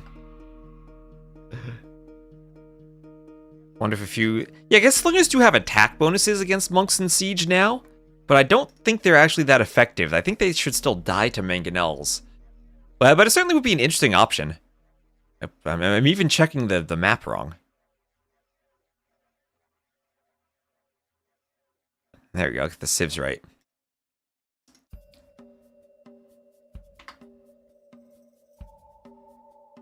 Champion mounted with a hand cannon, please. You want them to have some conquistadors? Alright, well, we'll get right into the next game. Maybe he can still pull off 2 more wins. It'll be Coast Arena next.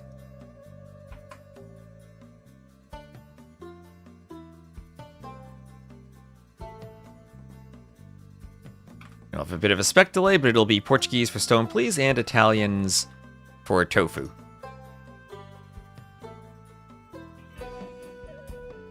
The high frame delay makes them impossible to micro versus Siege. I can definitely see that. Definitely can see that. The castle to stabilize and then champions, probably. And he does have all the stone on the outside for castles, right? So if he does do castles, he should be able to stop the siege push. Maybe that's a bit expensive for him to mine all that stone after going for the Bolus Riders.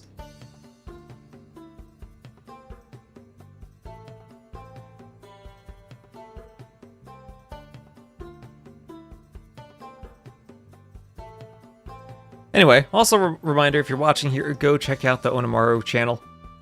Give them a follow too. They are hosting this event for us, and we will indeed have the LAN this July in Sao Paulo. They should have some ticket information about that coming out sometime at the end of the month.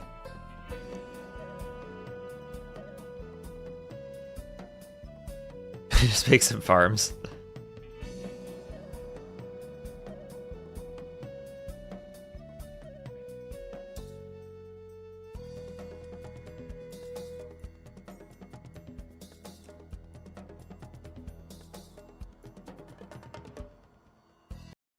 And here we go, game number 3 on Coast Arena, Tofu's next home map.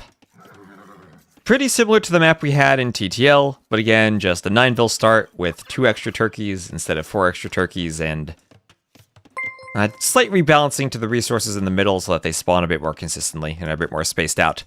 Thank you, Juka Oito, for the follow. I hope I said your name correctly, but thank you for the follow. We have a few lovely diagonal gates on this map. And it will be Italians versus Portuguese. I think I prefer the Italians here, usually. Cheaper fishing ships and cheaper age-ups. And they should have decent counters to organ guns with a good monk tech tree and in Imp, cheaper bombard cannon. I think the Portuguese likely have the more powerful units, though. More hit points on their ships.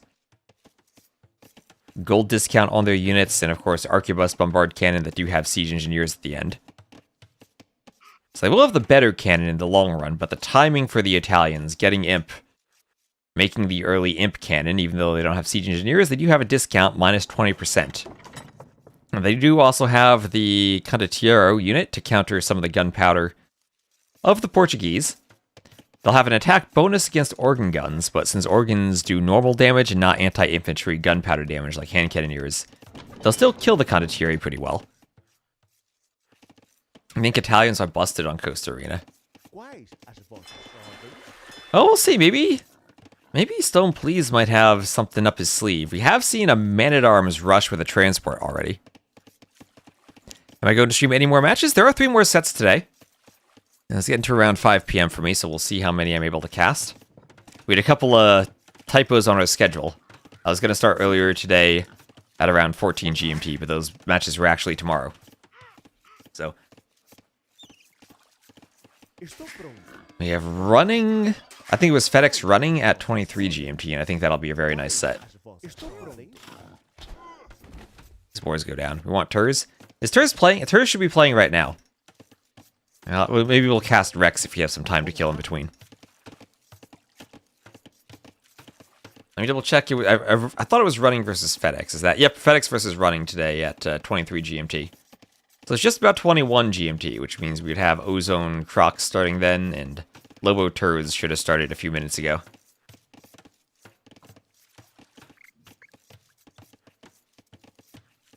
And again, big shout out to the Mad Catter, the original author of this map. He has a 40-minute video on his YouTube channel where he talks about how he made the circular walls. And then I came up with an even more crazy method to put the diagonal gates in the walls. So back dock for Tofu as he's fishing 2 docks. I don't see a transport ship from either player yet, so doesn't look like we'll have any men-at-arms. As fun as those builds are. I did see Andy. It was Andy against Young Panda, so around a 1,000 ELO difference, but he went for a tower rush while also going for a transport ship men-at-arms play. And I think that's a pretty good option. If you're distracting someone with a tower, they have to react to it, wall behind it, maybe Vil fight. And then you come in with men-at-arms at the rear, you could catch them off guard. Maybe not as viable, though, against higher ELO players, with a bit more APM to micro in 2 spots at once. But the TTL Community Cup, though, I think that'll be a play.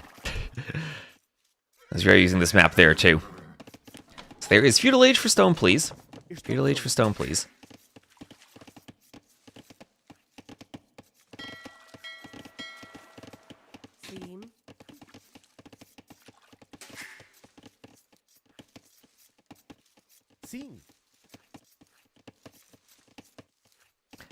Coast Arena play in TTL has been something. I'm hoping we see someone pick Persians and go for the transport ship douche.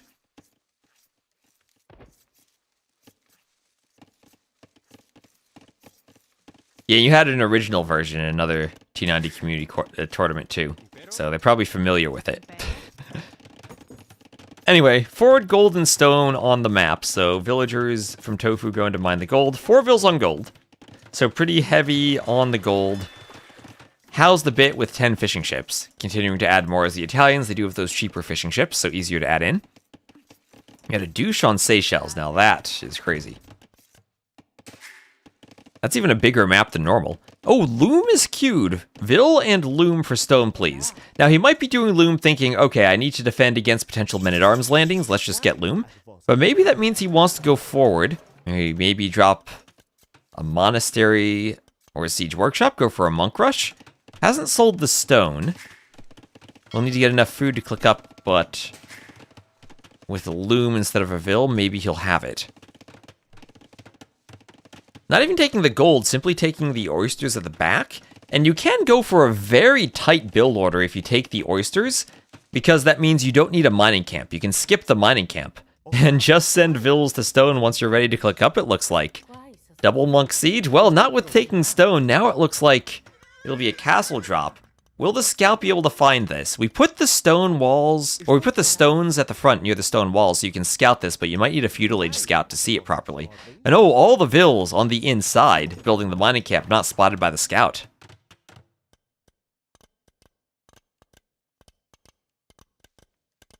So stone, please, living up to his name, sending all those Vils to stone. But stone that's not quite scouted immediately by Tofu. We'll see if Tofu keeps patrolling the scout or if he goes back. And he should be able to see it now, and yeah, there he goes, sees the Vils on the stone. That's why we put the stones so far forward, so feudal age scouts can see this. Did this build too, don't need a mining camp on the gold. Yep, because you have the dock, and you do have to remember to do the mill too, because you need the mill to unlock the market. Although I suppose there might be a blacksmith stable build if you want to play scouts and fight for relics, where you do neither a mining camp nor a market.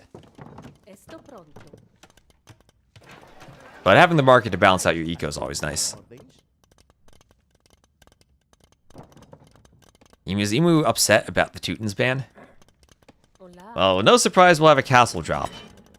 Loom done for Tofu before going up. Tofu mining his own stone. Lons, hello, Banstanak.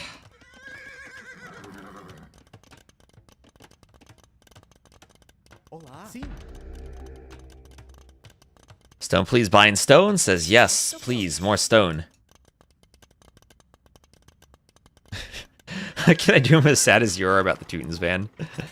Maybe it's just an outpost rush. Maybe he needs all that stone for outposts. He's 2 stone shy of a castle. Oh, stone, please. Of all the players not to have enough stone. Not you, not you. 2 more stone. You will batter through the wall and castle the inside, maybe. That would be epic. Okay, castle on the outside, right atop the gold. We gotta be careful with this type of castle. He loses the scout, 1 HP left, but a 1 HP scout perfectly capable of sniping monks away from the castle. And this will take Tofu off of his front gold, but Tofu does still have back golds with the oysters. And you can slip out to the side of the map. Wouldn't be surprised to see his castle somewhere over here. That should give him some gold and stone access, and even wood access. On the water, not much investment from these players. A few hulks from both. Getting around the sides, but not really threatening the fish too much. More fishing ships for Tofu, so he should have the better fishing eco. And oh, that castle massacred the Vils. 3 Vils down. They even had Loom. Tofu didn't run the Vils fast enough. Well, he'll do his own castle, deleting the wall.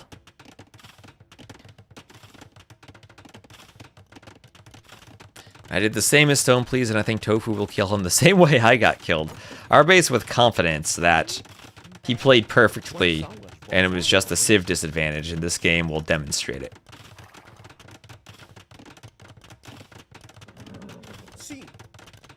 And there are the monks.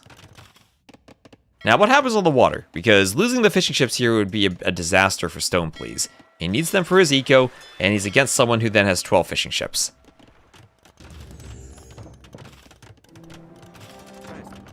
Urbase, I thought you lost because the oyster fishing ships were bugged, and I fixed those. So no more excuses.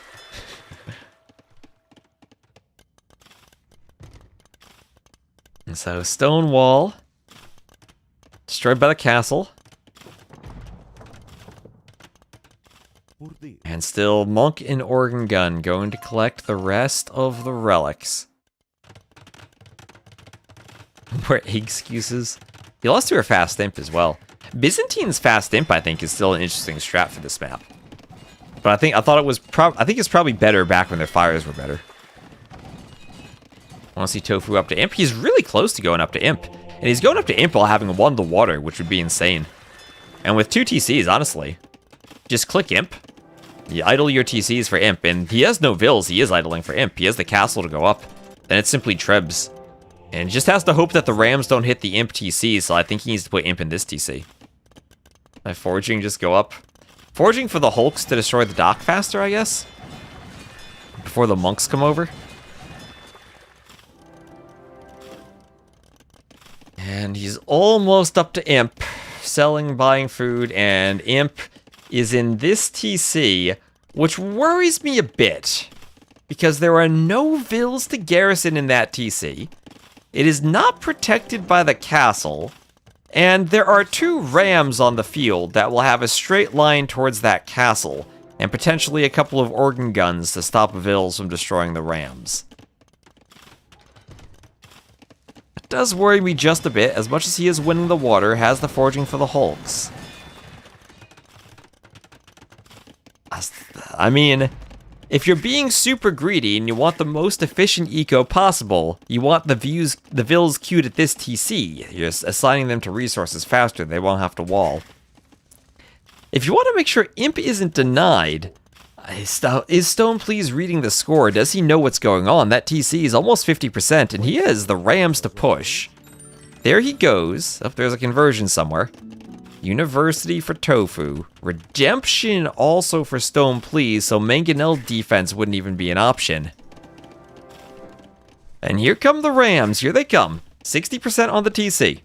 4 Rams, no vills nearby. There is no defense and no repairs for the TC. Oh, and he swaps it. He realized he canceled Imp and he moved it to this TC. He said, no thank you, I'm going to lose this TC. I'll cancel Imp right away. And he's running. He's saying, okay, I don't have a base anymore. I'm going to the middle. He needed to put it here originally. Well, to be fair, remember Leary with the denied Imp in Red Bull? I know players are probably used to hitting select all TC and then clicking age up. I think you always have to select the TC manually. So Redemption Monks, they'll convert everything or force deletes. Yeah, at least he caught the mistake, right? He caught it. So that'll give him, what, another 90 seconds delayed Imp, where he's probably trebbing or making the first treb just about now.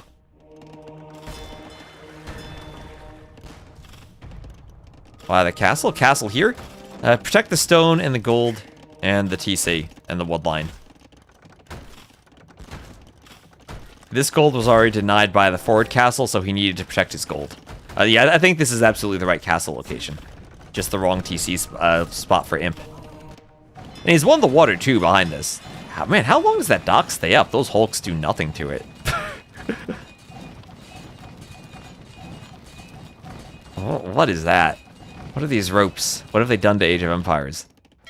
On the water, a couple of War Hulks and normal Hulks. The Monk, hoping for conversions on the fishing ships. Conversions on the blacksmith and the market. Double blacksmith, double market now. Yeah, and where are the Genbo? Maybe he just doesn't want Genbo converted by the monks? Mangonel defense, but he needs to be careful that no redemption monks convert it. And now it's time for Trebs, but as I said, around 90 seconds late, maybe 2 minutes late to Trebs. Imp on your back, TC. This is actually my recommendation, after seeing this so many times. Don't use the tech hotkeys for age ups. Make sure that you're always clicking the button, and I think that makes you more in tune with selecting the right TC. Maybe some people still like selecting the TC and using the hotkey, but I think that combo of select all TC, age up, if you have both of them on hotkeys, is way too tempting. So converting ships, Stone Please getting back on the water, as Tofu's trying to dock more. Well, that's the problem without having galleys, you don't have anything to fight the monks inland. And now Stone Please, he has 4 relics. I don't know where the 5th, oh, there's the 5th, the monk's holding it. And wait, where'd the Treb go? He had one queued earlier. He canceled it. How is he spending his res? I don't understand either. Stone Please is pulling ahead in Vils, 50 Vils to 34. As the monks move around the outside and convert docks, the fishing ships will be no longer useful. The docks need murder holes. The docks don't have murder holes. The monks can convert the docks. Dock gets converted. These are still war hulks, not galleys. The outside Vil could be converted too. And I'm still waiting for the Trebs too. He's going bombard cannon in preference to Trebs. Well, Castle Age monks don't have the range, only 9 range to convert cannon, so I think that's fine. They are much cheaper for the Italians than Trebs. Maybe he thinks he doesn't have the eco for Trebs and prefers the cheaper cannon. We need something to kill monks on the outside though. Oh, look at that insta. Also could use some devotion maybe. Oh no, the ships aren't devoted. Oh, he's gifting a navy to Stone Please. Doc, I think, needs to target the monk there. What are we getting here? Another market. That market still could be converted. Oh, this is looking rough for Tofu. Trebs can get rammed down. Hey, you can also wall it in. Because he canceled the Treb earlier. There definitely was something he was thinking of. And now we have Imp for Stone Please. Play monks again. Let's be fair to him. I mean, Coast Arena is an incredibly difficult map to play. And I'm not surprised to see players struggling to figure out what the optimal play is on it.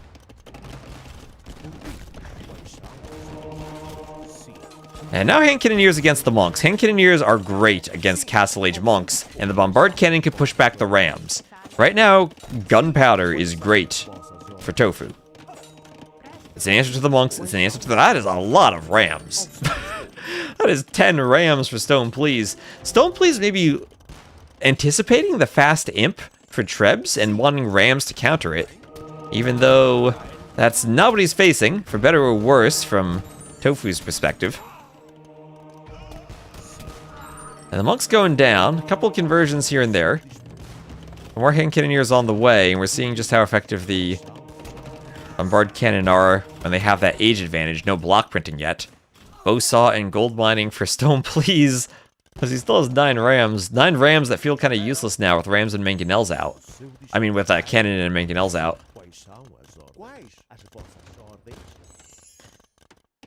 And all the water still, Tofu has the advantage. No fish for Stone Please. Only 7 fish left, though, for Tofu. Some docks were converted, so Stone Please could get back on the water using the converted docks. But the 3 cannon now, attacking the castle. 4 cannon.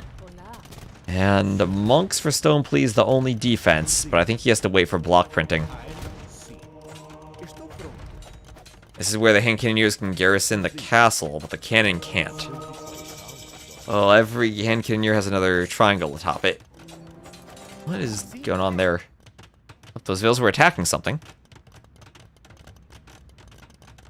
Yeah, remember, the monks are the best siege unit in the game, the Redemption monks. Oh, poor house. Now the cannon can go for the relics. At least you can take the relic gold away. Repairing the castle. And there's Sanctity and block printing. So now, I think he still needs Fervor. Oh, he has Fervor. Okay, Sanctity, block printing, Fervor. He can convert cannon. In an extended monk war, the Portuguese do have heresy. Oh, here comes the ram push. Here come the rams. But the Vils are fighting. The rams are not escorted by anything. The organ guns are chilling out on the western side of the map. Tofu kills his own scout. Hand cannoneers and mangonels still pushing. Monastery goes down. The castle goes down. The cannon are pushing up the middle. Mangonel dealing with the rams and should be able to help deal with the organs too. Rams getting very, very weak. Bombard cannon can help deal with the organs. Devotion on the way. Organ guns going down to the siege. Some Vils will be lost from Tofu. He still has a smaller eco unit count than Stone Please. But at least he stopped some of the relics. I think, actually he didn't. They're picked right up away from Stone Please again. But Tofu gets the score lead now. Devotion on the way. Did he deny block printing? Nope. Block printing is in. And nice attack round from the cannon. Doesn't hit anything. And forward castle. So no fletching line upgrades on the castle. That matters against the monks. Because the more range you have on the castle, the less room the monks have to operate for their conversions. I'd say it's a good idea to pick those up, but with only 7 vils on food, I don't even know how he spends resources at this point. So low on vils and housed. Oh, there's the third market he's built this game. The other market's converted. He can start trade now if he wants to. I mean, Italians do have Silk Road. Trade units minus 50%, trade with your own converted market. Now that would be a strategy. And here we're seeing how the lack of fletching Bodkin and Embracer gives the monks more room to chase the cannon. Imagine 3 more tiles of range on the castle, the cannon would be much easier to micro. I still don't know why there are no trebuchets. 1 trebuchet against all those monks for sniping buildings would be great.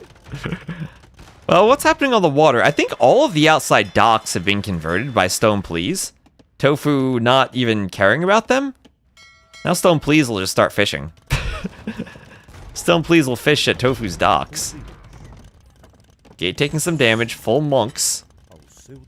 Remember, no heresy for the Italians. They could do faith. That's very expensive though, so probably not on 38 vils. Stone Please trying to get the gold back. Or the relics back. And Cannoneer is not quite able to stop that. This is where gold can become an issue, though, for Stone Please, because the cannon can snipe off the mining camp, and then snipe off the mining camps over here. The monks start converting cannon, and the game's over. Yeah, this is descending into a clown game. That's the type of game we want. There's 1 cannon converted. The monks, they have the speed upgrades, so they can chase actually faster than the cannon.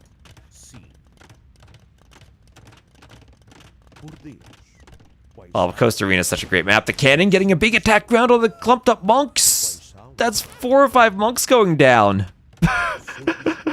Oh, Stone Please, not on spread formation. Oh, we have Trebs. Stone Please finally doing Trebs.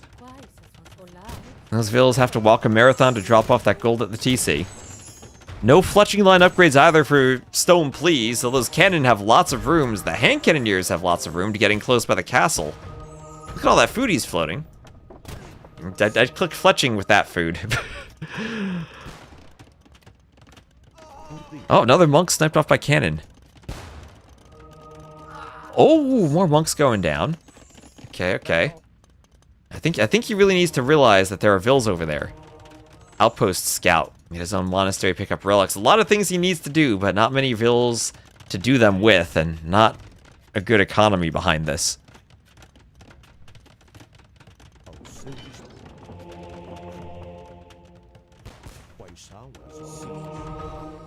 Some monks hit by cannon. Monks going down.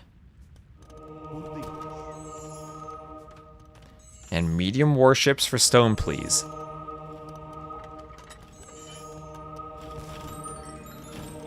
Fair enough, stone for outposts is the only resource he has. Once again, the lack of fletching kind of hurting, but he wants a castle drop. He wants another castle. That is risky, though. There are 5 trebs, and I think the trebs will treb that down immediately. Maybe a castle over here would have been the play. I don't like that castle. When your opponent... I guess he probably doesn't know exactly how many trebs there are, but he'll find out real soon. I think he has to delete that castle. I don't think it stays up. Can the monks convert the cannon while the castle's under construction? That could be a big waste of stone, and yeah, he has... Did he delete that foundation? He got 200 stone. I think he got some back. Yeah, so what did he want with that castle? He wanted more room to use the bombard cannon and keep the monks away. But it didn't secure any resources. I think he really needed to be over here on his gold. Stone Please going pretty heavily onto the gold and the stone. All the monks go down. The cannon get back. Tofu with a huge score lead. Does score matter at this point? I don't know. How many fishing ships do we have? Only 3 for Stone Please. They're not fishing. And now all the monks are gone. It's time to dive. We have a Fatoria. Fatoria for Stone Please. Double Fatorias. So he could have an economy. Triple Fatorias. Well, that's the situation they're most useful. Those cannon all miss the trebs. We can generate stone for another castle. He's going for the castle. Has to be careful of all the trebs now.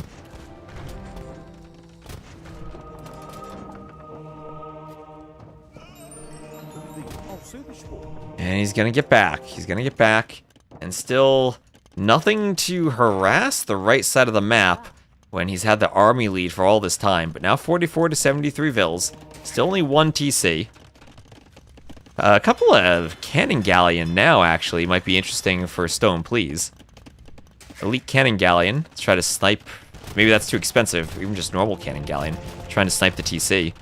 And 1 Treb down to the cannon. A monk goes down again. The cannon need to dodge Treb shots. Still no fletching line upgrades here.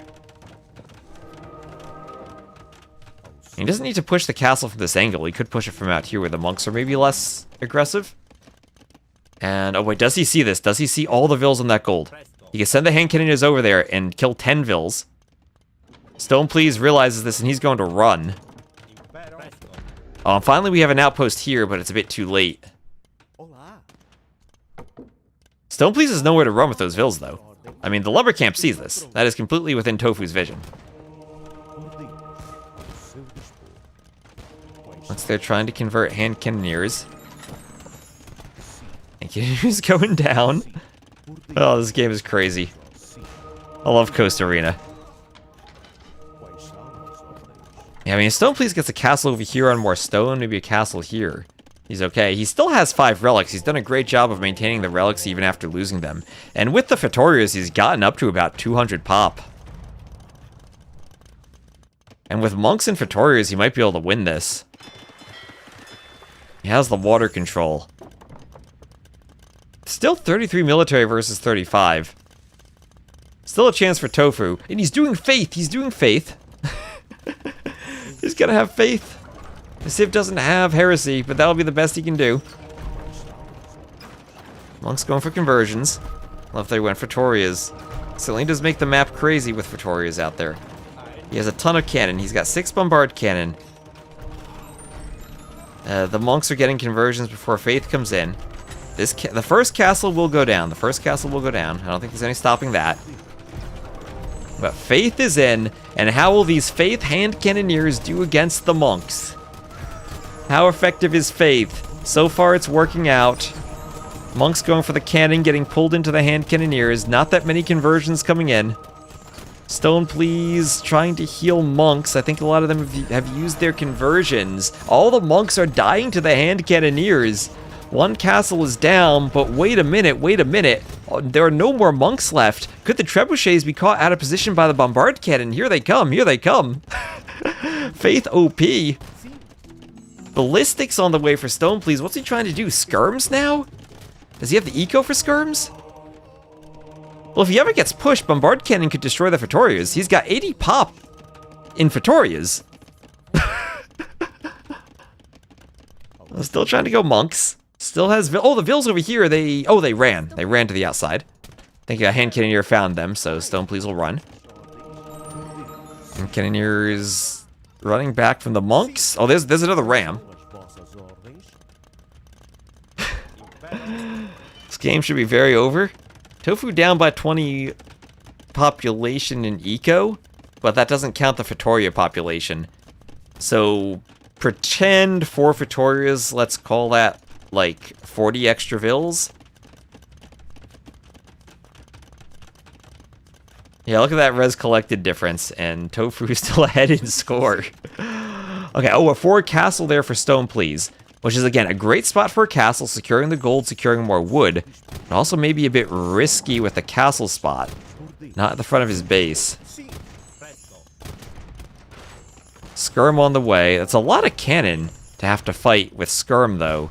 And he does have Bracer, and more importantly, Bracer will be great for the castle. So monks walking forward into the hand cannoneers as they try to chase the bombard cannon. The Treb's getting a couple of shots on the hand cannoneers, but all the monks are going down. At least the hand cannoneers went down this time too, but more monks dying.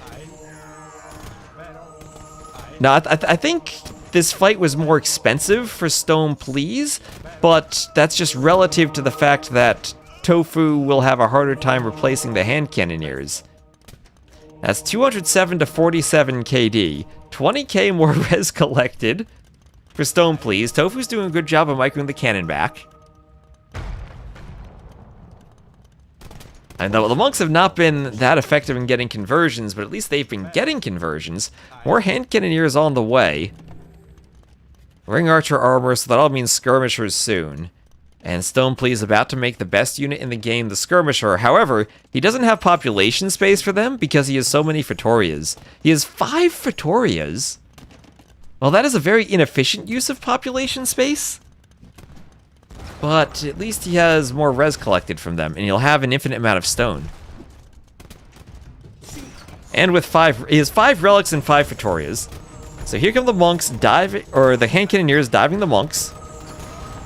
Bombard cannon going for the monks first, then the trebs. Monks all going down. Could this be, if the castle goes down, could it be at the sacrifice of the trebs? Because I think all the trebs go down now to the cannon? Still more hand cannoneers here for Tofu. The trebs are trying to pack and run. That's 2 trebs down. What type of attack grounds can we get here? I'll get the organ gun. Can you get another treb? Some monks want more conversions. The treb almost packing down to 2 HP. The treb goes down. Only 2 trebs left. The cannon avoiding the conversion so far, but no more castle for them to fall back to. Oh, can't quite hit the monks properly. Hand cannoneers forward. An eco upgrade. Handcart. What's an economy? Handcart is not going to help the Fetorias. He has another castle on this. Oh, he has a 6th Fetoria. Wait, what? Is that his 5th? Okay, that's the 5th. Didn't see that one over there earlier. Monks still trying to convert the cannons. And this might be the end of the micro for Tofu, as one conversion comes in. And there he's going to call the GG as Stoneplee takes it 3-1. Oh boy, what the heck was that? That is Coast Arena. That is amazing. Yeah, Stoneplee had 100 population in Fetorias. It felt like he didn't have enough population for army at the end. He was fishing with converted docks. The imp was in the wrong TC. Tofu swapped it. He didn't make trebs. Honestly, I feel like if Tofu had done imp in the right TC and made trebs at the start, he wins that game. 5 Fetorias is the right number. Maybe it is for that game. That was crazy. Stoneplee building 5 buildings to make stone. Well, he'll advance. A crazy game from Tofu. That's 59 conversions. The KD was 256 to 69. And yeah, you can see the imp transition where the hand cannoneers weren't in yet. And Stoneplee had a ton of Castle Age monks that wouldn't have stopped trebs, but waiting for chemistry, waiting for the later imp. So put imp like here, and then trebs like here on the timeline, and we have a very different game. But that was crazy. What a game. What a game. Timer for the Turs match. Let's see, I think Turs should be starting just about now. Or actually, he started a while ago. Let me see. What do we have? We have Lobo Turs. And that started 46 minutes ago, but it's not on the dashboard. And then Ozone Croc started 17 minutes ago. But that's not on the dashboard either. Let me double check. I think JBR, when he entered the times, might have had the classic Australian time zone mistake of entering the wrong days. Let me double check the scheduling channels and see where these matches are.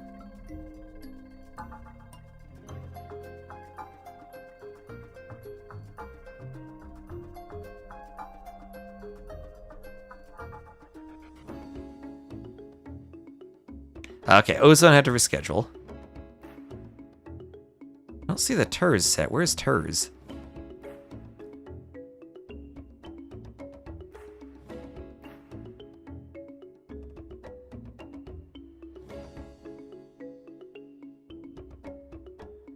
Yep, that is supposed to be played on Friday.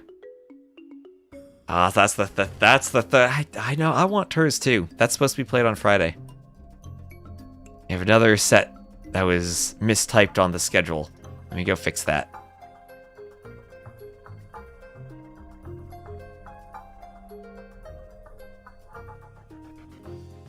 See, we need some zebra striping on the schedule. Denounce JVR. This is actually on the 10th. And double check the scheduling room. And same thing for Ozone. They just had to reschedule.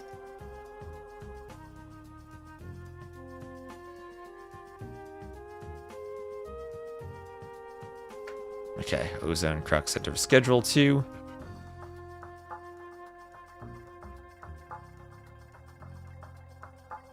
That also will be tomorrow.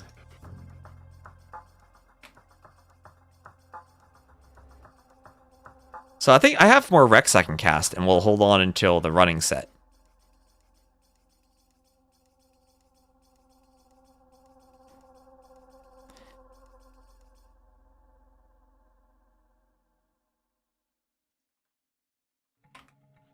Well, I just updated this.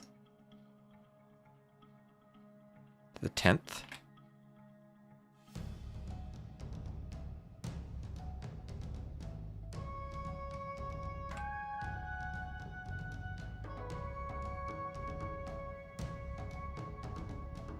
Alright.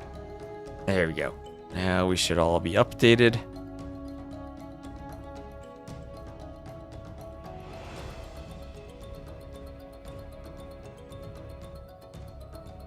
So what I will do in the meantime, because we have about 90 minutes, I think we just had a set earlier between Deduzu and Uzi. That looked like it was a good one. So why don't I download that, and we'll cast that set. And then we'll move over to FedEx running soon.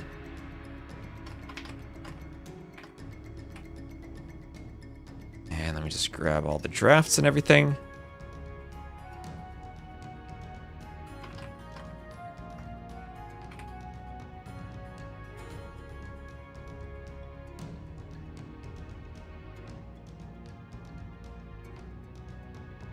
And we'll go ahead with this set.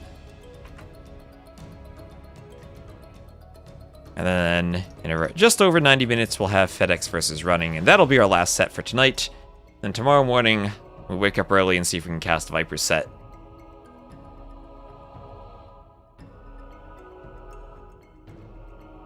And let me just get these Recs downloaded.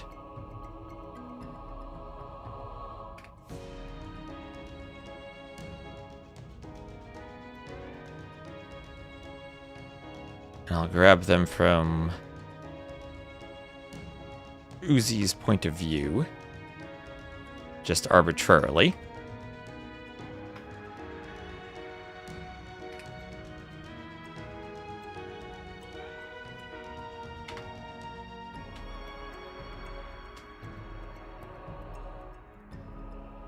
Are these games live? This next set will be Rex. The set afterwards will be live. These were played earlier today. I cast Vinch versus Old Time? When is that? That's at 11 GMT? Is that the one 11 GMT tomorrow? That is a bit early for me. That is a bit early for me. Alright, so let me just do a quick ad and I'll run to the restroom before the set and then we'll get going.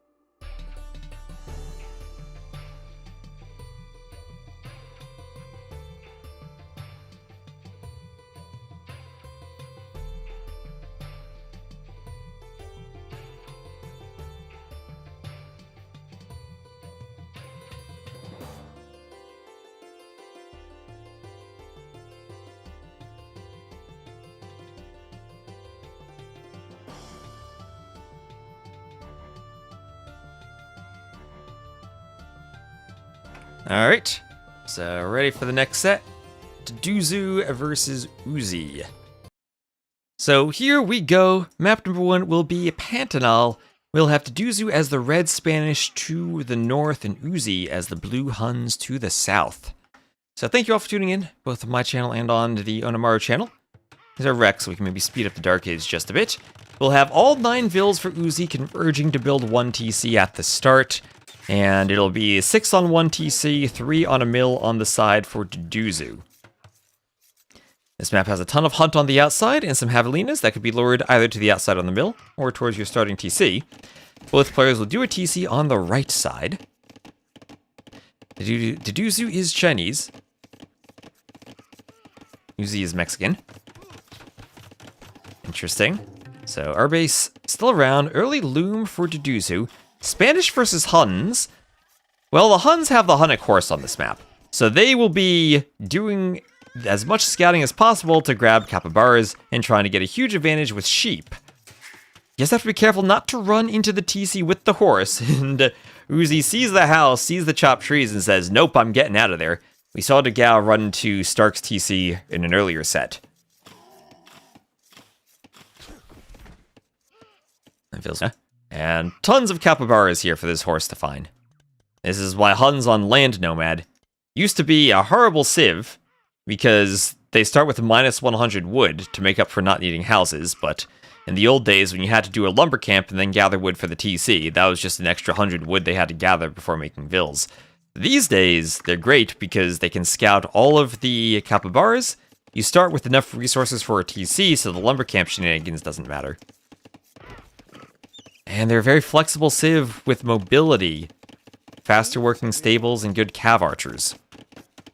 Cav archer versus conquistador is always an interesting matchup. The cav archers produce rather slowly, and it can be hard to get the numbers up to match conquistador numbers, even though they're trained from ranges, because conquistadors train more quickly. But 1v1, once you get ballistics, cav archers can fight conquistadors pretty well. The problem then becomes if the Spanish player adds siege. And against Conk plus Mangonel, that's where the Huns can really struggle.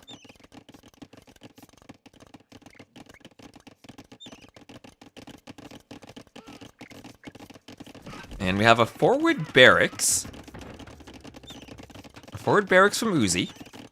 Spanish and Huns, I imagine, are going to be 2 of the best civs for this map. But very different play styles and goals for what they try to accomplish.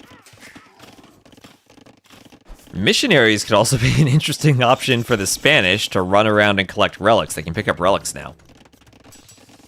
But range and blacksmith for Uzi as he's going to fast castle, which makes me think this will be cav archers, market blacksmith for Duzu.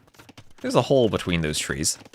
Is this live? Nope, these were played earlier today. We have another live set, FedEx versus running at 23 GMT. So we're going to cast this set before that one starts. So Castle Age on the way, both for Uzi and for Duzu. Uzi up just a bit faster. He's making a few archers. And having found the vills on the outside on the stone with the horse, archers are en route. Duzu, maybe realizing that, runs some vills, tries to get back to his TC. The archers will find even more capybaras, and here we are. Finally out to some action as the archers will start shooting down the vills. They're trying to do a palisade. As the archer, 1 archer is missing. But 3 archers will converge on that vill. Duzu doing everything he can to get back to the TC. Here in gates, and the vill will go down to the archers. Horse finding a mill, but no vills out there. Duzu, everyone on his TC. And Duzu's the type of player I wouldn't be surprised if he picks 18 vills and sends them forward to do a castle. Double ranges and all the capybaras you could wish for. 16 capybaras for Uzi. And Scandal, thank you very much for the sub. Attila, coward, fight and earn your right to rule. Hope you're doing well. How does one join a tournament like this? You can sign up. Actually, the signups are closed for the second qualifier. I was going to say you can still sign up, but I think those closed. If you're from Latin America, you could sign up for the Latin American qualifier still. In general, you just follow the AoE2 social media scene, and then you can sign up for them. Anyone can sign up, usually. Did we announce that? Did we announce what, our base?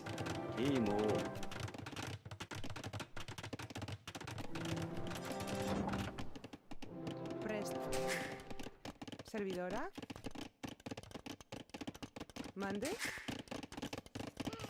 The signups are closed? It's in the handbook. The date's in the handbook.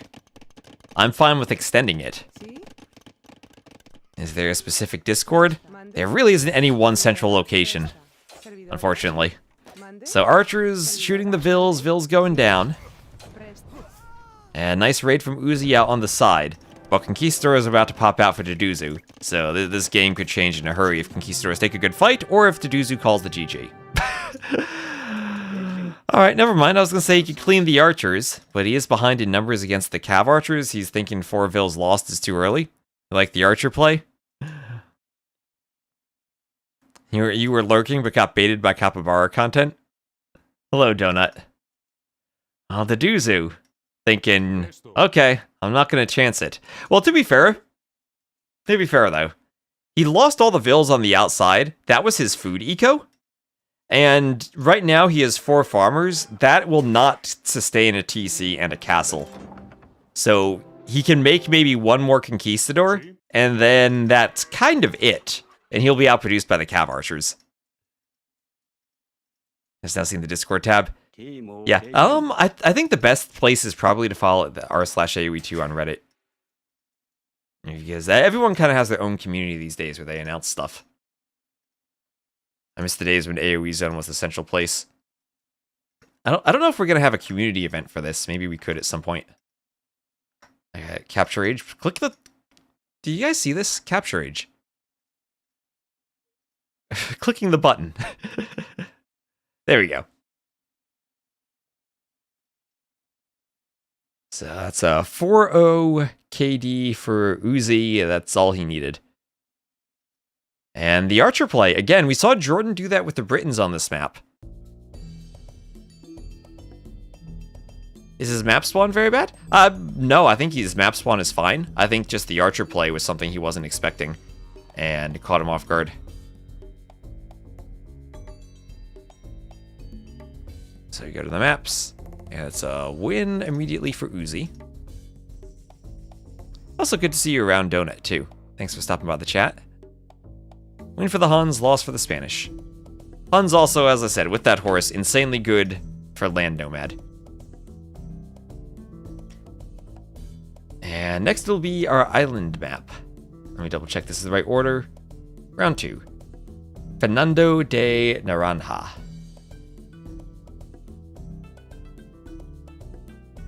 7 a.m. Twest is best. Twest makes breakfast very exciting. Well, I hope your breakfast includes donuts, based on your name.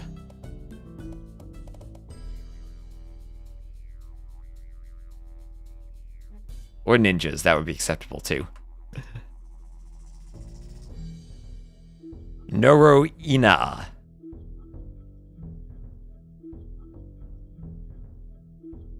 Neronia? Neronia? Oh, that. There you go, Neronia. Is that closer?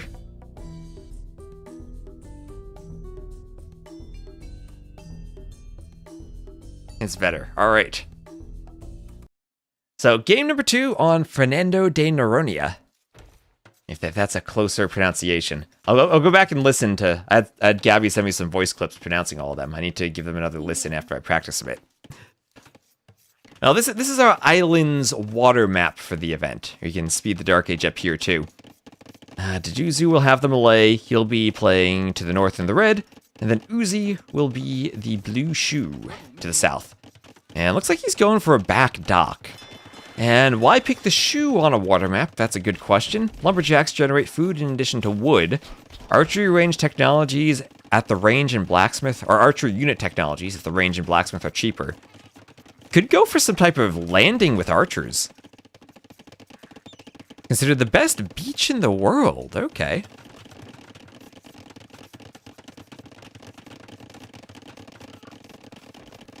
How big is the Brazilian scene? Pretty large, honestly. Usually one of the top countries when it comes Nations Cup time. So back dock for Deduzu too. Another forward dock on the side. There are some whales on this map if you want to fish for gold. Fast feudal for Uzi. No transport ship though, and he's going for a fire. So what is this build with the shoe then? Back docks for fires.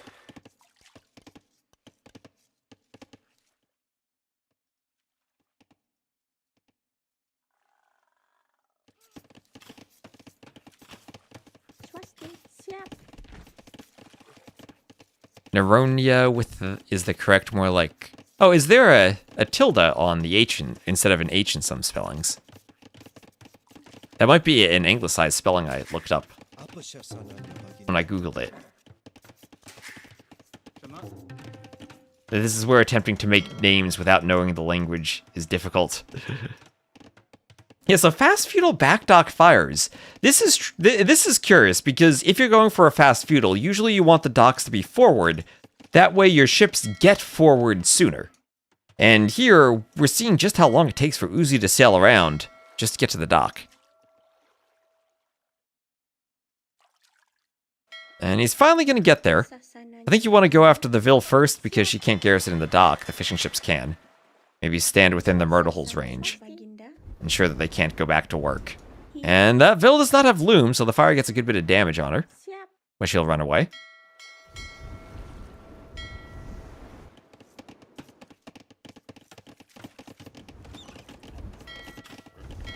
And another fire on the other side. So disrupting the fish, but not before Feudal Age comes in. I said it perfect the last time? Okay. Neronia.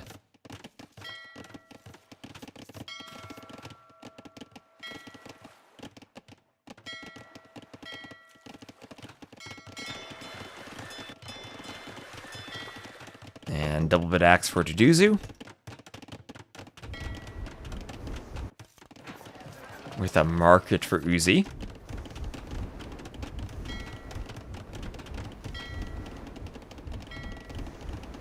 Those fishing ships supposed to be in the dock. Oh, Deduzu, I think he misclicked. I think he clicked the... Was there a shorefish there? Well, if he did, he just finished it. I think he might have misclicked a shorefish instead of getting in the dock. Anyway, the Malay are up to the castle age. He's taking some oysters in the back. I think the Malay are going to be a great civ for this map.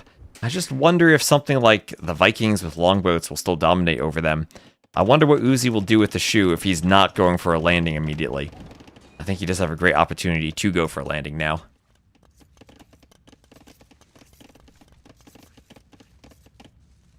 Our words as if it had the tilde. Okay. Doesn't really help me that much because we don't have tildes in English. Or in German. But I can at least know that it's slightly different than just an N.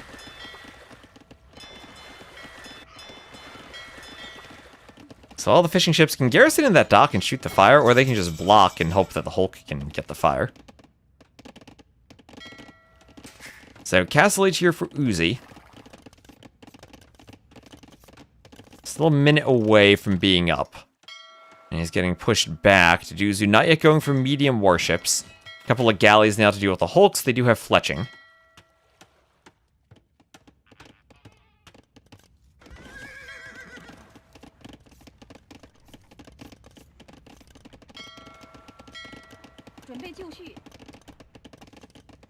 And the Hulks will now start sailing around. There's Bosaw medium warships.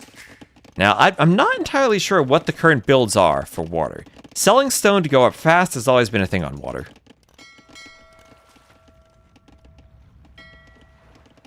But it does mean you're not going to be adding TCs right away. And if you have a ton of fish, the one thing you can spend food on would be more Vils if you're booming, or on a faster Imperial Age. There's Loom, medium warships for Uzi.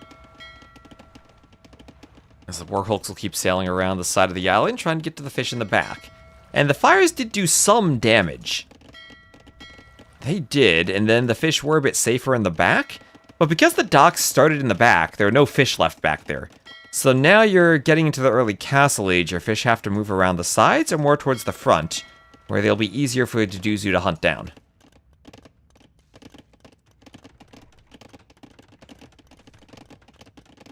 There's fletching and medium warships, both on the way.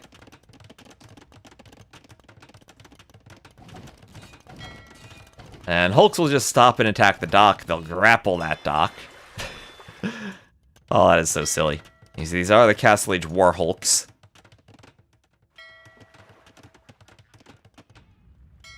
And War Galley for Uzi. I still feel that on the open water maps, War Galley will be the dominant ship. But you do need a combination. You need something in front of them now. And whether that becomes Fires or Hulks or a mixture. I'm not quite sure, but I think it is a bit of a mixture these days. Now underneath the docks, the fishing ship's garrison. So this could be a fight Uzi can win with the fishing ships, maybe, but he's still going to retreat. Try to get back to a fire at the other dock. Use the fire against the war galleys now. What are the elos of these players here? That is a great question. It should be around 2k5-ish? 1k plus. That is an accurate statement. Let me alt-tab and check once the fight's over. Or even better, we'll do this. Match. Actually, that won't work because it's not live. Alright, so Deduzu will pull back. Let me just double check what their helos are real quick. It's 2439 for Uzi, 2255 for Deduzu, but that won't be too accurate for Deduzu. Let me just update that. 22, what is that, 35? Or 2255. And Uzi is 2439. Get that on the overlay. There you go, now it's up there. Deduzu, a player, though, who his ladder elo is not reflective of his skill at all. Uzi being 2k4 is probably more realistic. So there's Clinker Construction, the new technology that'll make your ships a bit faster. Careening and Dry Dock now are simply armor. Clinker Construction is the speed at the university. And pushing in with fires is Deduzu.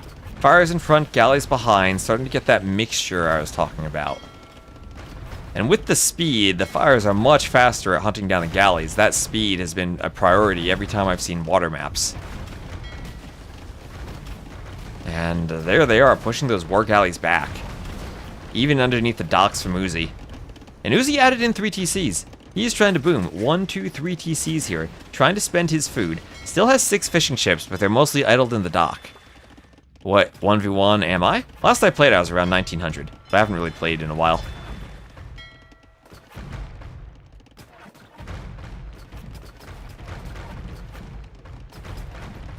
And careening now for Deduzu, that'll be the armor.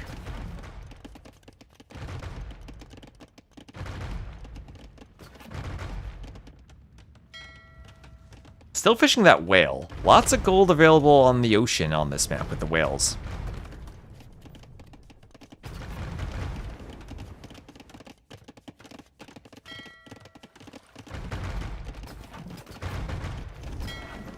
Now fire's pushing into the war galleys.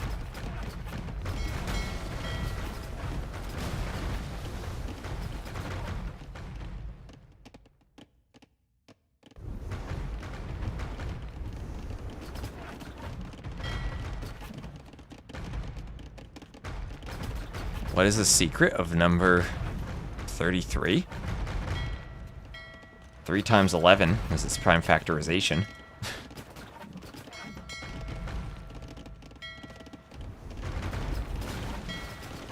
So, no more fishing ships in the dock. That'll make it a bit easier for Deduzu to push.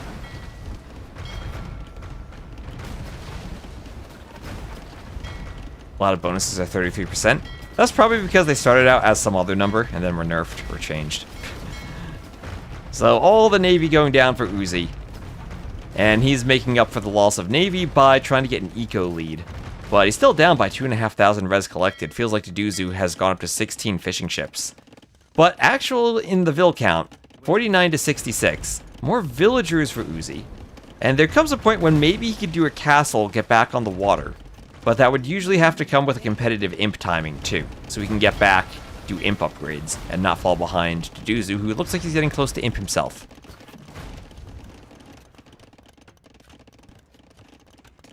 Mongol Hunt is 40? Yeah, it used to be 50. It used to be 50.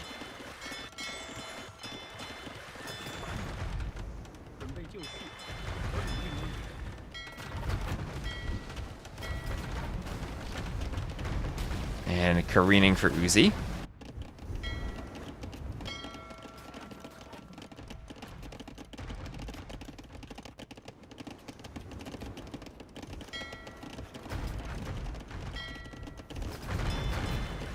And this dock at 97% won't go up. And the careening for 5 fire ships, I don't think that's going to get him back on the water. I think he's going to need a bit more than that. Mongol should have pastures, make it regional. Let's not give anyone else pastures, that's scary enough. Oh, there's a conversion. Conversions will certainly help. Imp clicked first, though, from Deduzu, and as the Malay, he'll be up really fast. And I think he has this now. I think this was a good example of win the water, win the game. And I was expecting something more creative like we saw from Tofu earlier. The Shu going for some type of transport ship landing. Now, there still is an option for Uzi to get back on the water with a castle, but I think the res collected difference is too much at this point. And I think going for 16 fishing ships was great for Deduzu. You'll have demolition ship and a dock that'll be destroyed. Or maybe not destroyed as the fires pop out. Wait just a minute, could we see demos? Yeah, I still don't get the back dock fires opening. I'm not sure what he was trying to do there. Maybe that was in anticipation of a fast castle where he wanted to back dock to keep the fish safe. But I think you're just as able to forward dock for fires and then move the fishing ships to the back later on. Yeah, you idle them a bit, but they'd be idled in the dock anyway once the fires get forward. There's the Deduzu up to Imp. Who's he doing wheelbarrow? Hasn't clicked yet. He'll maybe make one more attempt to do a castle, click Imp, and get back on the water. What is the Shu Navy in the late game? They do have shipwright. They miss fast fire, though, and missing fast fire hurts when you're trying to get back on water. Yeah, and he's just going to call the GG. Malay do have the full tech tree there. They just missed the incendiaries tech for the fires, but GG for Deduzu. He'll tie it up at 1-1, winning the water map with what I feel is probably the better water sieve anyway. So that's a 64-55 KD. Pulled ahead with the Malay. Was ahead in economy the whole game. And GG for him.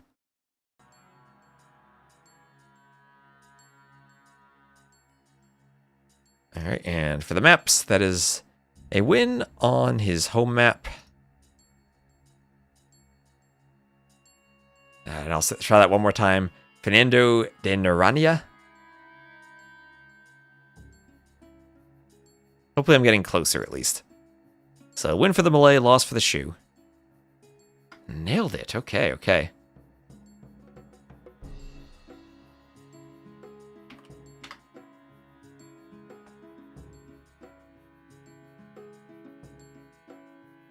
Low Elo 811. Is that an 11?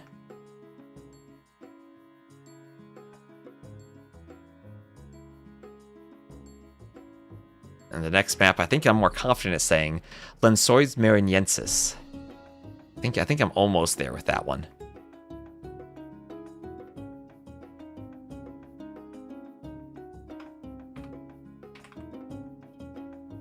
That one I nailed. Nice. And let me just get the map. I have to copy and paste the name of the map because I don't have the keys to type all the letters on my keyboard.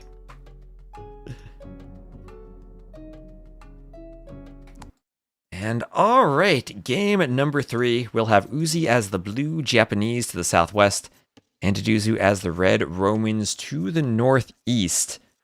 And we have a bunch of these little ponds with 4 fish each. 4 shorefish each. This map is fishy. And Majestic, thank you very much for the sub.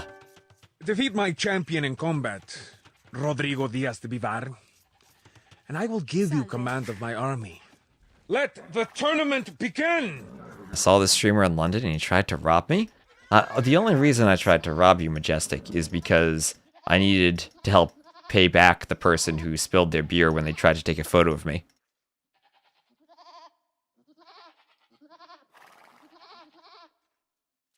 You gotta be generous and help out the people. Those were expensive drinks at the Royal Albert Hall. No, I had a good chain reaction earlier of someone said hi to me in a hallway. I stopped to say hi back.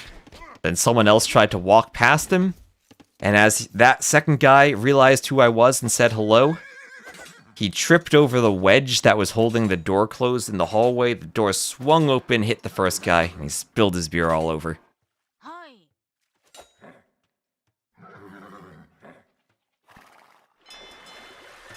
So Doc going up for Uzi, Doc going up for Deduzu, both getting their vills out there, both vills without loom.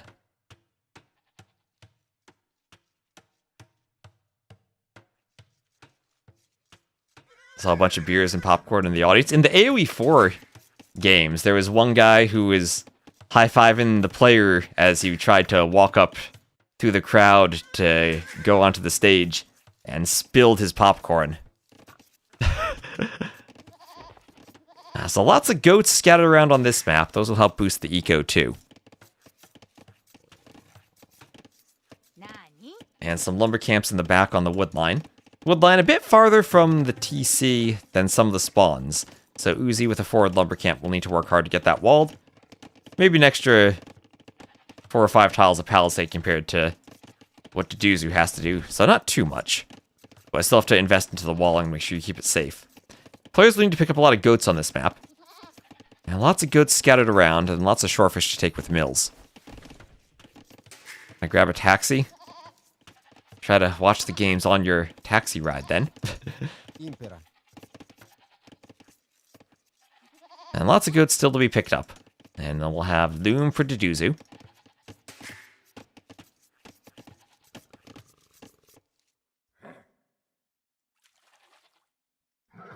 And a scout cav for Deduzu running over to find a couple of goats.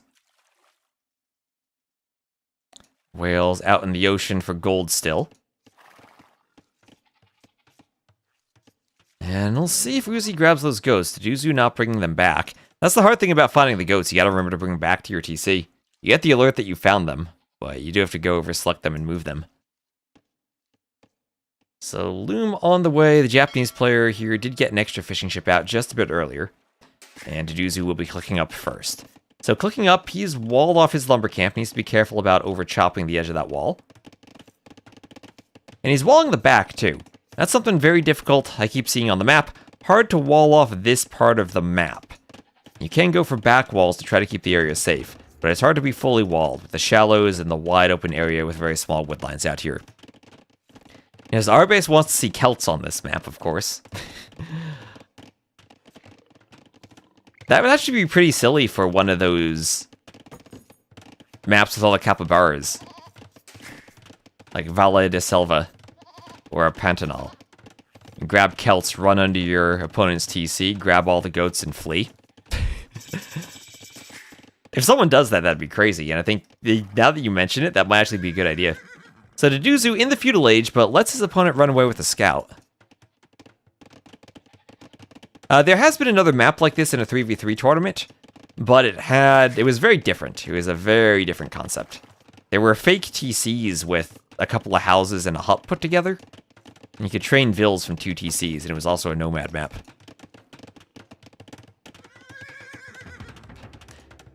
Here are the Japanese men-at-arms in the barracks for Uzi. As Deduzu picks up a few more goats.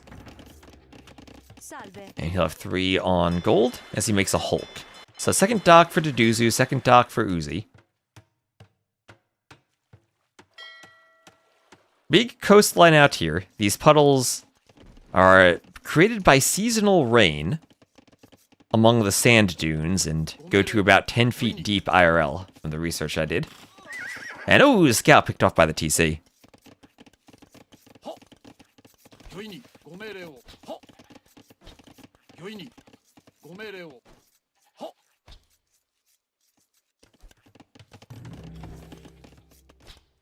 I love the commitment.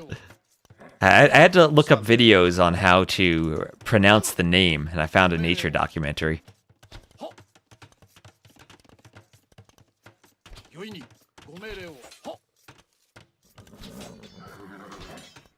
And the militia almost killed by the scout. It will escape on 1 HP. Will the archer pick it off? Same speed as the archer. It gets really close to the TC, so the archer can't do the final shot at it. Double bit axe for Uzi, who did manage to wall off. Pretty big wall off, and I think this is the type of walls we'll see from players. Doing the semicircle rather than going all the way to the edge of the map. So on the water, hard to push early on the water.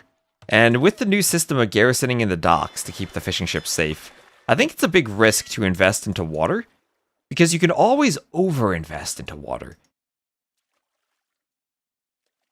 And you don't really know how much of an investment to get because it's harder to scout when the docks force you back. And this is what we're going to see a lot of archers from Deduzu looping around the back of the back, trying to get through these walls of Uzi. Our archers on the way. Need to be careful reinforcements aren't picked off now. Need to keep everything together.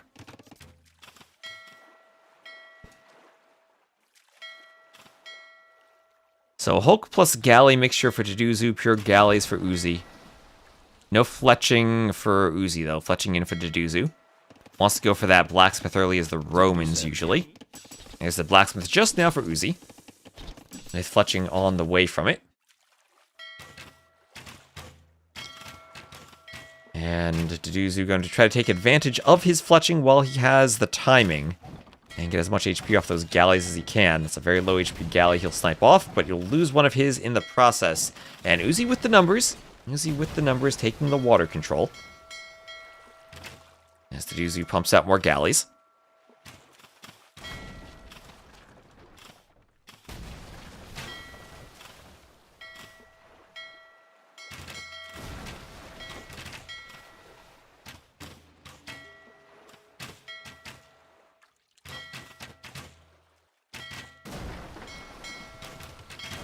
And Vil tries to repair. Bit of HP comes back. And the archers will stand atop the hill. And men-at-arms will come in for Uzi. Skirm's fighting this off. It is Skirm versus Archer, so Uzi should be able to push that back. But Deduzu, let's go. Sending 5 Vils forward. We know Deduzu's a crazy player. Here he is being aggressive. Aggressive as men-at-arms comes in. The militia are in the TC now. They've been healing there for a while. Oh, that militia was down to 1 HP. He's almost back to full health. Look at that healing. Never seen someone heal a militia that much before. That's crazy.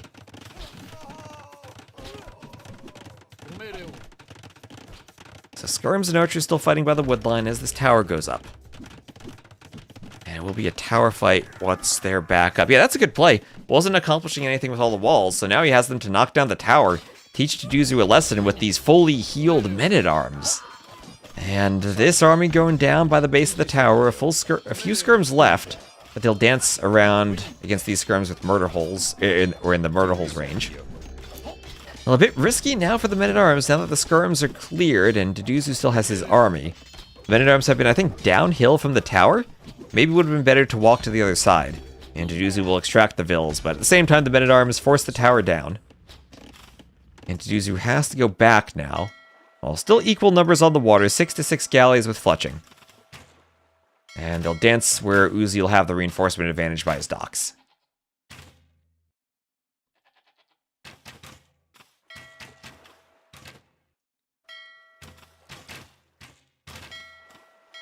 Now, it's much harder to pick off fishing ships than it used to be. 10 arrows instead of 6 from a galley.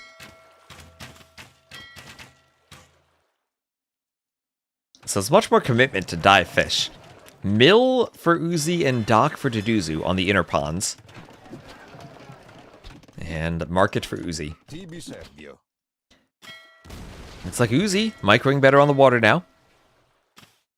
And then kill with the castle timing. Deduzu much closer to castle.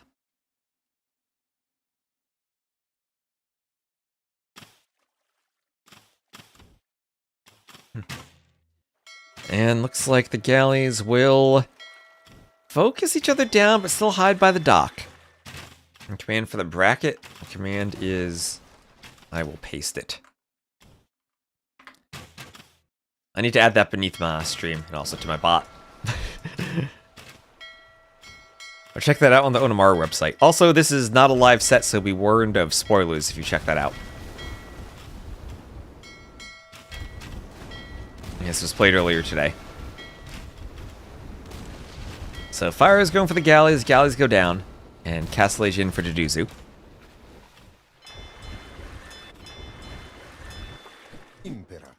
And he's killing some Vils. I'm watching the water fight. There's some Vils fighting skirms. Big skirm fight at the front. Uzi not able to take a victory with those Vils. And yeah, way behind on the timing, to say the least. Ahead in score from having won water. But Deduzu ahead in res collected. And much further ahead in up timing. And he'll get a good chunk of score added once he does get up.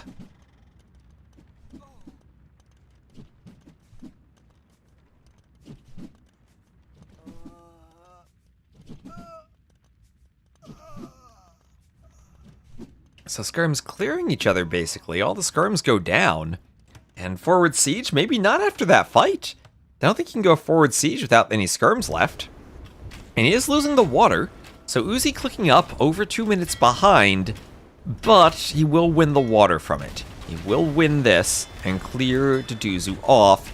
The switch to fires, working against the galleys of Deduzu, who is up now, and simply adding a second TC, finding even more goats, and putting the TC on the gold.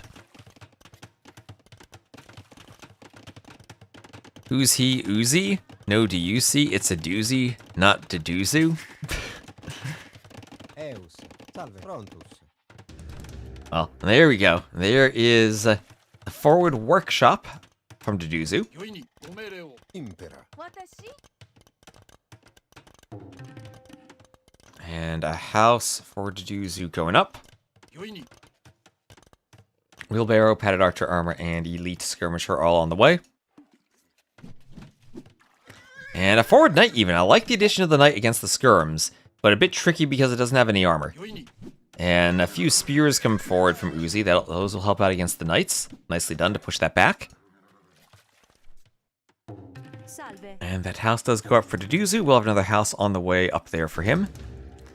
Ram and Scorpion for Deduzu. Salve.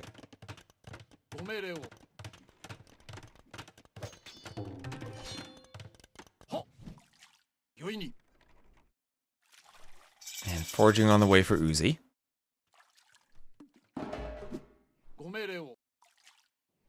Uzi is floating quite a bit of gold. That's true, that's true. Res collected are still neck and neck. And maybe the gold will be floating because he's taking it from the whale. He's taken most of the fish from the front of his docks, so he'll need to do more docks, or otherwise the fishing ships will start to be pretty inefficient. There are 13 Japanese fishing ships, though. So they are probably pretty good regardless of where the fish are.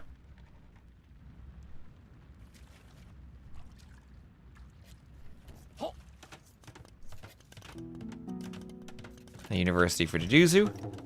More houses going up along with the palisade.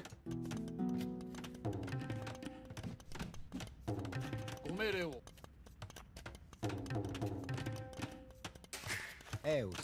If they'll need a garrison there, Deduzu not paying attention. And no demo in the dock, and this army going to get through the TC, try to pick off some Vils, won't get the house builder.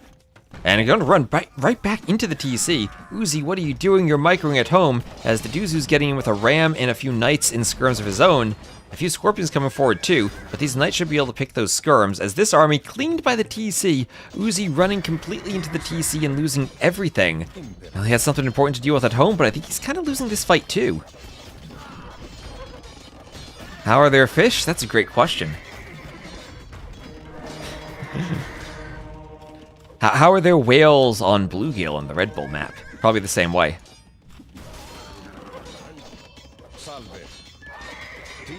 TC going for the skirms. And then Blue is floating tons of wood. He has a score lead. And it can be hard to swap your eco around to going triple stable knights when you were very heavy on fish. But you can start adding fish traps here. And if you add fish traps instead of farms, that's a way to get your wood eco sorted out. Lots of mills on the other ponds from Uzi. Uzi's selling some of that wood. That won't be the most efficient way to use it, though. Buying some stone. Probably wants another TC. Yeah, there he goes, out on some gold. And a third TC for Deduzu.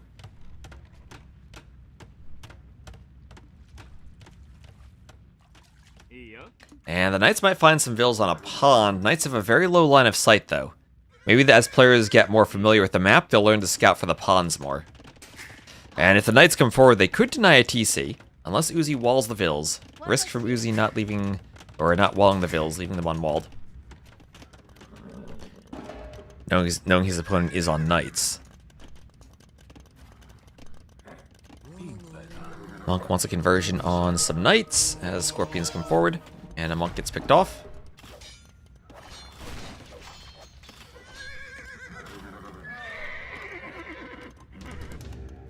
Knight goes down, and husbandry is on the way. So triple stable knights. 19 on food, 23 fishing ships. Those fishing ships are starting to go idle as they run out of fish. I think for the main event, I probably decreased the amount of fish a bit. I wanted to do that earlier, but ran out of time before I wanted to hit the deadline where I wasn't doing balance changes as I saw the map played. Don't want to make balance changes during the qualifiers, because I know players have been practicing, but for the main event, I think we can make a few tweaks after seeing the qualifiers. So Fishing Alliance for Uzi. But I might just be biased in thinking the fish is too strong because I constantly see Japanese picked here. So maybe for a normal save without the fishing bonus, it's not quite as powerful. So converted Vil now behind enemy lines. Uzi gets a conversion with the monk. He'll be healing his knights a bit while they're attacking those walls. Monk defense from Deduzu 2. Uzi up 30 fishing ships to 0, but down actually in Vils 60 to 79. So there's a chance Uzi might actually be behind in eco if the fish are pretty inefficient at this point, far from the docks. And Deduzu gonna send 2 Vils forward for a castle. Okay, he thinks better of that. Thinks better of that. Now some knights being lost to the TC, they did idle it a bit. Archery ranges from Uzi, Deduzu at least will have scouted that, and he's going Scorpions of the Romans, Scorpions Cavaliers with some monks to heal. Bloodline's on the way, and Uzi will go for gold in the middle of the map.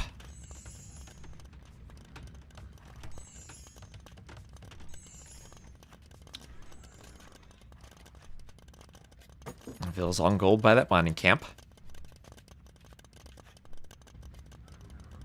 Yeah, that's a lot of Vils. That's 13 Vils going forward for the castle.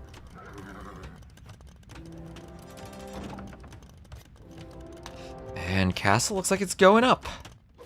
Meanwhile, knights and cav archers run around the back.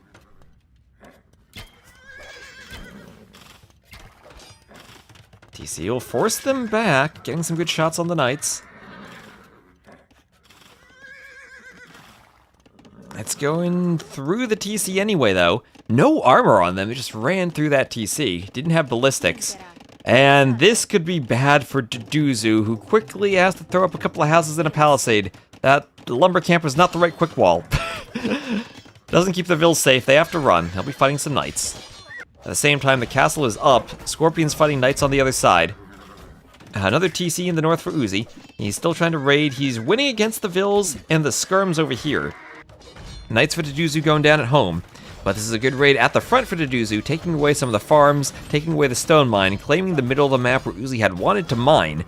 Ballistics for Uzi, scale parting armor for Uzi, everything going on all at once. Quite a few Vils down for Deduzu, who is up to 91 Vils to 59 after all the eco kills he's gotten, 20 to 10 killing Vils with this push and adding in now a ram. Ooh, good morning, Miss Luna Rain, how you doing in the chat? And backing this push up with Roman Scorpions. Knights, Rams, Scorpions, and a forward castle. Maybe we'll see Centurions one day. Pond in the back, where Uzi finally will lose the Knights, but those Knights did some damage. Not as much as he's taken, I fear, though.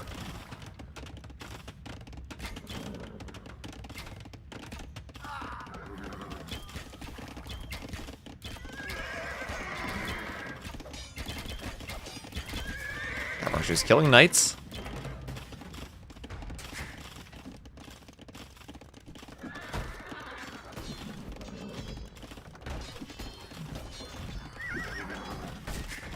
And that TC should go down soon. This Scorpion and Ram push feels really strong for Deduzu. But he still has to face the fact that he doesn't have the water. And Uzi's had so much eco on the water this entire game.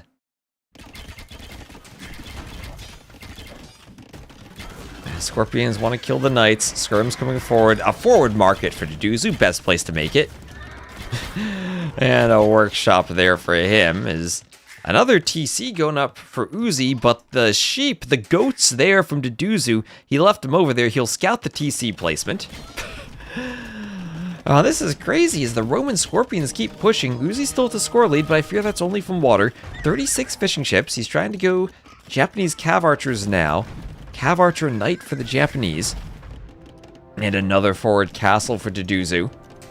Right on top of that TC, the Mangonel on its way over, and a defensive castle for Uzi. This will be a castle race, and what is going to happen in this fight? That's a lot of cav archers, the next armor upgrade coming in for the knights, and Deduzu saying, nope, I'm out of here. I'm not building that castle. I'm getting back. I don't have enough scorpions for this fight as the knights push in. Romans or Japanese who scales later into the late game? I'm not sure, honestly. That's an interesting question. Scorpions, I think, are hard for the Japanese to deal with no matter what. I'm not sure how samurai versus legionaries go. Japanese do have hand cannoneers, which is great against the Romans. They have onager plus siege engineers if they need something against scorpions. With Katapruto, you think Japanese? Maybe. I also feel that once you get, what is it, Comita Tensei, where your knight line trains faster, you can do some absolutely crazy cavalier raiding on a map this open. Any Byzantines or Khitans? We saw a Byzantines versus Khitans game earlier. Phase on Sertao. A word I still think I'm not pronouncing correctly. My mind doesn't understand how there's kind of an N sound at the end.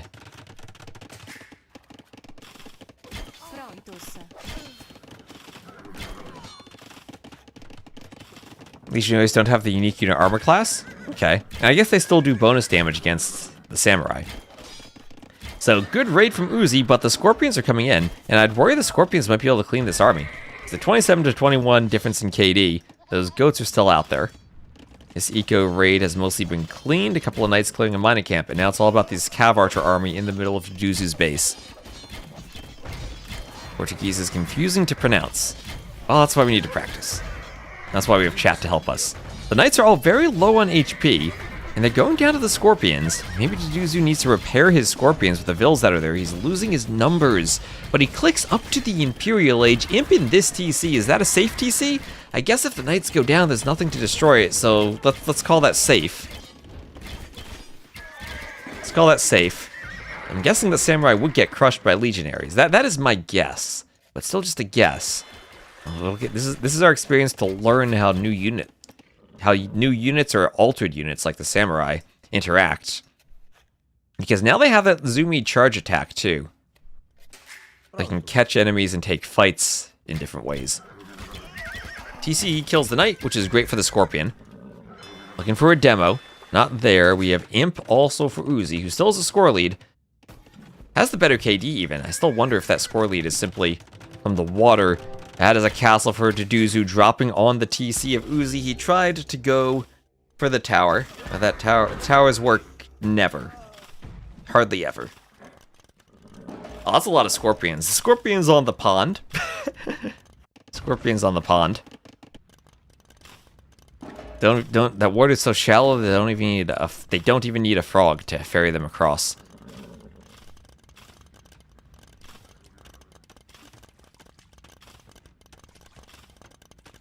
Can't be good for the machinery. I wouldn't want to get the rope part of the Scorpion wet. Some Vils found by Deduzu as he brings his Scorpions over. I'd worry about the fish traps being sniped off if Scorpions find the docks. I guess they have more HP than they used to. 250 instead of the flimsy 50 they had in the past. Are these enough knights to kill the Scorpions? Uzi trying to keep knights as the meat shield in front of the Cav Archers. They're doing well against the Scorpions, but maybe just not enough knights. Some good number of Scorpions will be destroyed. But ultimately the mass survives and continues fending off the Cav Archers. Scorpions on the Pond is your next album. And okay, Deduzu redocking. He's tower rushing the fish traps and he's docking again. Imperial Age on the way for Uzi. And all of this fishing eco, 36 fishing ships, now becomes vulnerable. Deduzu commits to several docks. Goes on the water. Interesting, still fighting on land. Remember, the Romans don't get bracers, so that's not good for their galleons. But heavy scorpion for Deduzu. As he's pushing bracer chemistry on the way for Uzi. Trebs can go for the docks now. And Uzi's going to lose all of his fishing eco. Uzi will lose the docks, and without docks, he can't drop off fish. Still collecting from that whale, having a whale of a time out there. Mining camp for Uzi. I mean, mining camp for the Duzu. And the Treb takes down the dock. Down it goes. And Cataparuto for Uzi. Trebs pack and unpack faster and also shoot more rapidly. Less reload time for them. Okay, Heavy Scorpion, bunched up Cav Archers. 2 Heavy Scorpions. Let's see how they do. Got the perfect line for the Scorps to get bolts down the Cav Archers. Uzi goes to spread formation and runs. Final plate barding armor. There for the Duzu, pushing with Scorpions. I imagine he's working towards Knights and committed Tenseis. So they train faster, get a charge attack, and then upgrade them to Cavaliers. Oh, Cav Archer's getting into the back on the wood line. Wood line of Duzu going down. And he hasn't noticed this. He has some vills to spare at least. Still 130 to 90. And a castle on the water, that'll make it so difficult for Uzi to keep fishing. He's got all these fishing ships, 20 of them over here that soon will be idled. It's an Eco KD though, now taking the lead for Uzi as he cleans all the vills on this wood line, all of the vills. As a Scorpion will try to chase, I think there's a way out there. That vill needs to quick wall them in. Some light cav for defense. And Uzi suffered so much from those Cav Archers. I think he overchopped his walls and let the Cav Archers in. He lost his forward castle to the Cataparuto Trebs. And 57 to 49 Eco KD. As the Trebs will be downhill. You don't want to deploy your Trebs in the ponds because they are downhill from the castles. There would be a better spot. That little hill. But 4 Trebs, nevertheless, should be able to fight the castle. Heavy Scorpions, can they defend the Trebs? Vills might need to repair. Don't know if they'll get there in time. That Treb has to be lucky to survive. And gets lucky so far. Can it survive 2 more shots? No, it can't. That goes down. The Vills can go repair the other Treb. But still, repairs on this castle. Is that enough against 3 Trebs? Heavy Scorpions still trying to fend off the Cav Archers. Uzi wants a castle forward on the wood line. Has a risky castle. Some Knights raiding the Vills over by the TC and gold on the west. This castle under 100 HP, so close to falling. Not enough repair Vills. Will this volley destroy it? It will. Uzi will lose a Treb there. 2 more he's trying to keep safe. Slowly but surely he's being pushed back though, as the Scorpions need to fight the Cav Archers and the light Cav. And here come the Vills. 19 Vills. Huge village sent to raise the castle from Uzi outside of Duzu's walls.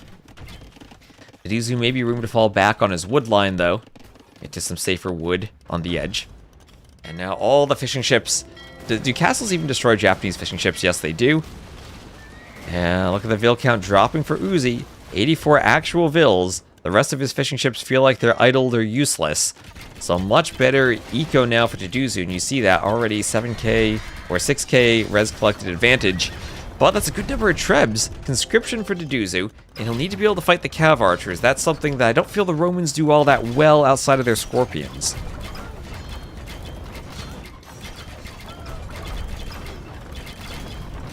Siege Engineers 2 for Uzi. Extra range and bonus damage against buildings for the Trebs. He's clearing Duzu off of that gold mine. The Duzu's still with more Vills, 105 to 87. And whose eco is suffering more? 90 to 80. Oh, he's trying to do more stables in the back, but the Cav Archers are in thanks to this castle the Treb is pushing. I have no idea who's winning this game. This is an absolutely crazy game. 48 to 15 military.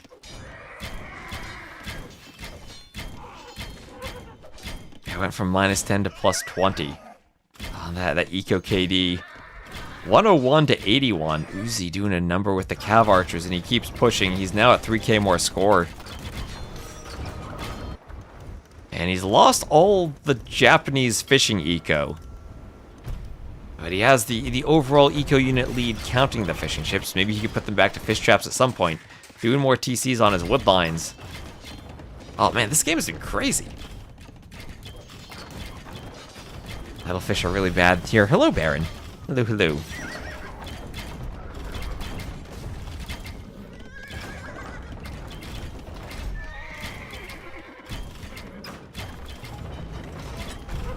Treb taking down the range as 2 Scorpions come in. And Don Federer, thank you for the follow.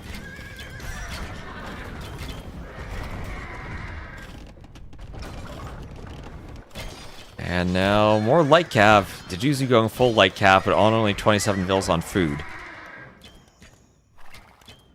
Yasama for Uzi. He's going to think about doing guard tower into keep now. Doesn't have tower upgrades, still feudal watchtowers. Conscription 2 for him. He'll have faster production as the Trebs take out the workshops in the middle. And we're going to get a GG from Deduzu as Uzi does it. He holds on, and he takes game number 3 to go up 2-1 over Deduzu. That was crazy. I've enjoyed that map when we get to the late game. It becomes utter chaos. And maybe the fish lead him to victory. They keep him even in eco compared to Deduzu, at least. I thought Deduzu had that at a couple of points, especially when he went back and destroyed the fish, but maybe too much focus on water? Maybe the Japanese just scale better than Romans in terms of having a meat shield in front of their cav archers to destroy the scorpions. Sleep time. Good night, Arbase. Good night, good night. Enjoy your train tomorrow. That's a 2-1 lead then for Uzi.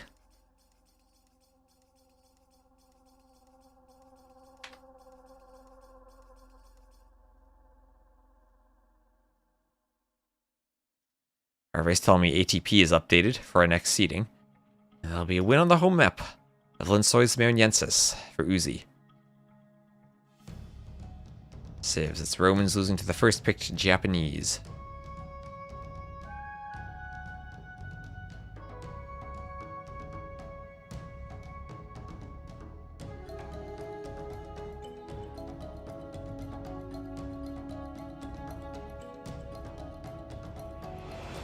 And it looks like Amazonia will be the next map.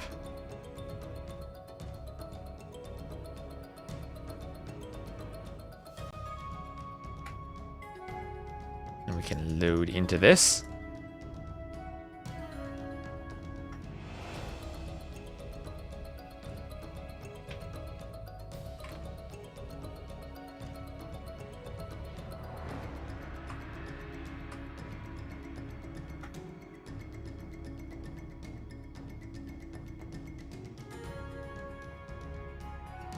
And you guys can see, you can witness the mayhem that is dead fish traps being used to position trees on a map. Say hello to the fish traps as we're about to get started. A wonderful fish trap secret for placing forests and objects generation. Has the terrain changed at this point, or is that changed already? Well, here we are, game number 4. Uzi up 2-1. Gabby play today? Nope, Gabby's not playing today. So we'll just speed up the Dark Age as we've been doing. These are Rex, and we have another set in about 40 minutes or so. Javelinas on this map are on the outside of the bridges. I need to figure out what controls the water terrain. Sometimes that spawns on the bridges, sometimes it doesn't. I'll need to see if I can deal with that at some point. Not a big deal, but I would like the water all to be the same consistency. Anyway, this map, you have bridges, so the fish in the back is safe, but it is only shorefish. There are no deep fish back there. Yeah, these games were played earlier, so be wary of spoilers if you look at the bracket. More neutral capybaras on the side. And we'll have Loom for Deduzu, as we get Feudal for Uzi. Burgundians, Mullions, feels like there isn't much of a water focus on the map. You have to spread out to the sides across the bridges to get your eco set up. And there will be a barracks there for Deduzu that Uzi didn't quite spot. Oh, and the scout trapped in at the back. The quick walls, extra quick while we were speeding up from Deduzu, but they trapped the scout and will get the kill. Nicely done. Gate in a few palisades. And Deduzu takes down Uzi's scout. One of them should have a Nessie-like creature. I don't really have a spot to fit Nessie like we did on Loch Ness. Wouldn't be her natural habitat either. Nessie is not native to Brazil. And that little dude, hello, hello. Once again, we are dual streaming, both on my stream and on the Onamaru channel, so make sure you go check out the Onamaru channel. So Deduzu fighting a Vil, but will get back, doing Town Watch for himself. And opening with a Hulk, we have a couple of fires for Uzi. We'll have to garrison in the dock. We fixed the bug that oystering ships don't shoot arrows, so this dock will be fully operational and attack a Kaiman.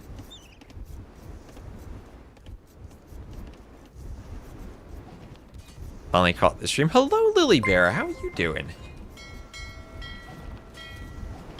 You went at Red Bull, were you? I know I met you at the garrison.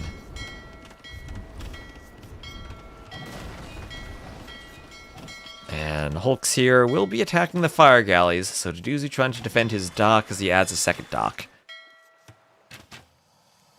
And a combination of galleys added in now from Uzi to deal with the Hulks. Meanwhile, on the land, though, spears forward Vils from Deduzu. An archer, a spear, a scout, and a pair of Vils.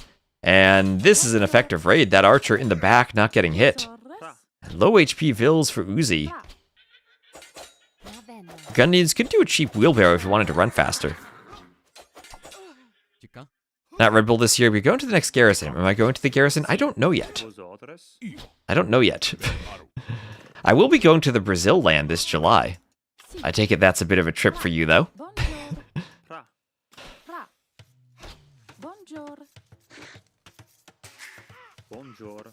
So, more Vils on the capybaras.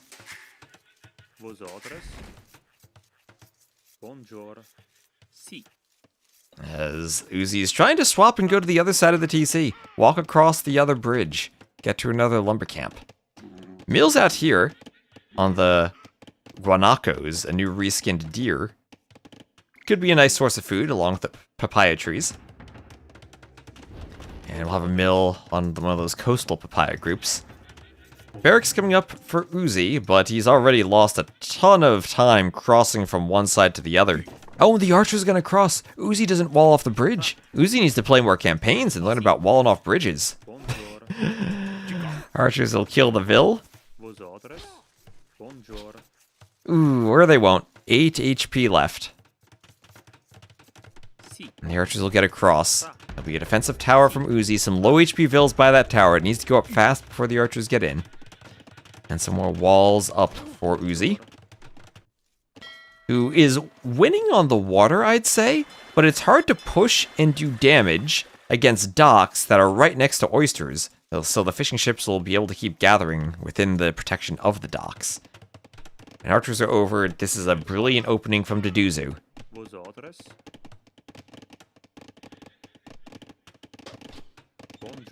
As the walls go up for Uzi.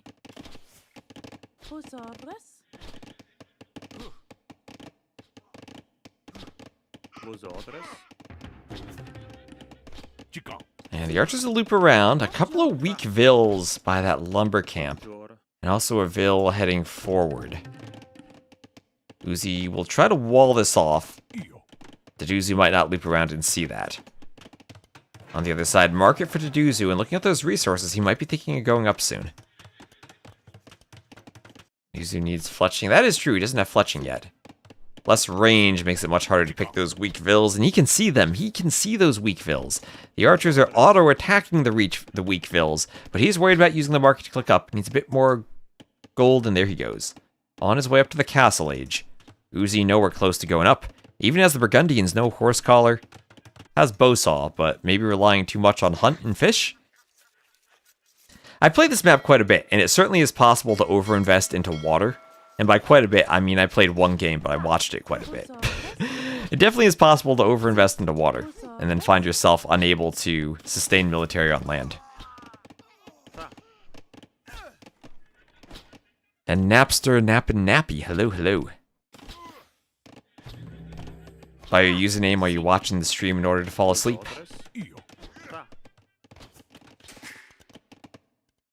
So Castle Age here for Deduzu, and he's going to start milling the hunt on the outside.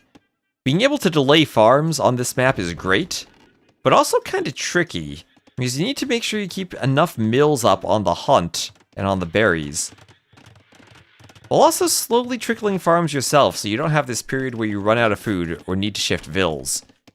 I also find it difficult to keep a large number of Vils on the hunt. When you're farming, you get to 30 to 40 farmers, maybe even more in the Castle Age. It's hard to hunt with that many Vils. So big fight here with the fires, trying to jump under the docks, a few fishing ships inside as the Deduzu micros back. And the Feudal Age trying to micro down against the fires has fletching, no demo. And he will survive for the moment as he's just about up. We'll see if he does medium warships or simply knights from the stable as these walls are not finished. One Vil there, but the archer so far keeping the walls open. This has not been fully walled either. That Vil wants some walls now. Deduzu will sail around the back as he goes for Bodkin. Oh, those fishing ships are so tanky now. And that Bodkin will come in just as 2 Vils go down. Oh, there we go. Would have liked it a few seconds earlier, could have gotten the third maybe. But with Bodkin, he'll tear through Feudal Age ships. And he needs to debate medium warships himself as he's going forward for a monastery to collect 2 relics. And could even start making knights, but here he's in a bit of a pickle, running away from the Feudal Age ships, getting flanked from behind, but does get away. Going full galley here. No hulks, but with Bodkin, if he micros, could maybe finish this off.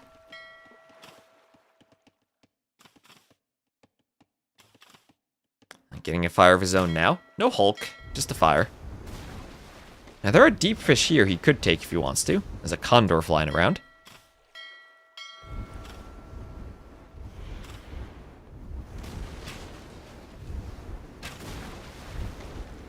As the fire galleys are taken down, and it feels like Deduzu has control of the water, while those archers still are hoovering around the back. This has got to be so tricky for Uzi to play. He has nothing in the south, and the western corner is harassed.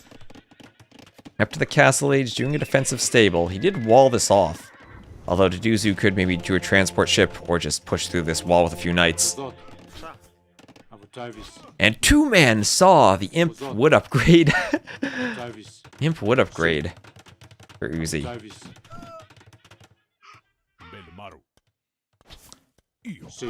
Archers will finally be cleaned by the skirms. But Deduzu's getting ready to push. He'll get a monk out and grab a couple of relics. More houses coming up too. Horse collar, 2-man saw. Full water control for Deduzu. The scores are still pretty close, but I think everything has gone right for Deduzu so far this game. Up by 500 res collected. And ready to keep pushing with the galleys. Could even open up the wall for knights to flood in. Is this the Deduzu stream? Well, we're casting his games. It does look like we'll have a game 5, so that probably will take us to FedEx versus running at the top of the hour. Is Hera invited because he lives now in Latin America? That's probably one of many reasons why he's invited. Like Cat for Uzi. Ooh, Galleys going for the house. I maybe would have preferred seeing them go for the palisade. Uzi won't be going for water anymore. He'll be going back to the south, but when he does that, Deduzu will have vision. He has outposts there. Has a knight running around. Just doing some scouting. He has a TC himself. 1 TC on each side for Uzi. Deduzu just doing his second. Try to keep the pressure up. Both these civs pretty good monk civs in the Castle Age. Malians only miss Illumination and Imp. The gold mining bonus.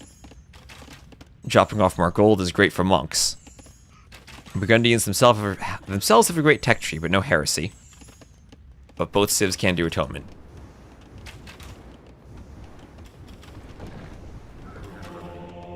Sanctity on the way for Deduzu.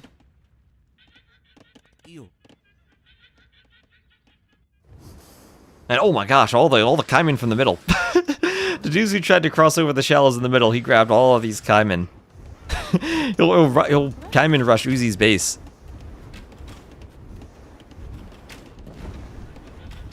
As Arbe said, we invited every S-tier winner from the past 2 years.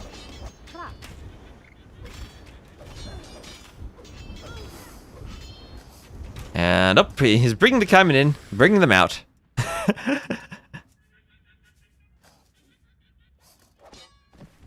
hope he's gonna turn and fight them. And there he goes, he fights them. Should have left them in the base. Campbell from the Malians now. As looks like the galleys auto-attack that house. Pretty soon they'll make a hole in this wall, one way or another.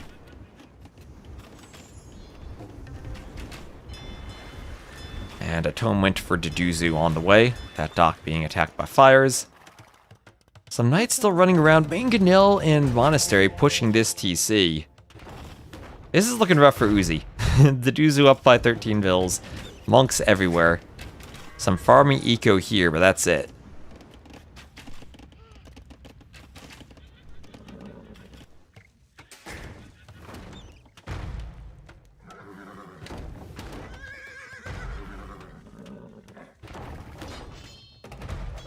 Like Cav attacking the Mangonel.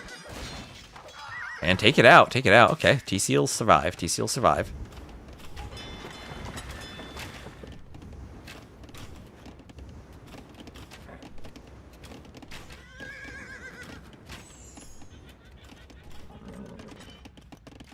And handcart on the way for Duduzu. So he's buffing his eco, doing all the upgrades he can. While oh, he's gonna wall off the bridge. Oh, let's go. He's walling the bridge. Needs a gate somewhere. Well, I'd love to see this. Wall on the bridge. Using the map. Making sure that whatever vills are down here, they won't be able to run. Maybe there won't be any vills left if these mangonels. Oh, that's a good shot on the vills. Needs one more good shot. Gets another vill. Light Cav trying to pour in. Vill takes another hit. I think the mangonel, does it go down? No, the Light Cav will go down. The mangonel survives. The walls will go up. Is that open still? I have no idea. I have no idea whether he needs one more tile or not, but ships will kill anything there all the same. Forward castle now for Uzi. We'll be on 2 relics, trying to reclaim some map control. Oh, hey, Ornlu, how's it going? We're gonna have running versus FedEx coming up in about 20 minutes.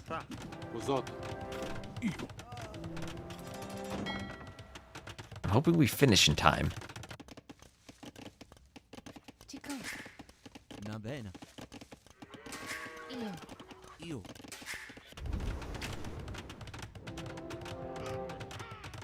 I think FedEx is much more efficient than running. I just got an email, though, that a FedEx location I've used in the past is closing soon. So I might have no option but to run.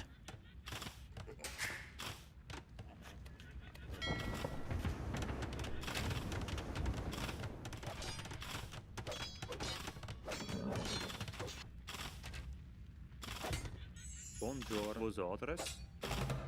Bonjour. So, ooh, clutch repairs just in time. And the knight should save the mangonel now. And leave it to attack the TC from the top of the hill. Raining some rocks on it. That's only the final qualifier. There are a total of 12 players.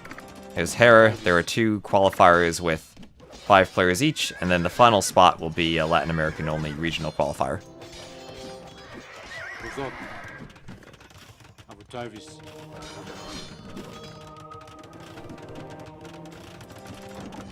So, castle on its way up.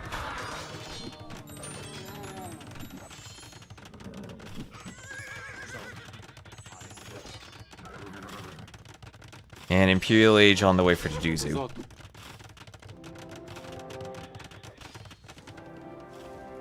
There's the castle, university, lumber camp, mining camp, all going up for him. And this might be an imp GG. I love how he's walled this off. He didn't know whether or not that was closed either, so he closed it off. Is it a land event? Yes, yes.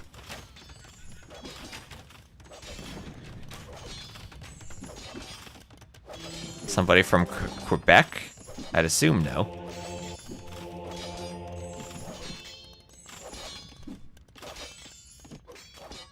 And ooh, all the vills down here getting slaughtered. So yeah, I'm just going to fast forward this, because I think it's going to be an imp GG at this point.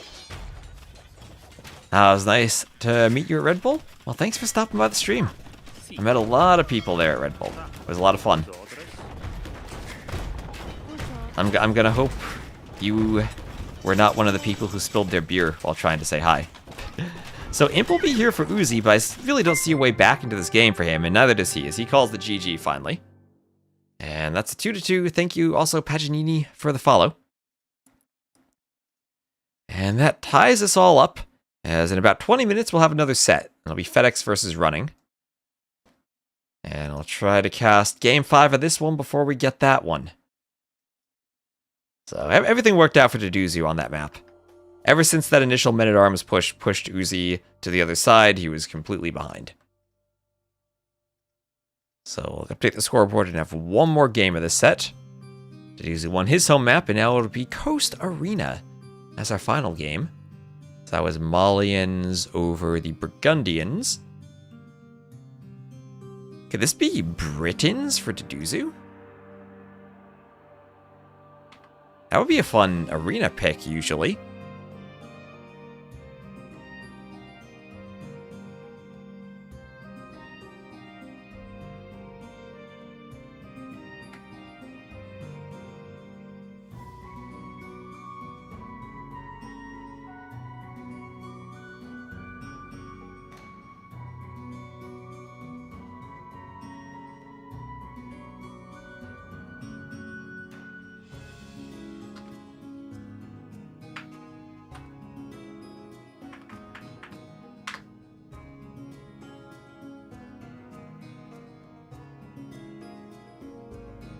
Someone tagging me to delete spam in a Discord, but I'm not even a mod.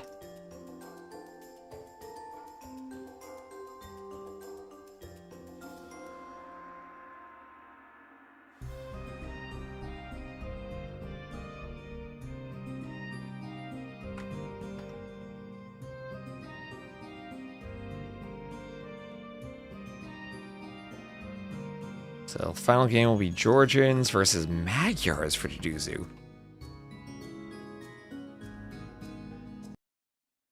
Alright.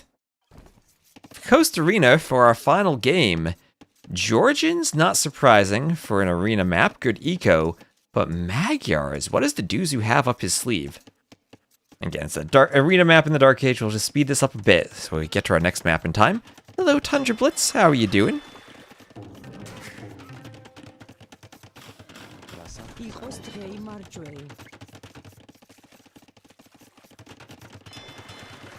Dock there for Deduzu. Azavil will pull in a boar. And Scout from Deduzu attacking the side palisade. He does not want to lose the Scout. He'll get the free forging as the Magyars. Oh, he dares to chase Uzi in. Kind of a smart thing to attack the palisade on the shallows so it can't be walled. All the maps, and then the maps are done before all the civs.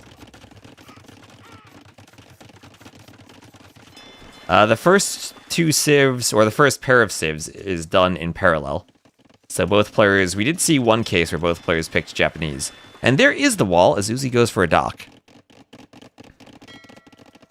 Uzi goes for the dock. And Deduzu up to feudal.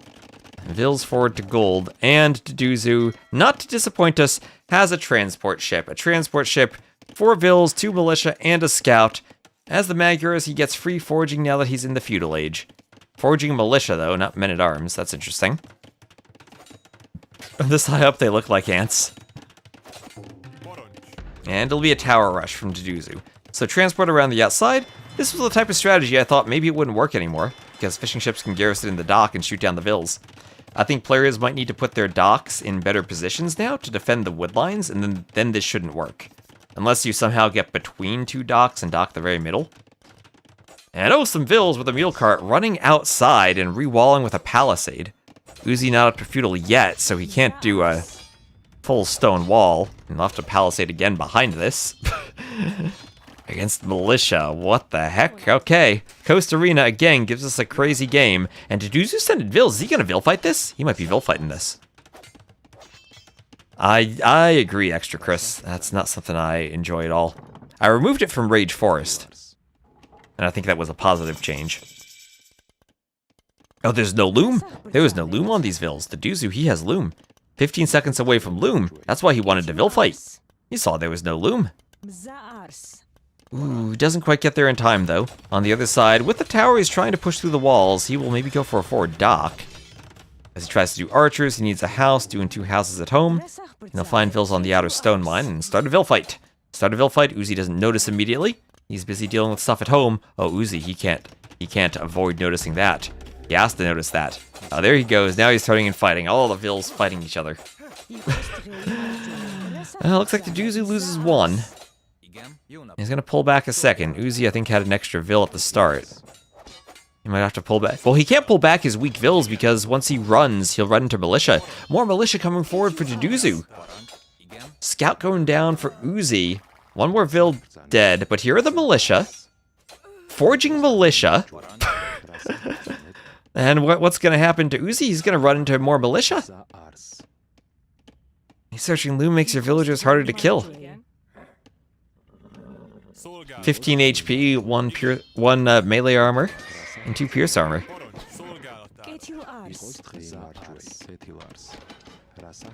Okay, one Vil getting back. Oh, the militia not going to hold open the gate. Well, one Vil will probably hold open the gate here. Oh, he doesn't hold it open. He just goes in. He just goes in. YOLO and to kill the Vils. Sacrificing the scout. Militia needs one more hit. There's a gate to stop this Vil. Deletes the gate right away. Gets the Vils back to the TC. So 7-2 Vil KD in favor of Deduzu, but he leaves the militia under the TC fire. Deduzu, what are you doing? Titanic. Titanic loses the archer too. He's gotten an archer into the base. That's because there's an archery range back here. And a second tower for him. This is where you do a fishing ship inside of the dock and you shoot the Vils who are building the tower. And you don't let the tower go up. And oh, Uzi pulling all the Vils to fight, but there's an archer mixed in there. A few skirms coming over from Uzi. Oh, this map is amazing. This map is amazing. Still these Dark Age militia against the skirms.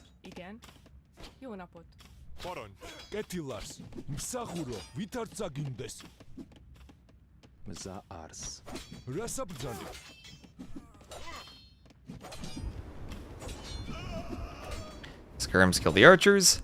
Skirms go for another Vil.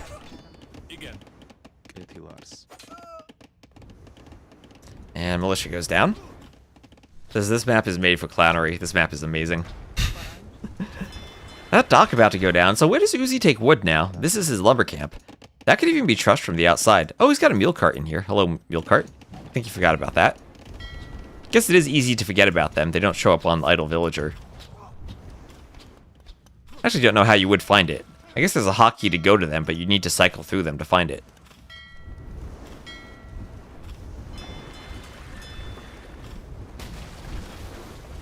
So demo pushing, fire's doing damage here.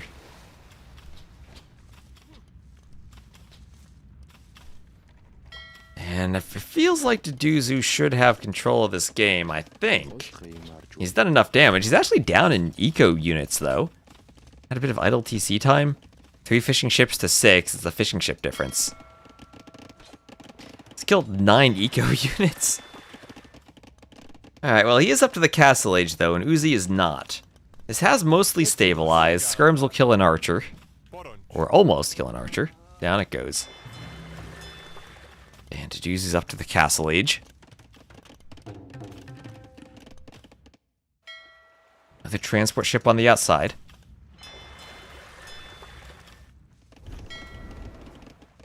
And fires will start going down, or fishing ships will start going down to this fire. They might need to garrison. But there are, what, 8 fishing ships here? They'll need a couple of docks to garrison all of them. Only 5 fit per dock.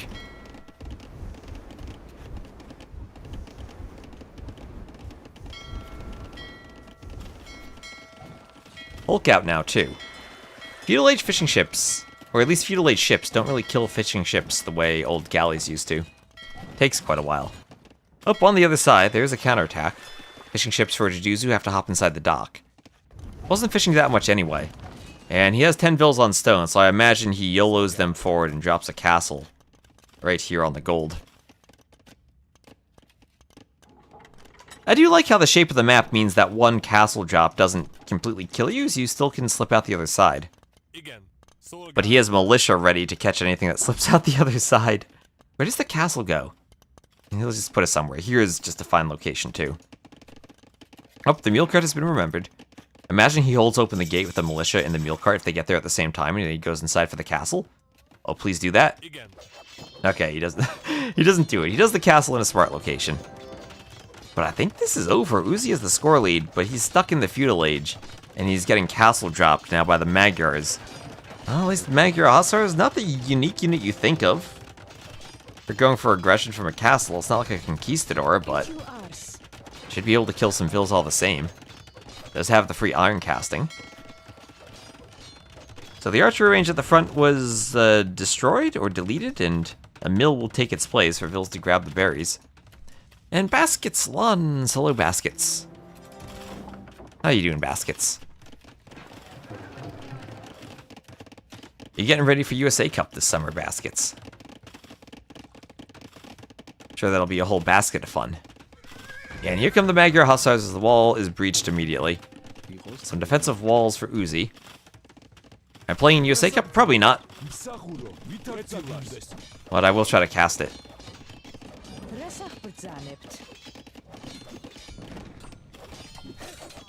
They glitched through the corner? No, the wall's destroyed. The wall's destroyed. Or maybe they do. Oh yeah, you can tower hop over the corner of gates like that.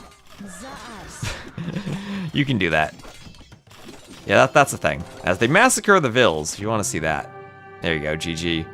Yeah, so the diagonal gate actually is a centerpiece and then 2 corners. You can hop through the middle of the gate. That's the thing. If it wasn't 1 tile forward from the walls, you could also hop between the corner of the gate and the wall too. So yeah, that is a thing. That's the AoE 2 thing. Always been like that though. And the Duzu will take the win and win the set 3-2. That was crazy. That was an amazing Coast Arena game. And that was an amazing set from Duzu. Well done for him. Uzi came close to pulling the upset. But Duzu manages it in the end with an absolutely crazy Magyar's pick.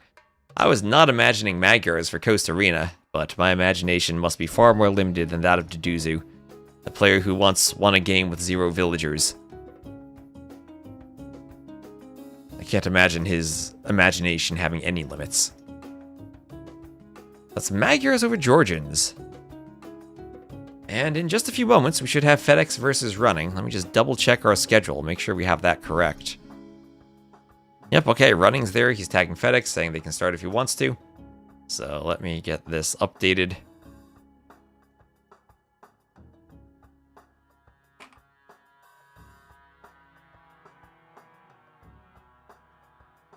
And wait for them to get their draft started. So I'm going to take a quick break, go back, or I'll be back in a minute. Go swimming, types baskets in the chat, cheering for running. And we'll see if they can get their draft started soon, so I'll be back in a moment.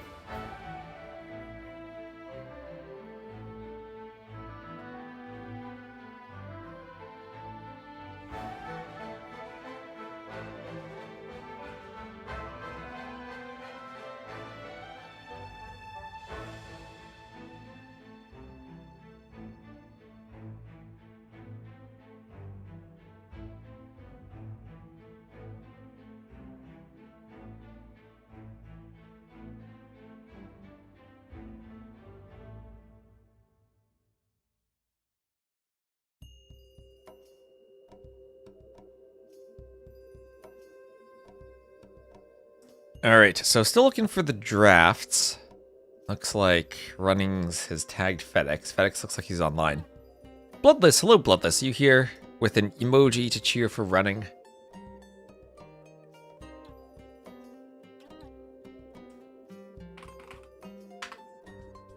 Hello, how are you doing? Are you hoping to see some more Coast Arena like I am? Some more clown maps?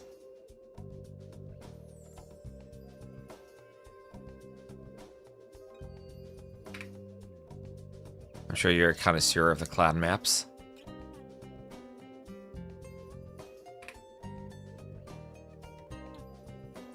Perhaps any other clown maps? There is the Explosive Barrels map. I don't know how clowny that is. I didn't hear of it until now. You can maybe still sign up for the next round if you want to. Light and Perfect, they are here and they're starting the draft.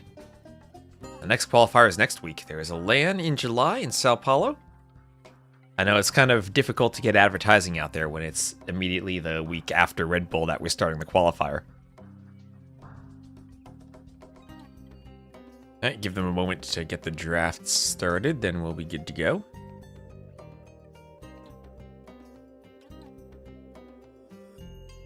Being late is psychological warfare. Running, he is 3 minutes late. These German teams are always so punctual. If only their trains were like that.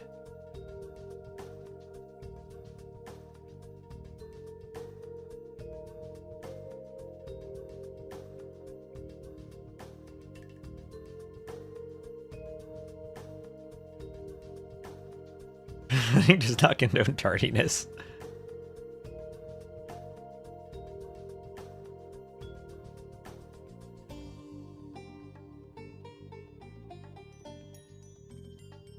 He does not. Alright, let me just double check that they have started their drafts before I join and accidentally mess them up. I'll wait for them to appear on the website.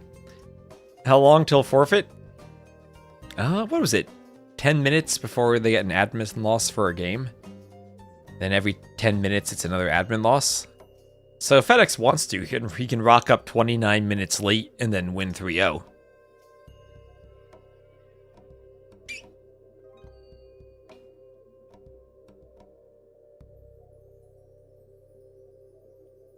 Doesn't sound like a very honorable samurai. If he's late, the opponent should get to choose where to stand. It'd be 3-2, as long as he wins, it's fine.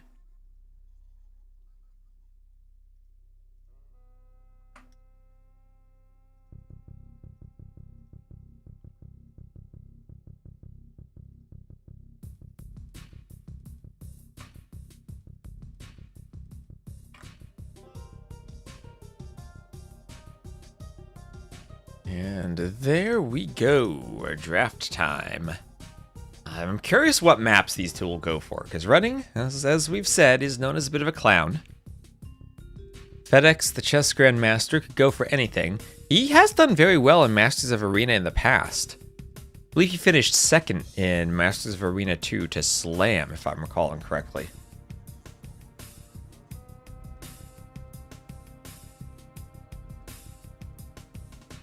And reminder once again, we are dual streaming, both on my channel and on the Onamaru channel, so go give the Onamaru channel a follow if you haven't already.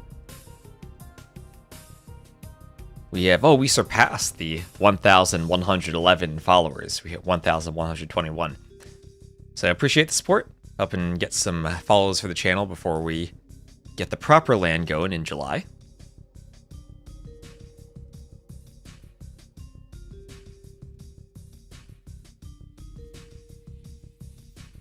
And Running! What are you doing? You're the clown, but you ban Festa da Polvora? You ban the Explosive Barrels map? I believed in you, Running. I bet FedEx bans Coast Arena, seeing he's against Running.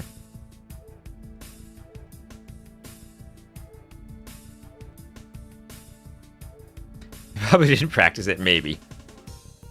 And Pantanal banned by FedEx. Now they can pick.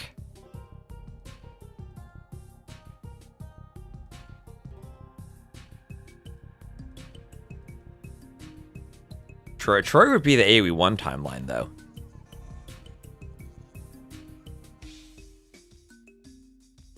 That'd be even before the Three Kingdoms. And the most open map possible, picked for FedEx. Kind of surprised at the Pantanal Land Nomad-esque ban.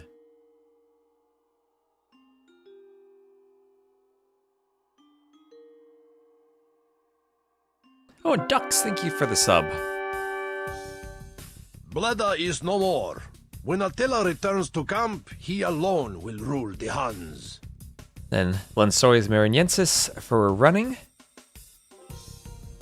Sorry for being a historically incorrect clown. That's okay, that's okay.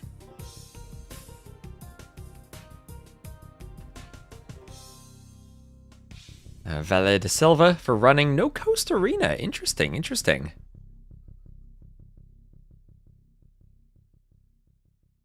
What will FedEx pick now? That was the two probably most open maps are picked. Well, I guess the Terrace remake could be picked. One indestructible siege tower. That would be very annoying to jump in and out of. And Fernando de Naranja. Hopefully I'm still close on the pronunciation there. Monte Pascual banned by FedEx. It makes sense he picked the water map there. And Sayados Karajas banned by running. And that'll be... Oh, Costa Rica made it to the end. But Araucarias, okay. The kind of Black Forest Haboob triple tunnel hybrid. For game number 1. Haven't seen that yet today, I don't think. I've enjoyed the map. Players need to get ready for their boar luring skills.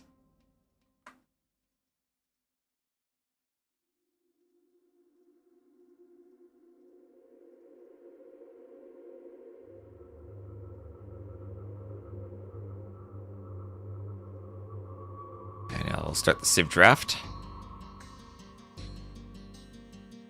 And also tomorrow morning at 12 GMT, it's 8 AM for me, but I'll try to cast Viper versus Baxter. And there'll be a few more sets at 13 GMT and then 14 GMT to cast.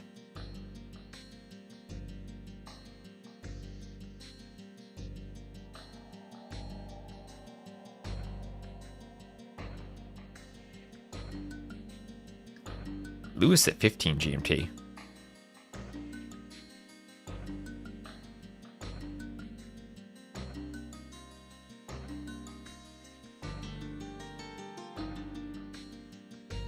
Yeah, Wild Ducks appeared. I don't know if Ducks is a Wild Ducks. He's just a good Ducks.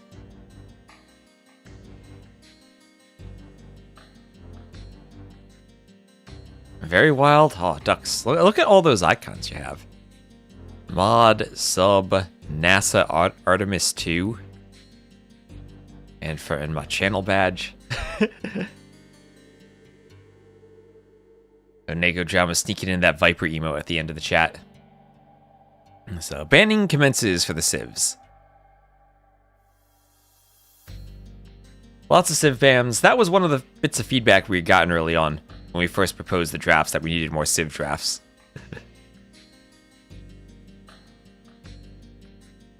I know doubt emotes are the best ones, right? There we go. That's the best emote on Twitch. Right there. Good old grassed out.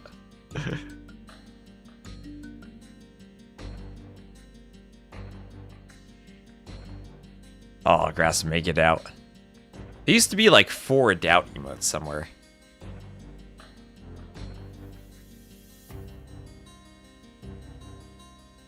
You do like a huge 2x2 doubt emote. Doubt over 9,000. Spent 2 weeks with the doubt last month. Oh, doubt.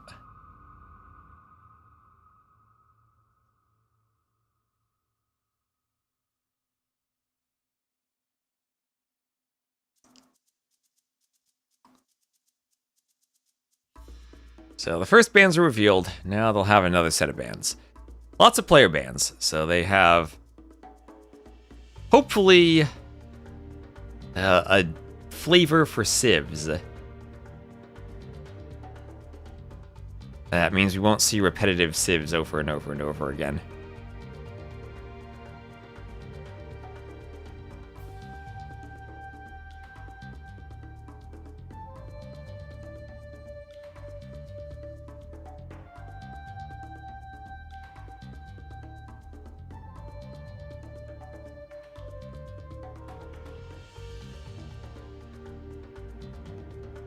Bracket, I got you. I'll always make a bracket command. Right. And first picks are done in parallel. So we have had a double Japanese pick before, if they go for the same civ.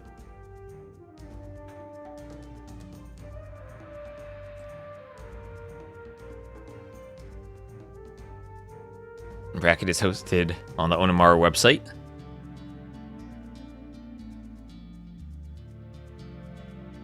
And different priorities there. Vikings for running, Japanese for FedEx. Vikings... I'm hoping to see Vikings on Lansori Mariensis, honestly. Cheaper docks for placing in the ponds along with extra HP on the men-at-arms feel like they're pretty nice. Longboats could also win the water in the Castle Age, but don't know how they compare to the Japanese there. I guess in this map pool you prefer them for the Islands map.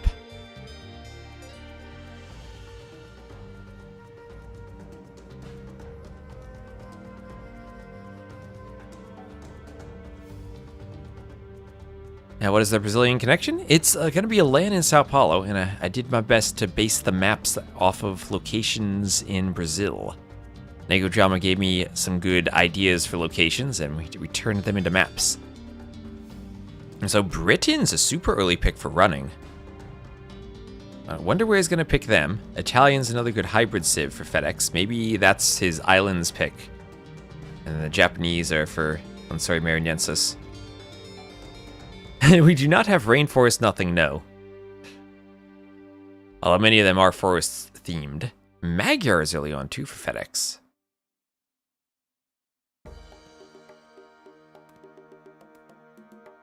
Can't wait for a football match against the pros. Ah, that sounds like fun.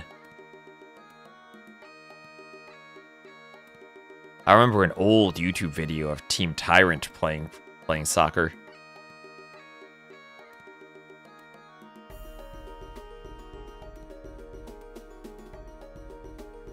They did one of their very old meetups. Are there invited players to this tournament? Just Hera. The other 11 players have to qualify. There'll be 12 players total at the LAN, which is, I think, the most players we've had at a 1v1 LAN event.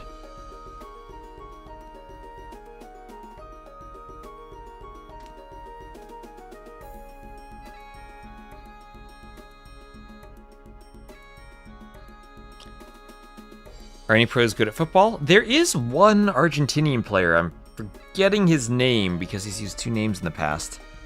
I'm trying to think of it. Who was, I believe, a fairly high-level football player.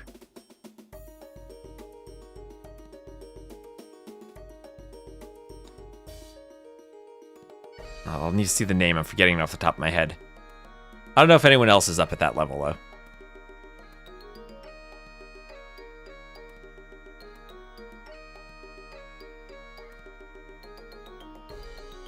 Did one Red Bull have more than 12? Was that online? Or was that in person at Heidelberg? I think Spain had... Well, if you count all of the different tournaments from AoE 1, Age of Mythology, AoE 4, and AoE 2 at Spain, that was more than 12. Carbo, yes, Carbo. Exactly, yes. Now, I don't know anything about football, unfortunately. So I can't tell you how high of a level he is, but that's what I've heard. He's a very high-level football player. Second LAN in Heidelberg. How many were there? That was Red Bull 4.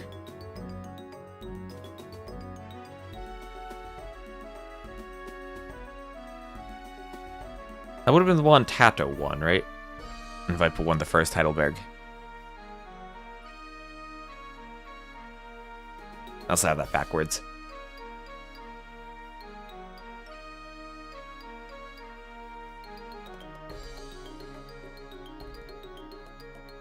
Where's that 6 already? I've lost count of them.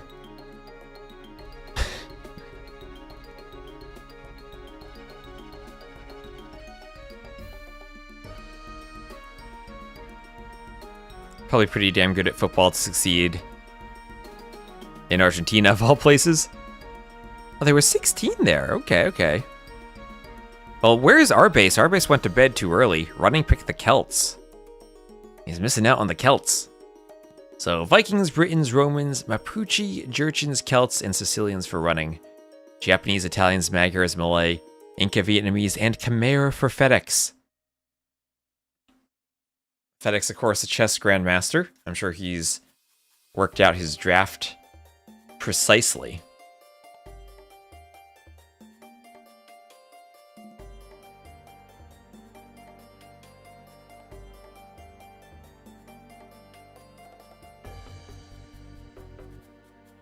And now that we're done with the draft, I'm just going to get an ad out of the way on my channel, and then we'll hop into the games. They should be hosting in just a moment.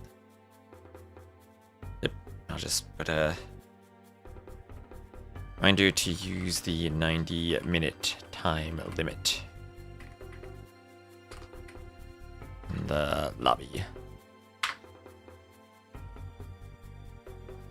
Lots of Muisca pickers today, yes. Well, we'll have to track the performance of these civs and see how they do. Oh, but also thank you, Negodrama, for posting the draft for us.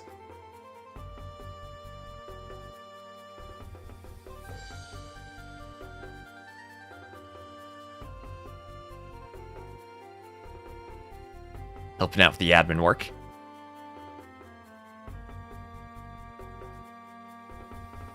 And we do have a lobby up from running. I have the 2-minute spec delay, perfect.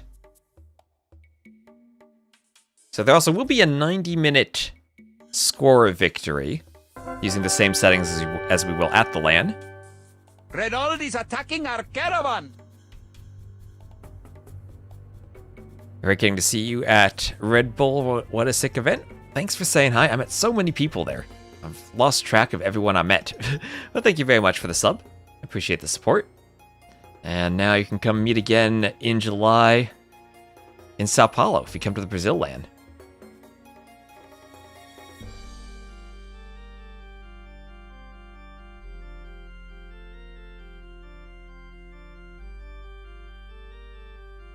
So as we're getting the lobby started, we can go check out the brackets. Again, the brackets are on the Onamaru website. Ah, you're the one who had the elementary school story of El Cid? Nice, nice, nice. That was beautiful. We need name tags for everyone at these events, so I recognize who I'm meeting. So here we are. We'll take a look at the brackets. Where is running? The winner of this gets to face Rodrix, who pulled the upset over Kapach earlier. Running versus FedEx here. They will eventually run into, potentially, the Viper. The bottom of the bracket, Doubt versus Velesa. We could have Doubt versus the Viper in the best of 7 to qualify on Sunday. Want to hear the El Cid story? Play the campaign. And then imagine rewriting the campaign from memory when you were in elementary school. So down here, ACCM at the top of this bracket. Vinchester, though. Vinchester ACCM. Wow, it'll be interesting if they both get to the finals. Sato also here. He has a good chance to qualify there. Then over here, freaking Andy. This is the Andy Lewis bracket. Where I think that if Lewis wants to qualify in the first round, he kind of lucked out on the bracket he has. Managed to get the bracket with Andy, who, not to say he's a bad player, but he's a bit overrepresented in the ATP ratings from all the wins he gets in the A and B tier events he plays in all the time. Oh, click it? What do I click?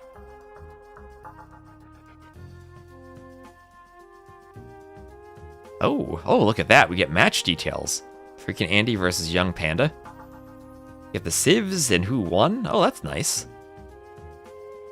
So you can see something. What's that Kapach matchup? That'll be nice. Oh, I can't click that one. Can I click this one? Some of them I can click.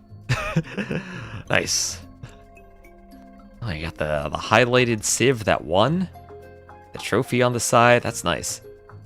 The match length. And Dragonstar is the GOAT. Lewis is the GOAT. Everyone's the GOAT, I've heard.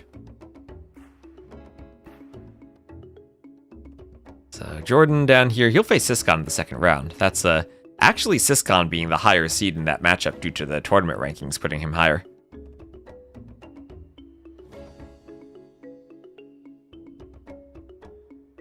But the bracket we're looking at now, Viper, Baxter. Baxter the lowest seed, so you'd assume Viper would win that. It'll be up in the top bracket. Viper versus Doubt would be crazy. So let's see, have they started this game yet as we're looking at the brackets? Yes, they have. Yes, they have. They're in the lobby, or they've launched the game. We'll have a spec delay. Arukarias, FedEx, is green versus purple visible colors? Can we cast with these colors? Running is the Jurchens, FedEx is the Malay.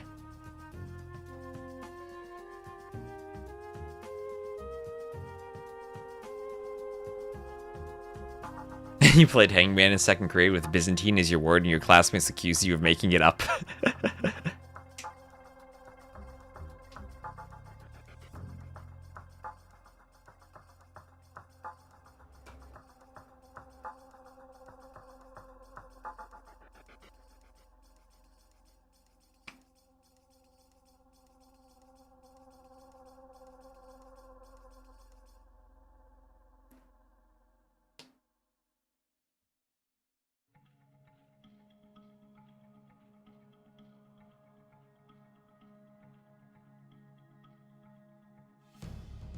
Alright, so 10 seconds and then we'll get started.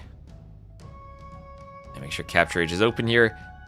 So, a map pool, I'm very surprised that we don't have Coast Arena as the pick from running, and very surprised even more at his map band being a walled mappy band.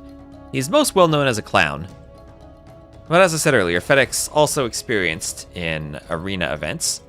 So here we are. Oop, the scoreboard swapped. And let's go. It'll be running as the purple Jurchens against FedEx as the green Malay. I guess I'll leave these colors as they are. I don't know if they cause visibility issues, but I'm glad the players pick colors. This is fun. Not just the boring red versus blue. Green versus purple. Loom immediately for running. 3 javelinas in the middle. 3 tunnels on the map, each with 3 javelinas. And running will try to bring them in. 2 Vils forward for FedEx as he does loom. And he'll try to use his scout to block. Both scouts on 33 HP.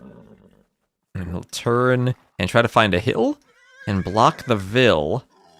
As the Javelinas get some attacks on the Vil. And FedEx, will the Vil be killed? It needs the Javelina to get one more hit, and he gets the Vil. He gets the Vil, the Javelinas start walking back. And he's going to attack the scout from running. Running gets 2 of the Javelinas in, but at the cost of a Vil and some HP on the scout.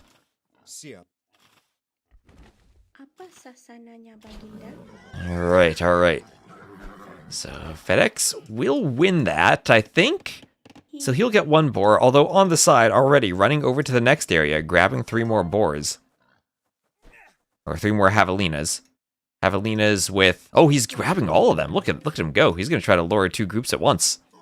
Javelinas, only 300 food, compared to the 340 of boars and 400 of elephants and rhinos. Now he has the scout to use to try to block again. FedEx content with only 1. And Malay versus Jurchens. Malay are going to look to Fishboom on this map, I'm sure. Players do also have 1 Javelina at their home base and some deer they can push. Oh, FedEx will see this. Oh, running disaster. Could lose another Vil. Could lose another Vil. I think the scout can just attack that. Yeah, and the Vil goes down. The Vil is down. Running going to send a Vil out to try to grab 3 more, but not there in time. On the other side, a couple of capybaras from FedEx. Looks like he did some laming. This map is nice if you like luring Javelinas at the start. And only 2 for running this time. I don't know how much Rage Forest running plays. I don't know if he's all in tune with luring these Javelinas. And forward barracks from FedEx. Let's go. Something crazy here. Has another Vil going to try to lure the Javelinas again. Running tried to block them from running back, but the running was too strong from them. Running trying to use the palisades to block. He is a clown for sure, but clown doesn't necessarily mean Rage Forest Javelina luring expert. Needs to get that Vil to the TC and try to grab a full HP Vil to help block, but he'll shoot with the TC. Everything will be easy and fine these days. Yep. But forward barracks with the melee. Remember, militia are cheaper these days, only 50 food. And, what the, did running right-click the Javelina with the scout and lose the scout? Yes, he did. 2 kills for FedEx, 3 deaths for running. Running lost the scout to a Javelina. Oh, poor running, not having a good start to this game. And here comes the Drush. He will see it. Can he quick wall? A Vil's walking out there. At least he is Loom. He will turn and fight. Melee and the Dark Age at least don't have that free armor on their militia. And if FedEx can start docking, I'm sure he's more than happy to have a long Dark Age. He's running on empty. Militia. I've been casting for 6.5 hours. Yeah, so FedEx, he doesn't even know the disaster that Running's had, but I think if he knew, he'd be happy with the start. Does FedEx live in Buenos Aires? I don't know. If you were to guess where in Argentina, that's probably the most populated area. It's probably a good guess, but I don't know for sure. He'd probably drive to Sao Paulo if he qualifies. Doesn't Hera live there too? They take a road trip together.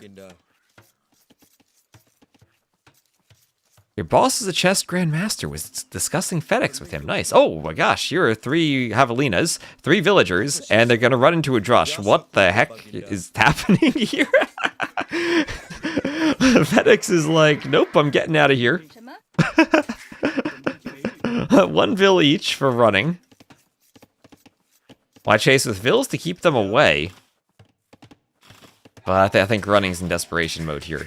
I mean, his Dark Age is good from the perspective he has more Javelinas than FedEx, but bad from the perspective that FedEx is drushing his base. Gets that walled up. Part of the chase was because he wanted time to wall and ensure the militia couldn't get in again.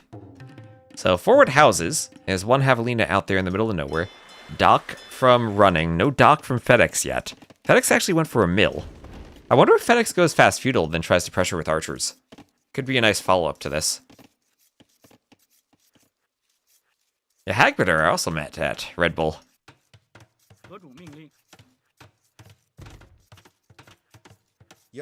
Josh will keep running off of the berries. Walls do go up in time. What's the name of the map pack? It is the Brazilian Dynasty map pack. Look for Brazilian Dynasty maps on the mod center and you should find it.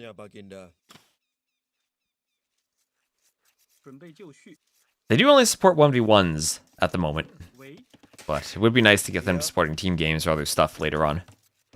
They were mostly designed for 1v1s, so some of them it's kind of questionable how to make them support team games. You downloaded the Easter Bunnies mod. You were the 7th downloader. Oh, the one they used at Red Bull for the hares and the foxes. That was cute. So FedEx up to the feudal age. And Men-at-Arms will be on the way as he clicks that Man-at-Arms upgrade. Running, though, starting to fish. 4 fishing ships on the pond. 4 shorefish on the pond. Or actually, is it 3? 3 or 4? 3 shorefish on the pond. Is in Chile. I'm not 100% sure on the region, but I believe part of the region is in Brazil and then extends southward, where the main part of the region would be Chilean or Argentinian. But some parts of it still exist in Brazil. That is my understanding of the situation. I use these monkey puzzle trees, which they themselves are not native to Brazil, but there are similar enough looking trees in Brazil that I can kind of get away with it. And I need to use the DLC assets anyway, so I just had to throw them in here. This was the best map for it. Feel free to correct me in the comments if I'm wrong about that. That is my research into areas for maps. Or that's what my research turned up through some quick Googling. Immersion ruined. So, Men-at-Arms still pushing through the house as an archer follow-up comes in for FedEx, and that will force a tower for Running. Running who's still with the fish boom. Could be in a decent eco spot if he can boom properly. Might need a galley on the dock to stop a forward dock or to stop archers from hitting the fish.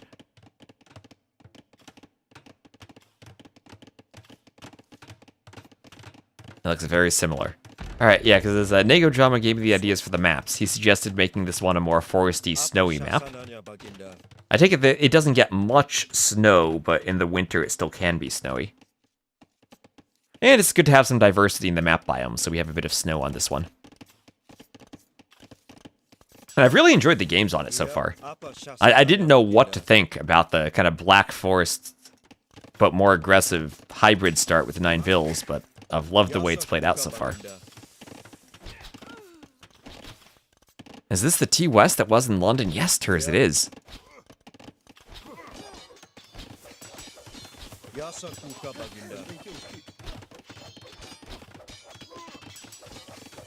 How you doing, Turs? So, Blacksmith for Running, serving as part of the wall. Double bit axe now for Running. A bit behind on the eco upgrades compared to FedEx. 1 Vill trying to punch through the wall down here. Some long-distance stone mining for Running. Actually, Jurchen's on the map with all the hunt. Now I see why he's picked the map, because the hunt lasts longer. Or it doesn't decay, so you get more hunt from it. And he's up to the Castle Age. FedEx with the Malay still isn't fishing. Not fishing on the map.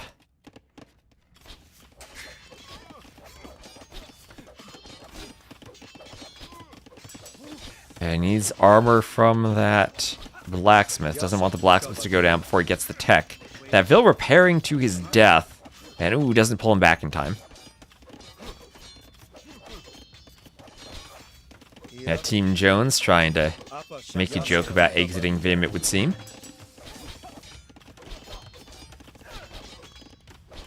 I did talk to Sally at the meetup and had a nice conversation about NeoVim. I found someone to test my language server in NeoVim. And oh, FedEx is gonna dive. He's gonna dive. Running immediately reacts with some walls. Is this enough? Oh, that was great. He'll lose a couple of vills there. Not enough HP on the houses. The archers get through. The TC's killing a lot. And ooh, still hitting the archers as they run, getting another hit on the men-at-arms, and the archers run into a tower. And FedEx, maybe feeling the Castle Age presence, runs in trying to find some value, but towers are already up for Running, protecting everything. Not sure that was worth it. Maybe not, but he did destroy the blacksmith, and honestly, if Running's up to the Castle Age, what more value is that going to get? As FedEx clicks up himself, as the Malay, you're never far away. But he is on a bit of a delay, and oh, that is lucky. He will see the workshop? Workshop deleted. Did FedEx see that? Did Running delete it? Will he see the foundation? What's going on here? FedEx didn't find 2 of his capybaras. Actually use Vim and am working.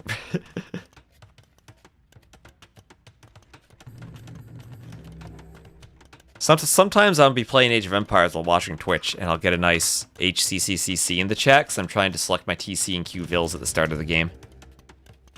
So Arson for Running. He's making some Fire Lancers. We all know how great Fire Lancers are at everything. All the people who didn't use the original hotkeys are like, what is that? Probably use H and Q or H and A to Q vills. Gotta press one of those with your pinky. That's too slow. Just praying for Hidden Cup. Ducks wanting Hidden Cup 6.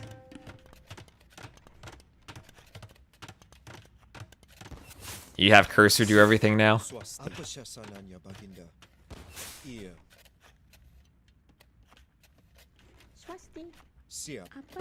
So, double range production for FedEx, halted by Running, who's forward with the workshop and the rocket cart using this Castle Age timing. A crossbow's in for Running. Is it a mistake to have the ranges so far forward, though? He doesn't get the stable up, has to do a defensive workshop and a market in the back. What is going on in this game? Change Vill to a StarCraft hockey for playing with Terran. I've never played StarCraft. It would be interesting just to see how it works and what the hotkeys are. experiment with some more RTS games. So good numbers of crossbows here. The Fire Lancer's getting in the back. 2 rocket carts and a Fire Lancer protecting them. Would be silly to see running dock that pond. I'd love it. And so FedEx still is forward. Running has to be careful. He might overchop his wood line. And the Fire Lancer is not quite able to get in. TC started for FedEx in the back. Wants to go 2 TCs. Risky to go 2 TCs against the rocket carts. The capybaras are giving morale boost for plus 5% damage. That would be cute. And ooh, the Mangonel 3 HP just survives. Doesn't survive the next volley. Why don't I try StarCraft just to try out the hotkeys? Yep. Gotta use my keyboard for something. Okay, rocket cart on the crossbows. Crossbows turn away.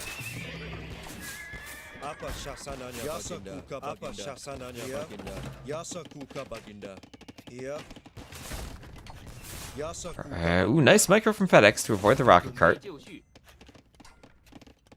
Stable will be good for green. Well, might need the stable in the back. He'll need to get his own mangonels out, and a ram from running. Running plays a lot of arena. He knows how to do a clown push. Is one thing he's comfortable with. That's it. A few crossbows. They will come forward for FedEx. Might find some Fire Lancers to shoot, but the charge attack might help fend them off. Yes, the ram definitely hurt on the ranges. FedEx trying to find some stone on the side. Desperately wanting a castle now, but will be fended off by the rocket carts. Ooh, nice shot on the Vils. I did explicitly ensure there was a gold and a stone somewhat to the back on the map, so you didn't have all your resources right in the front, but this is the back stone. Running has gotten deeply into the heart of FedEx's base. And managed to take the stone out of his control. I mean, Longsword could work against the Fire Lancers, right? But where's the barracks? They're still pretty expensive, and he doesn't have any fish. So FedEx still to score lead. He actually has almost 3k more res collected. Still has a slight Vil lead too. Needs to figure out a way to deal with the rocket carts and Fire Lancers though. Needs to repair the Mangonel. Doesn't get a shot off. Ooh, I think the rocket cart micro has been much better for running as he gets a kill and takes the score lead. Yeah, the ram was hiding in the trees, thinking if I don't move, FedEx won't see me. He'll go for the market now.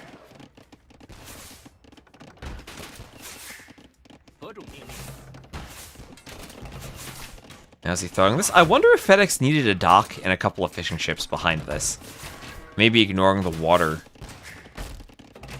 was a mistake if he didn't have the eco he needed. Also, being the Jurchens and getting all those Javelinas, even though it was a struggle, was what allowed running to get up to the castle age. So maybe FedEx needed to lure some of them.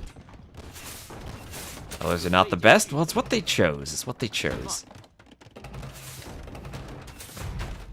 At least it's not red and green. Ooh, nice shot from the crossbow, taking out a rocket cart. Ooh, takes out another rocket cart. That crossbow is sniping with that crossbow. Yeah, hero crossbow saving the day for FedEx as he retakes the score lead. Well, that's on top a hill, so it'll survive. Crossbow trying to go for a third rocket cart. Dodges and the farm goes down. Come on, Onamaru. Nope, we're just streaming on their channel for the qualifier. And so far, I'm the admin, caster, and map scripter for the event.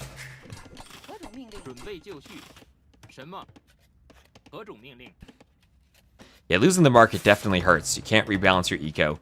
And he's already out of stone. And, ooh, nice Mangonel shot from FedEx. Can he get one more shot on the Fire Lancers?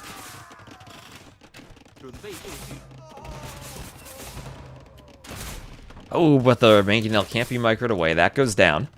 And oh, look at this third TC from FedEx. He's like, you know what? I don't care about those rocket carts on my face. I'm just going to boom behind it. 1 TC for running, losing some crossbows to the tower. We'll get away. We'll get away. Still 1 dock, 2 fishing ships, but no fish traps there. Running will start running out of food soon. He's doing a second TC, but he has literally 0 Vils on food. I think you need more than 0 Vils on food to keep a TC running. And he's going to keep pushing as FedEx is booming. University might be stopped by the rocket cart. Vils will have to garrison anyway.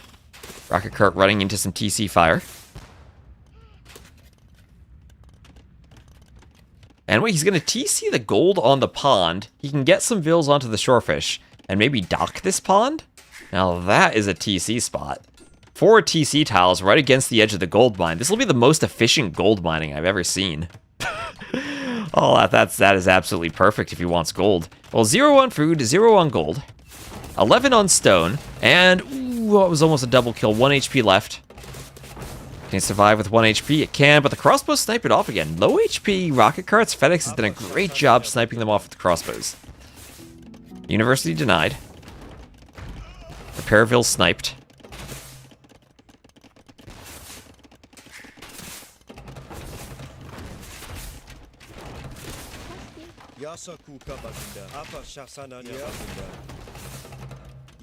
And crossbows split. And Mangonel killed by the rocket cart, but not before another rocket cart goes down. Crossbows so far, the micro has been okay with the crossbows. Better crossbow micro than Mangonel micro for FedEx, I think, so far. Well, the Mangonel goes down there. University was finished. And another Mangonel forward for FedEx. Gets the rocket cart. Mangonel goes down. And what happens with the crossbows? They split. And one of them gets hit. They're going for the Repairville. Trying to get within the min-range of the rocket cart. Another rocket cart comes over.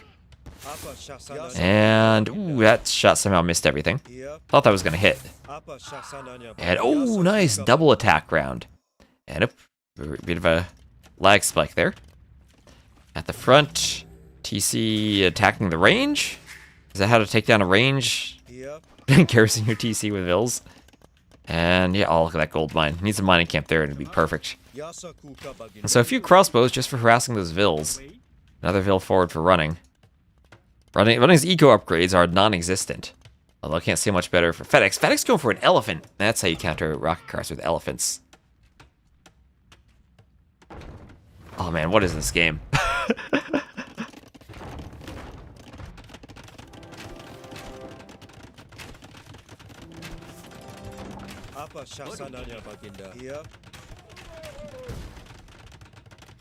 Elephant destroying the rocket cart.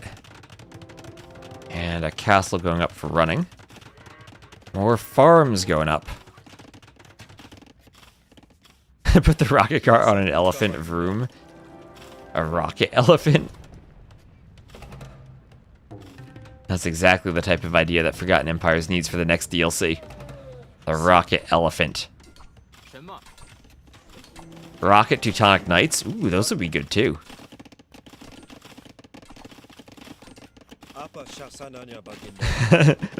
Don't tempt us. Hello, Winston. Do you have a... I think some of the chat should start updating their LinkedIn with these ideas. So Iron Pagodas now for running. Iron Pagodas should chase down the crossbows, running, trying to dodge as best he can to get in there. Taking down the crossbows. And Fire Lancers. Ooh, nice attack rounds from FedEx. We have Bowsaw on the way. He's working on his eco. And somehow this is still 77 to 72 villagers. The eco has been very close so far. Running, though, I think falling a bit behind with the lack of upgrades. And the Iron Pagoda will start running around the side. That is an incredibly strong unit. It is like a Shravamsh Rider in that it has a shield that protects it from a single melee attack. And that'll recharge over time.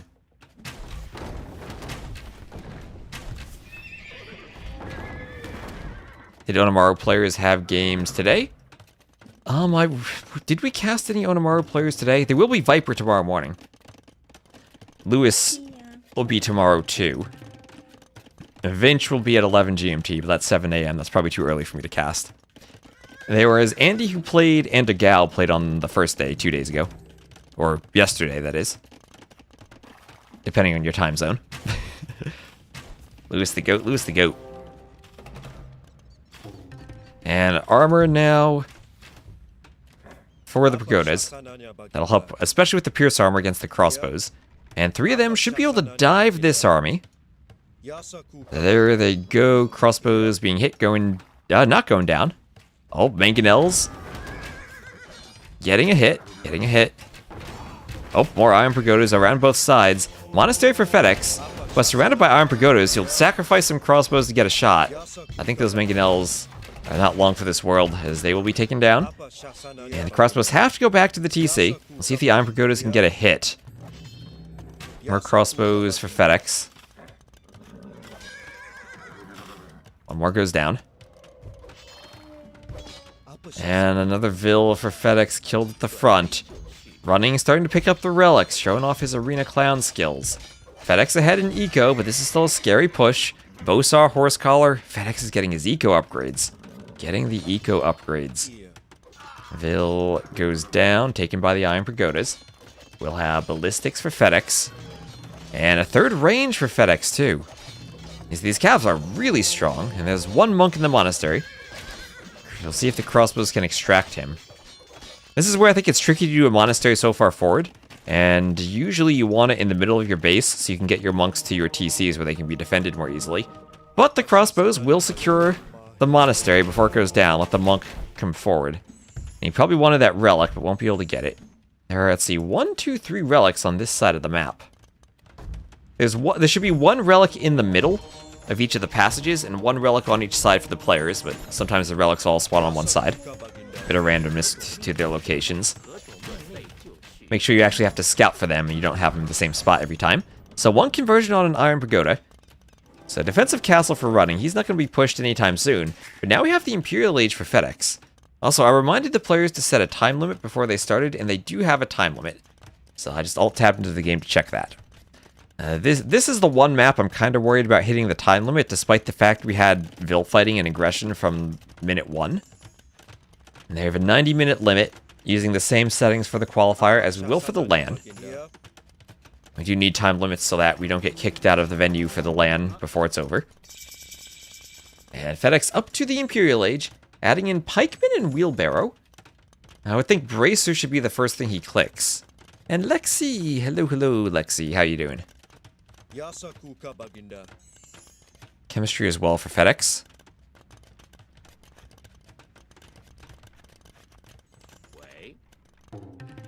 And ooh, where's this Vil going for running? Remember, FedEx opened with a sneak barracks. Maybe running will return the favor by going for a sneaky Vil as they transition towards Imp. Imp clicked for running, but this will be a good timing advantage for FedEx with the melee. Maybe enough for him to win the game. Only a 6 Vil difference, but he's managed to turn that into a 6,000 resource advantage. Melee Eco is, you play it correctly, perhaps the best in the game? Doesn't have a super long-term late game bonus. But the faster timings for the boom, getting earlier TCs, are incredibly good. Yeah, no siege right now, no castle for making siege, but chemistry's on the way, so he can make bombard cannon. Maybe he'll need a second workshop for more cannon. Crossbows will be upgraded for all but Arbalest. A couple of elephants forward. Oh, hello, blacksmith from running. Why does running have a blacksmith over here? That's just been there for a while. Hell, fletching and handcart, running trying to get up. So far he has the better KD. Helps make up for some of the res collected difference, but not all of it. No handcart either for FedEx. Yeah, the scouting blacksmith. Gotta do town patrol on that blacksmith. Or town watch even. Just see what FedEx is up to.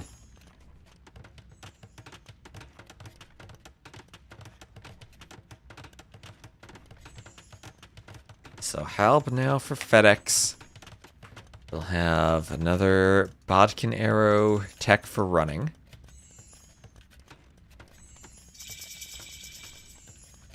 And running up to the Imperial Age, chemistry and plate barding armor both clicked for him. 2 relics for running, none for FedEx yet. Still 3 more over here that could be claimed by whoever has the initiative, and so far it looks like that'll be FedEx.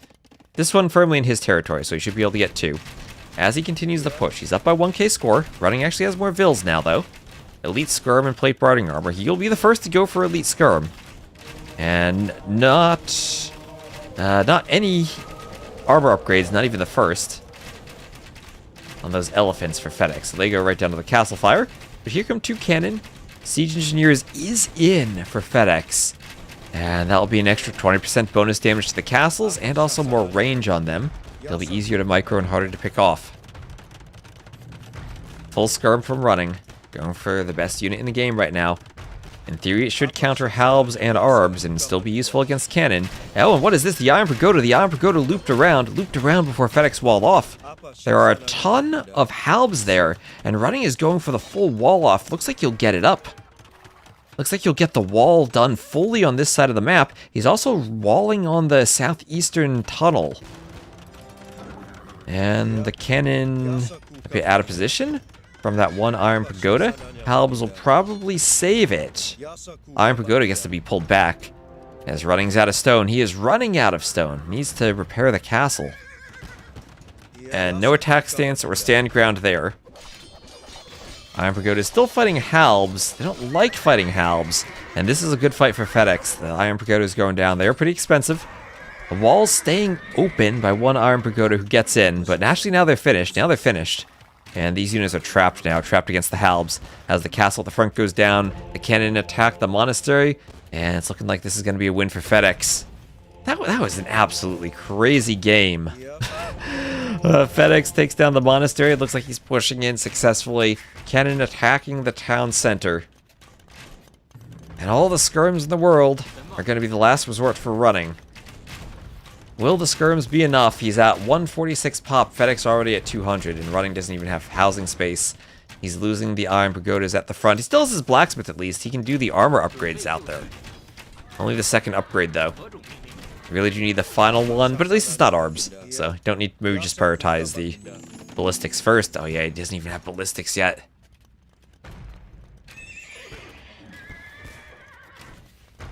And Squires will be in for FedEx. As the TC starts to crumble to the cannon. 3-lane Black Forest hits different. That it does.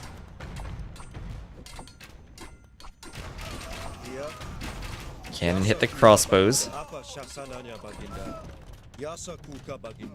As the halbs go down.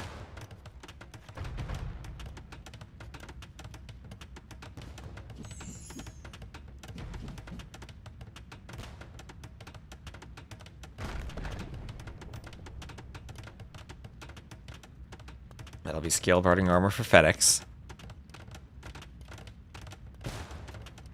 Now, running has one last chance to try to get good cannon micro, but that'll be tough. He does have siege engineers at least. Going for the last armor upgrade. Stables added in for FedEx. I hope this is elephants. Probably it's just the light cav line. We can hope for elephants, right? We can hope. Hills going down. Stable should be finished. Some stables taken down. Running getting a good number of cannon himself. He's not giving up yet. He'll start mining the gold. FedEx will see that. We'll mine the gold in that passage. And then ring archer armor for running. Cannon start taking down skirms. Arb, thumb ring, all clicked for FedEx. Gonna get fully upgraded. And threatening arbalests.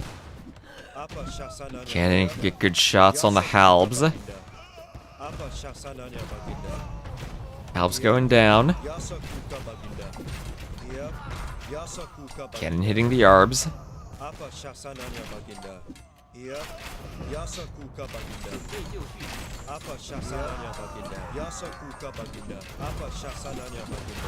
And arbs going down to some cannon shots. Nice cannon shots, but I don't think this will be enough. The skirm numbers are thinning.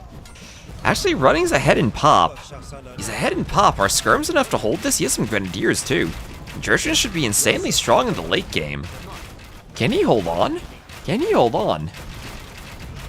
It's a 2k score lead for FedEx. Have to remember he could still go for a score victory, but that's a long time from now. An extra 15 minutes compared to Red Bull. We do have a Dark Age, but it is still a 9-ville start. And running's gonna call the GG. Alright, he'll call it there. Part of me felt like FedEx was running out of steam a bit, but I think fair enough. Losing the skirm numbers. He had a ton of res in the bank for producing. But there we go. FedEx takes game 1. That was crazy. I've enjoyed this map so far. I've really enjoyed it.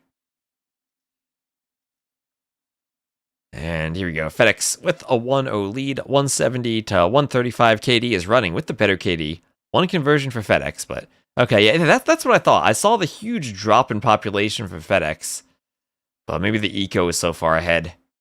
I guess running had a similar drop. It can maybe be hard to tell what the drop is in population for your opponent. Easier for the melee to recover that too. GG. Congrats to FedEx for winning game 1. And, well, this is a best of 5. Potentially 4 more games ahead of us. So for maps, that's a win on Araucarias.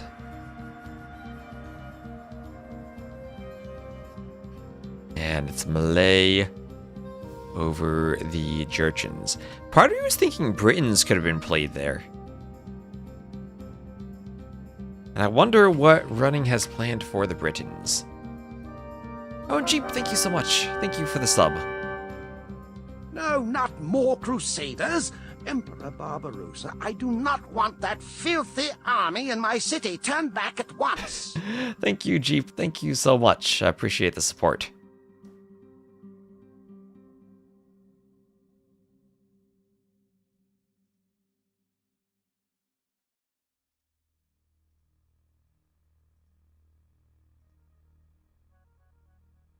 And Valle da Silva will be our next map.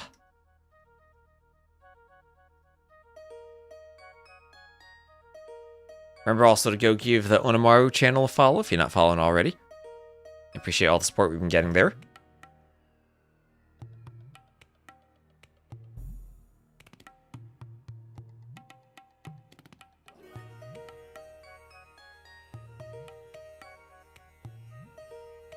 I think we've gotten around 150 or so followers just about since we streamed yesterday there. Considering they're at, what, 1,124 followers, it's always lovely to see people getting some more support at this stage.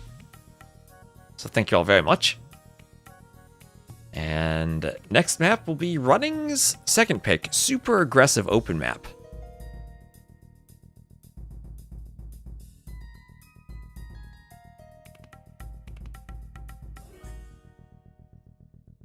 And this is where he's using Britons. So Britons for running, Inca for FedEx. Alright, so I saw Britons picked by Jordan on Pantanal earlier. Here's running trying to use them. Our old school archer civ that has maybe fallen out of favor in recent years.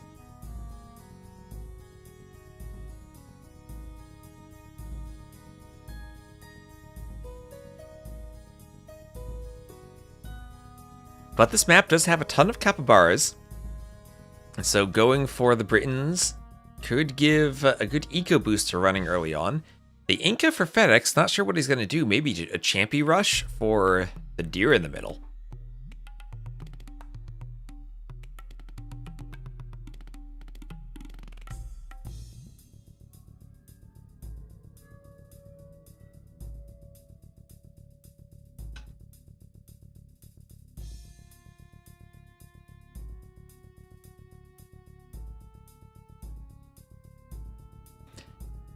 He's a bit ill. It's also pretty late at night for him, isn't it? What, 2 a.m. in Germany now?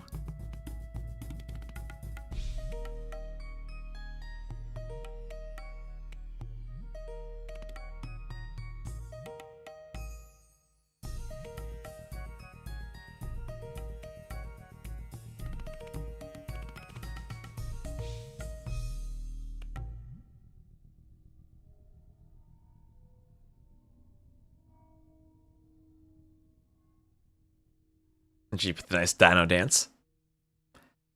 So let's see. Spec delay almost over. Here we are into the game. And finding himself down after losing the first game, we'll have running as the purple Britons to the southwest against FedEx as the green Inca to the northeast, and FedEx immediately sending 3 villas forward along with the Champy to go for the deer in the middle. All right. I put deer in the middle. Had no idea what the players would do with them. Here we have FedEx hunting them. Maybe a settlement to pop up on them soon. The Inca now Houses and settlements provide +5 population space. Do one house at the start. Well, you start with 2 houses in Nineville Start, so we could see a settlement here. Get some pop space from the settlement. In the back, your woodline is fairly safe, but there's a wide open valley in the middle. Lots of room for aggression. We have seen monk rushes on this map. Maybe we'll see 8-range crossbows from running.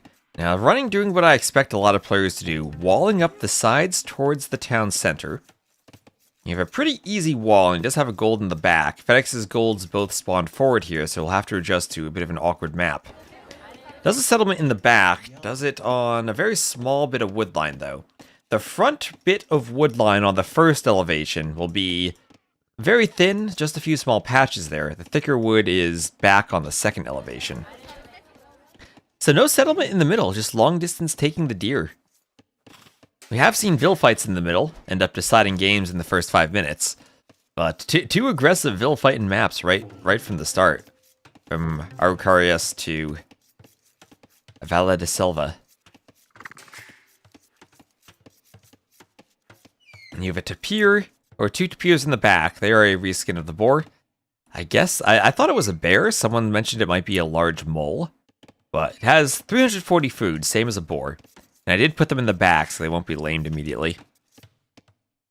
But I almost called him Turs. Running! Turs was in the chat. And the first word he typed was running. And I mixed up the names of the German players. Running, grabbing all the capybaras he can, wants to take advantage of that Britons bonus. Britons actually gather from the herdable animals ever so slightly faster than they do from hunt. So going for the capybaras will be perhaps even nicer than going for the deer. And hello, Butter. How you doing, Butter? I'm sure you're probably doing well, with the probability equal to the probability of Butter. Oh, and Emu's still here. Everyone's showing up to support running, I'm sure. And Loom on the way for both players, as they both will click up at about the same time. Looks like 19 Vils plus Loom, and they'll go up. So 20 pop-ups from both of them. Early barracks, though, from FedEx. Settlement in the back, barracks at the front. You're here to support PB. Hello, Honey Badger. So feudal age for running. Look at all these capybaras he's picking up. Now, the difference in the approach here is FedEx has been pushing the deer with a Champy Scout, and that has left running completely free to pick up capybaras. And how many has he picked up? He has 13 right now. He has 13 as the Britons. He is going to be eaten well for a long time. Could he fast castle off of this with all those capybaras? That would be a crazy timing to fast castle. I don't think he'll have the wood for it. Part of me thinks you could consider it. Maybe like a 21 plus 2 FC with all those capybaras. You won't need a farm. Into 8-range crossbows. And here come the Champy Scouts, but running will be fully walled. FedEx won't find a way in. Don't think there's a hole anywhere. And there's FedEx up to feudal. No Vils accompanying the Champies, so we won't have a forward tower. But it'll be at archery range for running, and double bit axe for FedEx. As he's thinking of diving near the TC, but thinks better of it. He just runs close by to force some walling from running. Is there a hole between the house and the palisade? Maybe a tree? Maybe there's a tree there. Can't really tell from here. I missed the old feature where you could flare, or click the flare button and get a wall to scan in the user patch. That was lovely. Anyway, Champy Runner for FedEx. Mandatum. 7 Vils on wood for running, and he's starting to pump out Briton archers from that range, and he will be thinking of going to the castle age quickly with all those capybaras. Maybe we'll see something similar, a few skirms, and then a castle age timing from FedEx going triple barracks eagles. Double settlements for him. That settlement functions both as a drop site for the gold and for the berries. So he'll save a bit of wood, only needing 1, and also not needing houses after it. So res collected slightly more for running. He'll do a forward blacksmith. And after that, Blacksmith will probably look to click up with a few archers. And he just wants to keep his archer production going while also getting up to the next stage. Hoping that the capybaras will be enough for him. He's got 2 vills queued. And he's going to hope that's all he'll need. Are 8 vills on food enough at this stage? That mill will be on the papaya trees. It'll be very awkward to farm on this map when you wall so compactly. And part of me worries if he focuses his eco too much on capybaras, then they'll run out eventually and he won't have the farms he needs. Already we see 1 farm from FedEx, but FedEx coming forward with some skirms too. Wants to make sure he contains the archers, I'm sure, so that they don't run out. And have to fear the skirms. Ooh, skirms get 1 good volley on the archers. This is what you absolutely do not want, losing archer numbers before they become crossbows, and 1 goes down. 1 goes down, and he still doesn't have the food to go up. I'm sure he wanted Blacksmith in a range to go up. No eco upgrades, no fletching, no ballistics.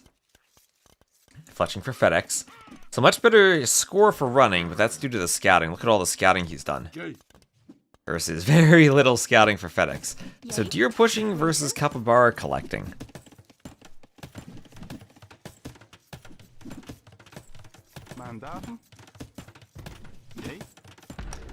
And now a defensive tower from running is, he's able to click up now. Able to click up.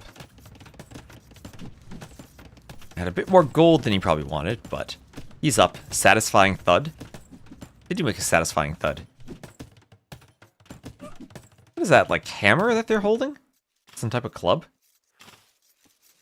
Maybe it is a hammer.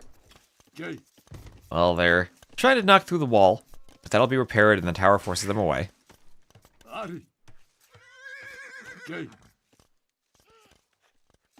And Danny, hello again, Danny.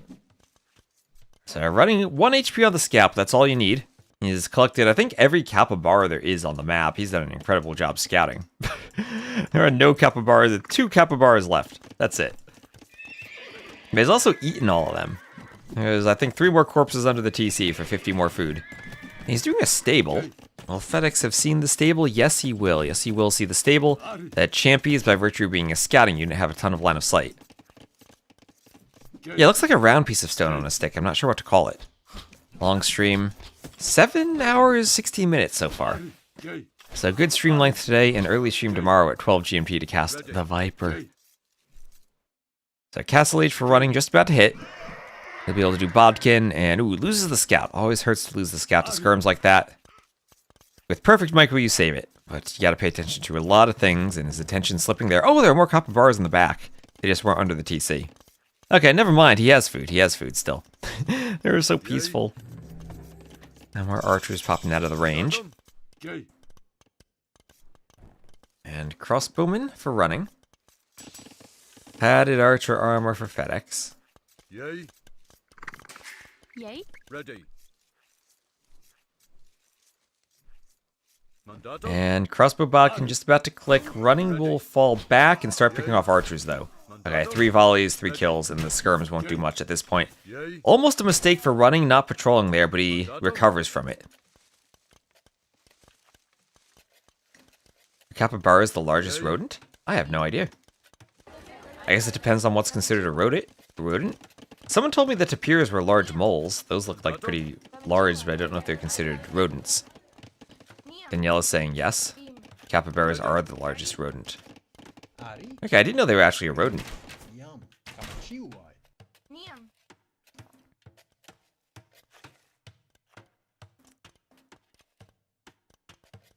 And some quick walls now from FedEx.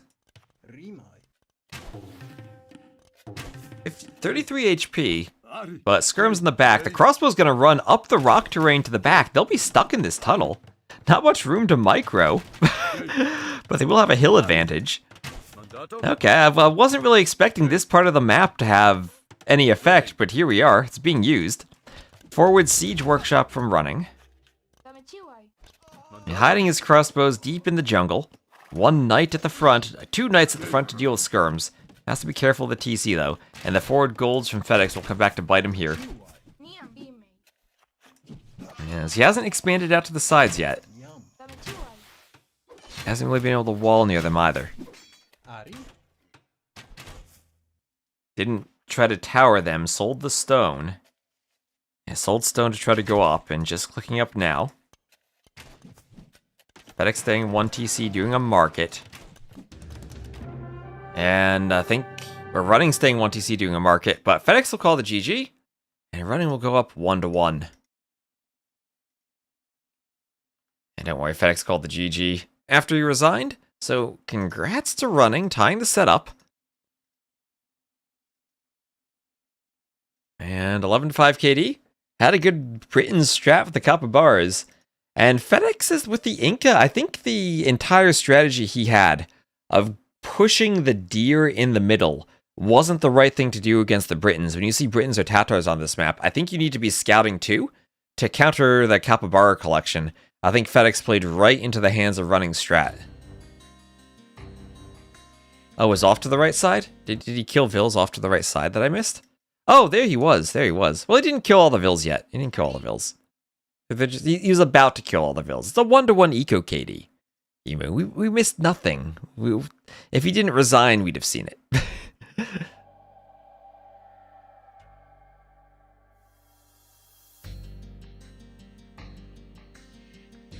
Alright, so that's game number 2 in the books. And home map win for running. And Britons had a plan that worked out against the Inca. Running over FedEx, those Vils didn't make it to their delivery.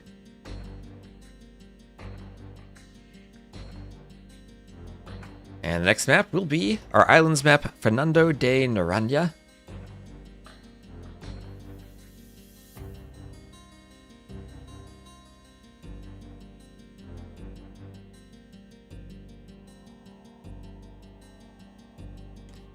And it will be, as you might guess, Italians for FedEx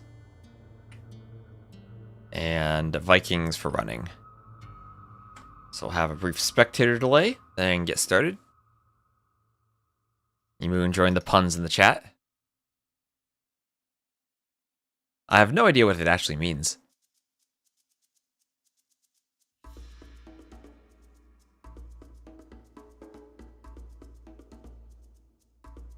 I'm still trying to practice the Noronha.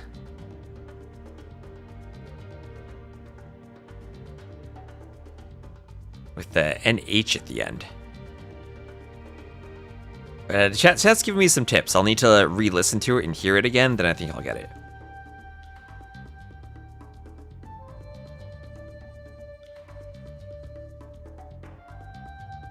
Takes a bit of listening to learn these two.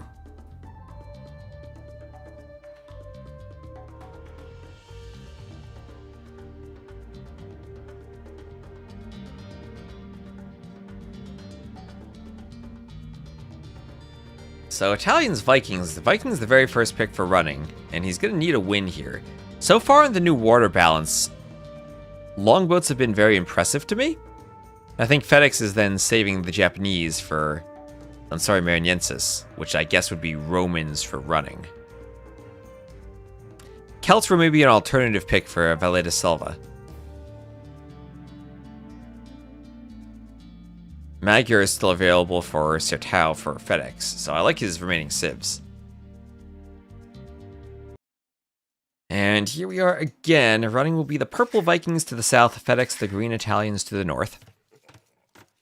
Tapirs are odd-toed ungulates in the same family with equines, horses, and rhinos. Okay, okay. Odd-toed. I mean, is that like a human, then?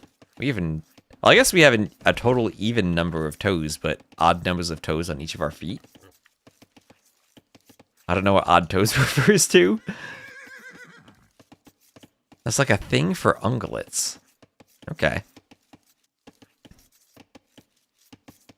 Alright, anyway.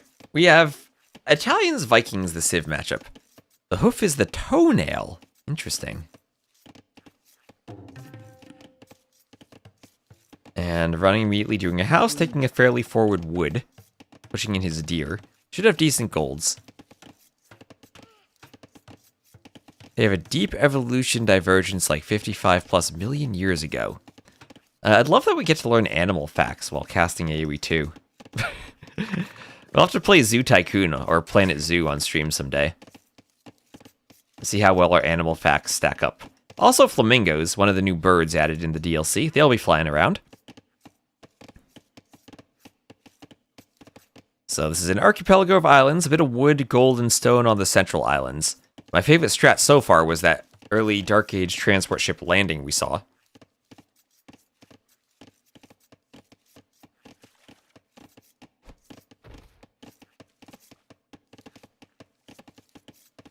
And Javelina's on this island too.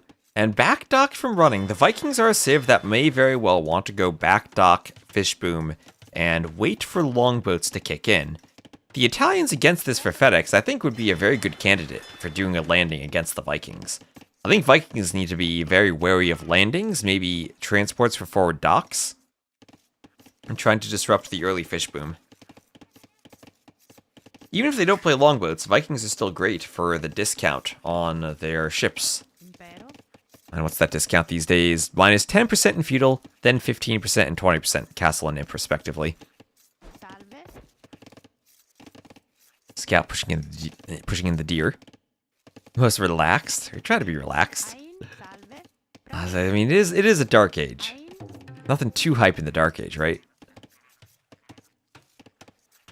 And cheaper docks, yeah. Let's not forget the cheaper docks and the fact they can get the docks out right away. And some fish picked up there from running in the back. Well, thank you very much, Nomadic Chris, for the sub. The horse, Babieca, comes from the renowned royal stables of Seville. Oh, and Fish AoE, thank you for the follow. Also, while we're in the Dark Age, remember to go follow the Onamaru stream too. We'll be dual casting there tomorrow as well, and then casting the final day of the qualifiers on their channel on Sunday. However, Manians performed on the map so far, the carts will be good for the islands. So far, the map hasn't really come to the islands. It's been a water map where you kind of win the water before the islands matter. I'm waiting to see a good, really long late game fight on this map.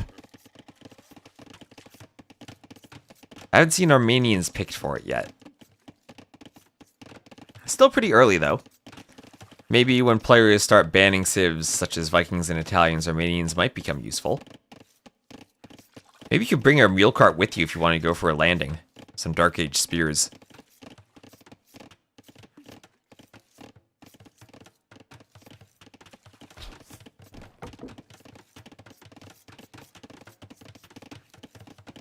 A lot of longboats into winds.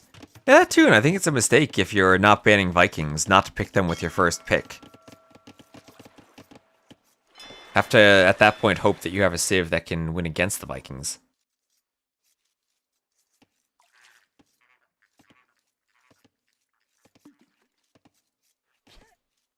It is fairly islands-ish.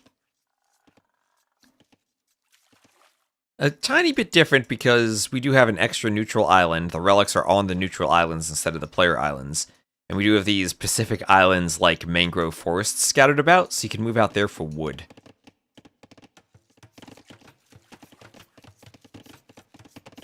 But it is at its heart islands. This is the one water map that we have, so hasn't been banned too much.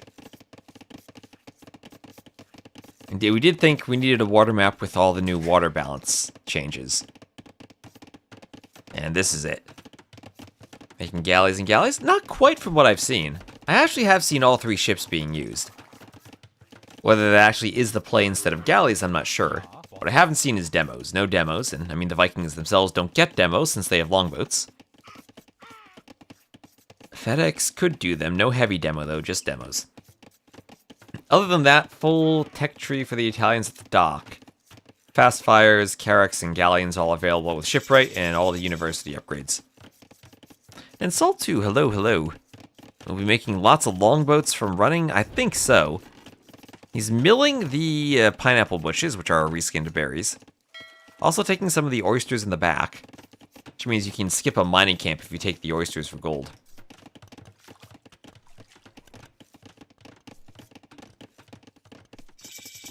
And is running up to the feudal age. Is a fast castle meta? I have seen aggressive feudal ages. I've also seen fast castles. With all of the new changes to put fishing ships in docks, I believe fast castles are a lot more likely than they would be in the past. Money camp for FedEx. He didn't try to take a whale or any of the nearby oysters. Would have had to have docked a bit more to the side, though. Maybe he wanted to stay fully in the back. Running lucky enough to have oysters in the back. The whales we keep to the fronts of the map. We might still get an oyster tile in the back. Bloodless can support that. You like the fast castle meta? So double bit axe and castle age. Is running making galleys? No, he's making hulks. Making hulks. I'm not sure which ship is supposed to counter longboats. If it's hulks or longboats or galleys. I'd imagine galleys. He has back gold.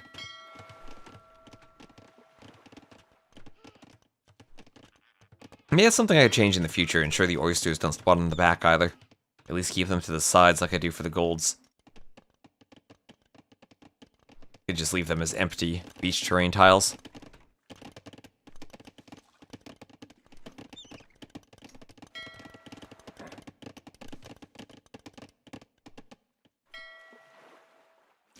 So Hulk moving forward for FedEx, we'll find... Oh, we'll have the bug that it changes its sail when it attacks. And we'll grapple down a fishing ship. No, it gets in the dock.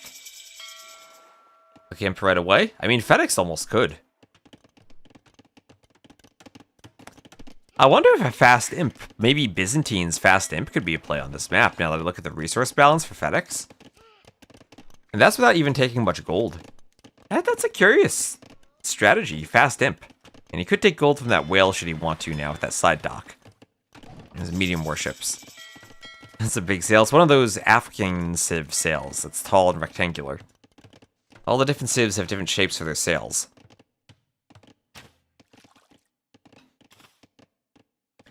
Oh, you make a single Hulk? I guess he hasn't scouted exactly what running's making, and he's maybe anticipating the fires. Maybe anticipating other Hulks. But Hulks would just be more galleys. So fishing ships starting to get tasked to shorefish. There aren't too many deep fish, at least in one location. They are pretty scattered about. You have to keep redocking. The islands block a lot of the fish locations.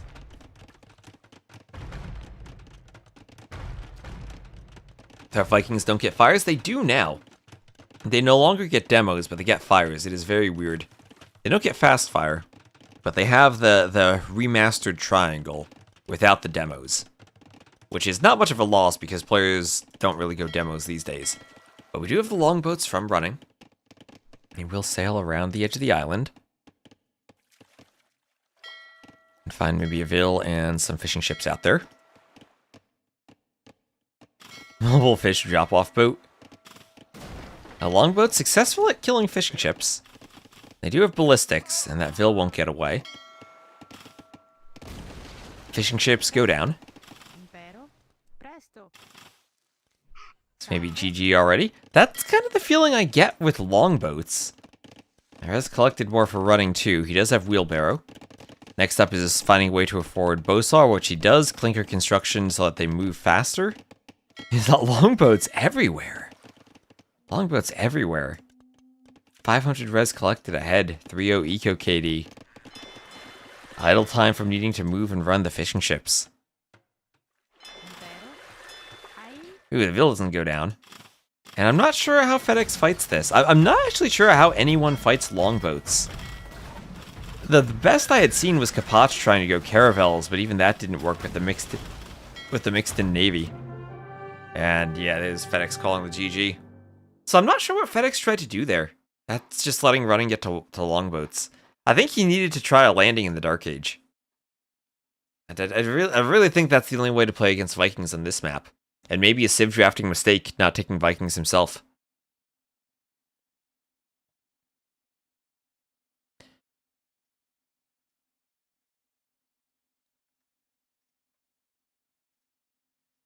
I think letting your opponent have Vikings on this map is kind of an auto loss.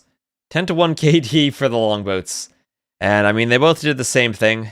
Maybe running had some more gold, but I don't think the build really mattered. FedEx was up first and just couldn't fight longboats. And like I said, I don't know which of the ships you make to fight the longboats. And Intoro, thank you for the follow. Thank you very much.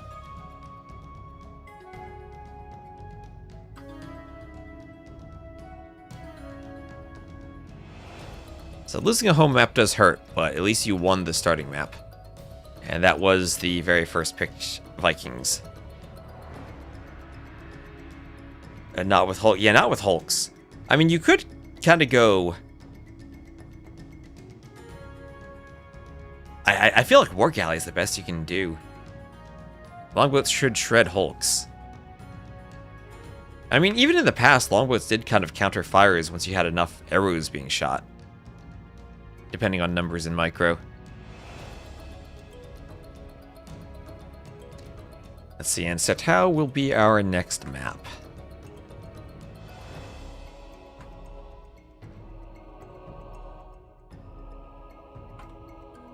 It'll be Mapuche against Magyars. Alright, Mapuche, Magyars. Remember, we did see a couple matchups with them in Red Bull against the Franks. So kind of a similar Scouts opening. Magyars could go Knights, but maybe Cav Archer is the more likely choice from them. Yeah, Longboats reigning supreme.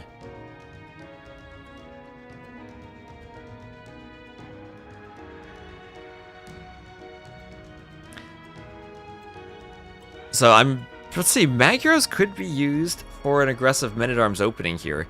FedEx hoping he wins with Magyars, then has Japanese for Lansori Mariensis in Game 5. So thank you everyone for sticking through with the stream today. Streamed, I think, 9 hours yesterday. We're at 7.5 today. And we'll have a long stream tomorrow, too.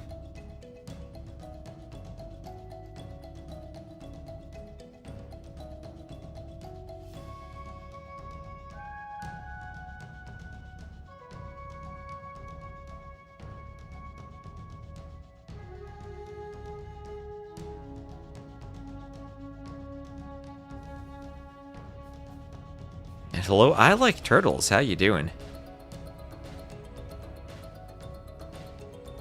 We did see quite a few turtle ships in a game earlier. I can't say they did it particularly well, though. We saw 6 turtle ships be destroyed almost all at once in one big fight against fires.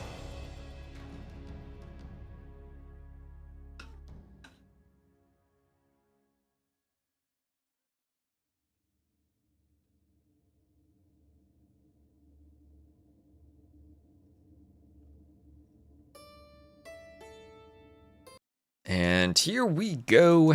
Game number 4. FedEx won the first game, dropped the next 2, and is picking his second home map now against Running. Magyars for him, he'll be playing as the green to the west, and Running, we'll be playing as the purple Mapuche to the east. Luring in a Javelina right at the start. And the Mapuche, what do they do? Interesting to use them against the Cav Civ, as their infantry, slingers, and skirmishers have extra hit points.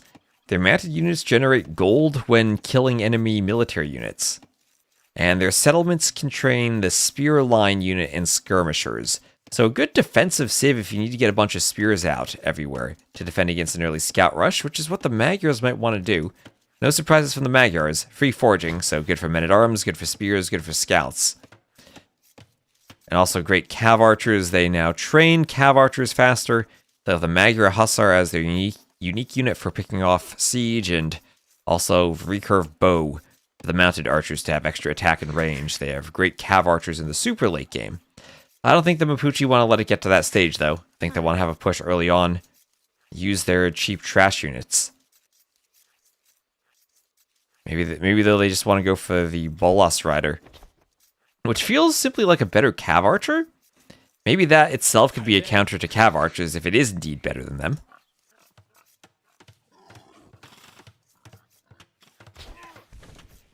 So on Orlan's video, he seemed to indicate that equal numbers war galleys beat longboats, but it's not equal based on train speed. So if you have enough wood, your docks go burr. Yeah, the longboats train faster, so you get them out more quickly.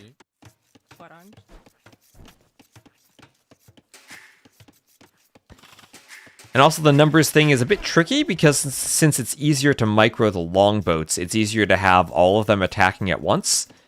So you could have, in some sense, the same numbers, but better numbers with longboats.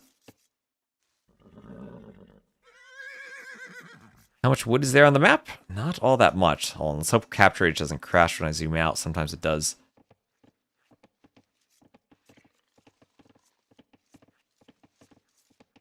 There is about 90,000 wood on the map.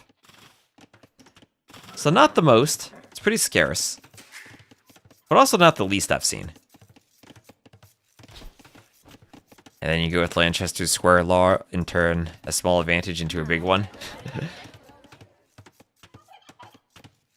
So fast feudal for FedEx, 18 pop up with the Magyars, nothing surprising there, did loom.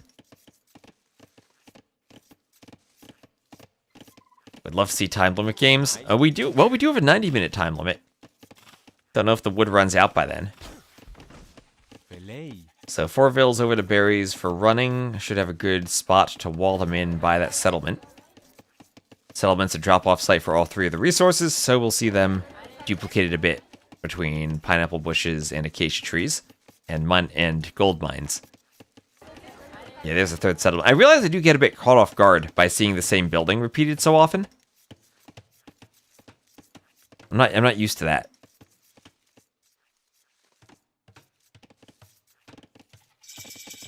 Distance between the TC and the resources makes it super vulnerable. So this map, hopefully, is played as a wide open map.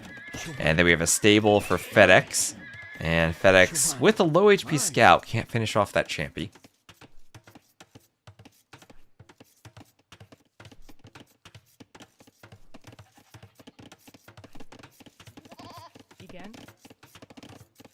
Imagine we have a score limit for the map that's completely devoid of wood. Good gold locations, I have to say, for FedEx, both in the back. His stone's a bit forward. Same thing for running, gold's to the back, stone at the front.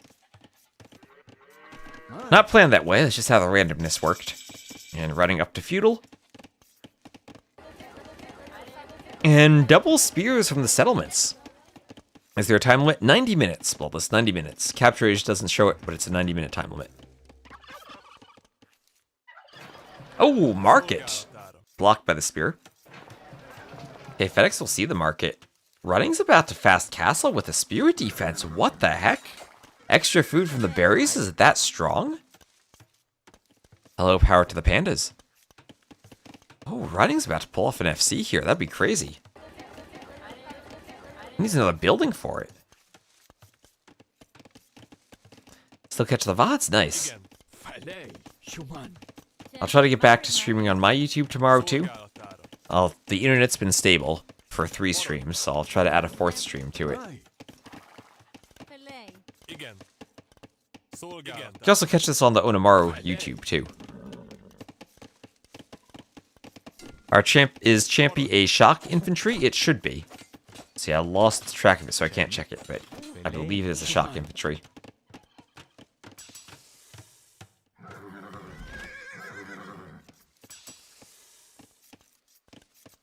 So there's a blacksmith for running, and he's up to the castle age. He's up. So is this FC... What unit? FC Bolus Riders? Is the unit that strong? You can just FC into them? I did see him pretty strong from the Pantanal game we saw earlier. Are they not shock? I thought they were. Maybe because I thought the swordsman line was supposed to be good against them. Maybe they're not. Maybe that'd be too big of a weakness if they are shock. I've lost track of the armor classes. I miss the days when shock infantry was just the Eagle Warrior armor class. now there are more.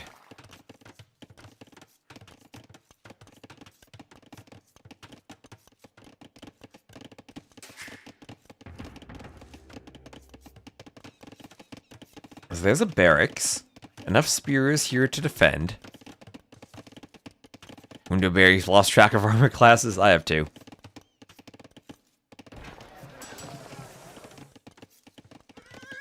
So 5 scouts, what can they do? So far, nothing. There's the archery range, and it will be FC Bolus Riders. Alright, I mean, how open do I need to make the maps that players still find ways to go fast castle? Yeah, I remember the days when you fast castled when you had a closed map and you walled and went Drush FC. Nowadays, it's just fast castle wherever you want. So FedEx, if he knows the new civs, I'm sure he'll know what's coming. Adding more and more scouts and more archers. 8 scouts. Remember, the Bolus Rider has a special attack that slows down enemy units. So against the scouts, they could be good. Spears fighting the scouts. Conwage, thank you for the follow. Spears poking down the scouts. And that was a massacre of scouts. That's a horrible fight for FedEx. 2 ranges. What on the map looks so unfriendly? It is difficult to deal with. That's the point. There's the Bolus Rider. Slows down the Archer. Yeah, look at that, 0.82 speed. Archer's still to attack there to attack the Vills, fletching for FedEx.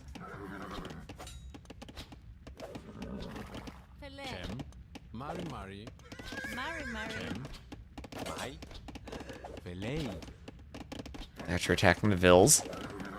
Bolus Riders try to hit the Archer. What's the counter? I would guess skirms, but I'm not entirely sure. I would think they slow down the scouts, and the fact that they're super fast means that the scouts don't even catch them. So I don't know if scouts would work all that well. FedEx here looks like he's simply going full feudal. 5 scouts, getting a second range on the way. He's going scouts and archers, playing a classic feudal game.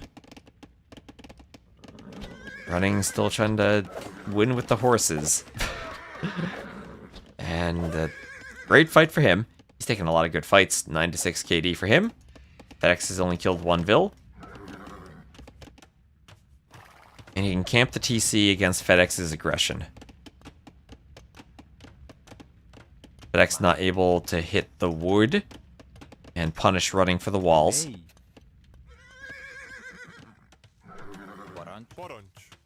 Archers and scouts still at the front as the Bolus Riders come forward. They'll hit the scouts.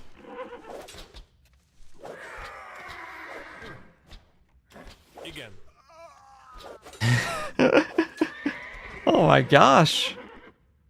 This unit's insane. Takes the score lead. Down by 13 Vils, but part of that's the castle age. Oh, the scouts are maybe getting another fight? Make your scouts, but not strong enough to get the Vil. Ooh, that scout hits the weak Vil somehow. Attacked downhill and still hit the Vil. Vils have to retreat from their forward position here for FedEx. FedEx retakes the score lead. Has over 1,000 more resources collected since he stayed feudal and hasn't been harassed yet. A couple of nice houses there. Has a wall for FedEx, but the Bolus Riders can just simply run around. Defensive tower in the back on the gold. Bolus Riders counter CA. I guess they do because of the movement speed too. Make the CA slower. What are they even attacking with? Is that like a sling? Oh, it's like a thing they throw. Oh, that's crazy. What's the range? Only 4 range. Is that the same as the Cav Archer? He also gets +3 gold when killing a military unit. That's good, I guess. They're rolling the gold. So I guess you need to delete your units instead of letting them die. And does Bodkin... I don't know how Bodkin Arrow makes this guy throw that thing farther, but he'll get another range from it. So then be 6 range. Wants to kill that scout for the gold. Delete the scout, FedEx. Also for the score. They're like 2 or 3 large, heavy balls linked by a rope supposed to be non-lethal. That looks quite lethal to me.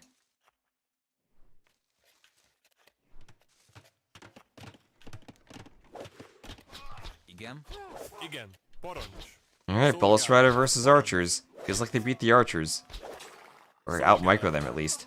Oh yeah, that range with Bodkin now. Running has this game easily, doesn't he? Even with the res difference. That's a 31 to 16 KD.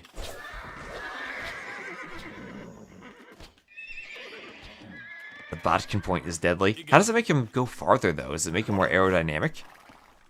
Does it just say, hey, look at how much farther these archers shoot? It'll inspire you to throw farther. Can they get within Murder Hole's range here? And then massacre everything? Not with that low HP, probably. More Bolus Riders on the way. FedEx hasn't been able to counterattack. And they still haven't even really been grouped up or amassed all that much. They'll have their armor. Ooh. Archer's going down. And so will the scout. Oh, look at all the gold they're swimming in from that. Running is swimming in gold. From those kills.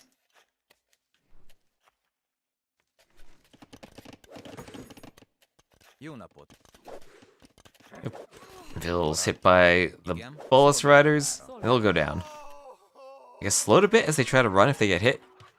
They're calling the GG already. This was crazy. I bet Phosphor is doing great with these. I'll have to try this out now. This feels crazy. Especially on a map this open. Oh, look, the Vils can fight off a scout.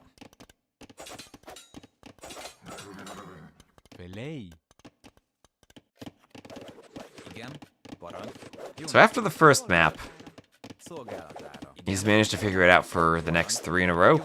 And Britons and Mapuche, great civ picks. Great uses for them. The Magro is kind of the obvious pick for this map. Opening scouts, but the Mapuche seem to be a counter to them. Archers have proven to be completely ineffective. I wonder if going full double stable scouts with armor and bloodlines would have worked. I still think maybe no because of the slowdown. Feels the rage of a hamster right now. Probably does. He's gone over to the dark side. The meta of 2 years ago? This unit wasn't in the game 2 years ago. Gold there that the Bolus Riders can pick off whenever they find it. Leather Archer armor for him. Another Bolus Rider coming forward. He's gotten 15 of them now. Oh, he's so spread out. He's got so many. Has to worry about the tower, but that's it. Go Berbers mounted skirms like Genitors. This isn't even a skirm. It's just chaos. It's just good.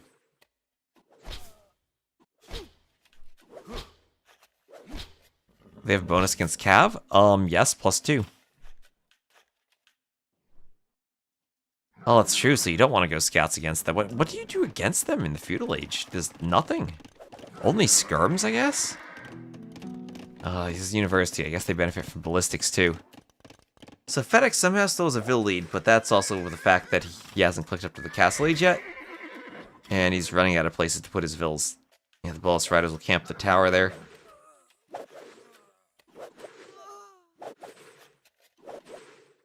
I'll have to talk to Phosphoro and see if he has a counter to FC Bolus Riders.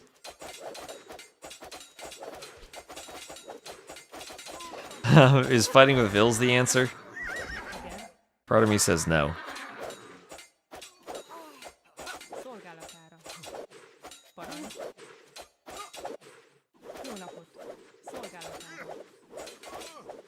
I wonder how camels would do. They do have +2 against camels. And they're so fast, I think the camels would struggle to catch them as a GG from FedEx. And Running will win that 3-1. So congrats to Running. I've learned how scary this unit is now. And not much to say there. FC Bolus Riders, 70 to 25 KD. And nothing FedEx did was able to fight them off. Hasn't he running with well, he hasn't qualified yet. He's got a long way to go. That's the end of the games. We'll take a quick look at the brackets as we stream for just about 8 hours today. So I hope you all enjoyed too. FedEx unfortunately not able to force Game 5. I was saying I really like Magros for that map, but apparently Running coming up with some strategies for us. Something a bit different. And a reminder, if you want to check out the brackets yourself, you can check them here. I think we've casted almost everything, so we shouldn't have too many spoilers. And we'll look through the brackets tomorrow at 12 GMT. I think that's the earliest I can wake up. Finch is playing at 11, but we'll try to cast Viper at 12 GMT. That is in just about 11 hours from now. We had Rodrix pulling an upset over Kapach the other day. That was pretty sick. You can click all the matches here to see stats. Had Stone Please winning over Tofu, Velesa over Kito, Banani over Z40, I do view that as a bit of an upset, even though Banani technically was the favorite. Taduzu also over Uzi. He'll have a tough time against presumably Vinchester. I don't know who Old Time is, but they are from Brazil, so good luck against Vinch. Got Andy Panda, Andy against I by Power. Lucho Dark, that is a nice second round set. DeGao, presumably against Kingstone, 2 Onamaru teammates there. Lewis here, potentially facing Turs. Lobo versus Turs will be played tomorrow. All the LY players unfortunately got placed in one bracket, even with Sorakuma. So Yo and Lix potentially facing in the second round. Potentially then Yo Vivian the round after that. Down here, Sebastian Nikov in the bottom of that bracket. That is a rough bracket. Sebastian, probably Sebastian Yo for the final there. Yeah, Stark did lose to Dogao. Tough first round matchup, I think, for Dogao, but he did make it through. And then this is the Leary bracket, bracket E, with Siscon Jordan in the second round. Tato down there at the bottom of the bracket, too. Slight's refreshing. Dragonstar Mono. So tons and tons of sets tomorrow. We'll cast what we can. I think starting with Viper. So thank you all for watching. Appreciate everyone again who followed the Onamaru channel. Looks like I see 1,130 followers, so we've seen quite some growth there. Appreciate all the support. And we'll be back tomorrow, so I'll see you later. I'll end the Onamaru streams, and then we'll raid someone from my stream. So thank you all very much for watching. Good night, everyone. And I'll see you back bright and early tomorrow morning.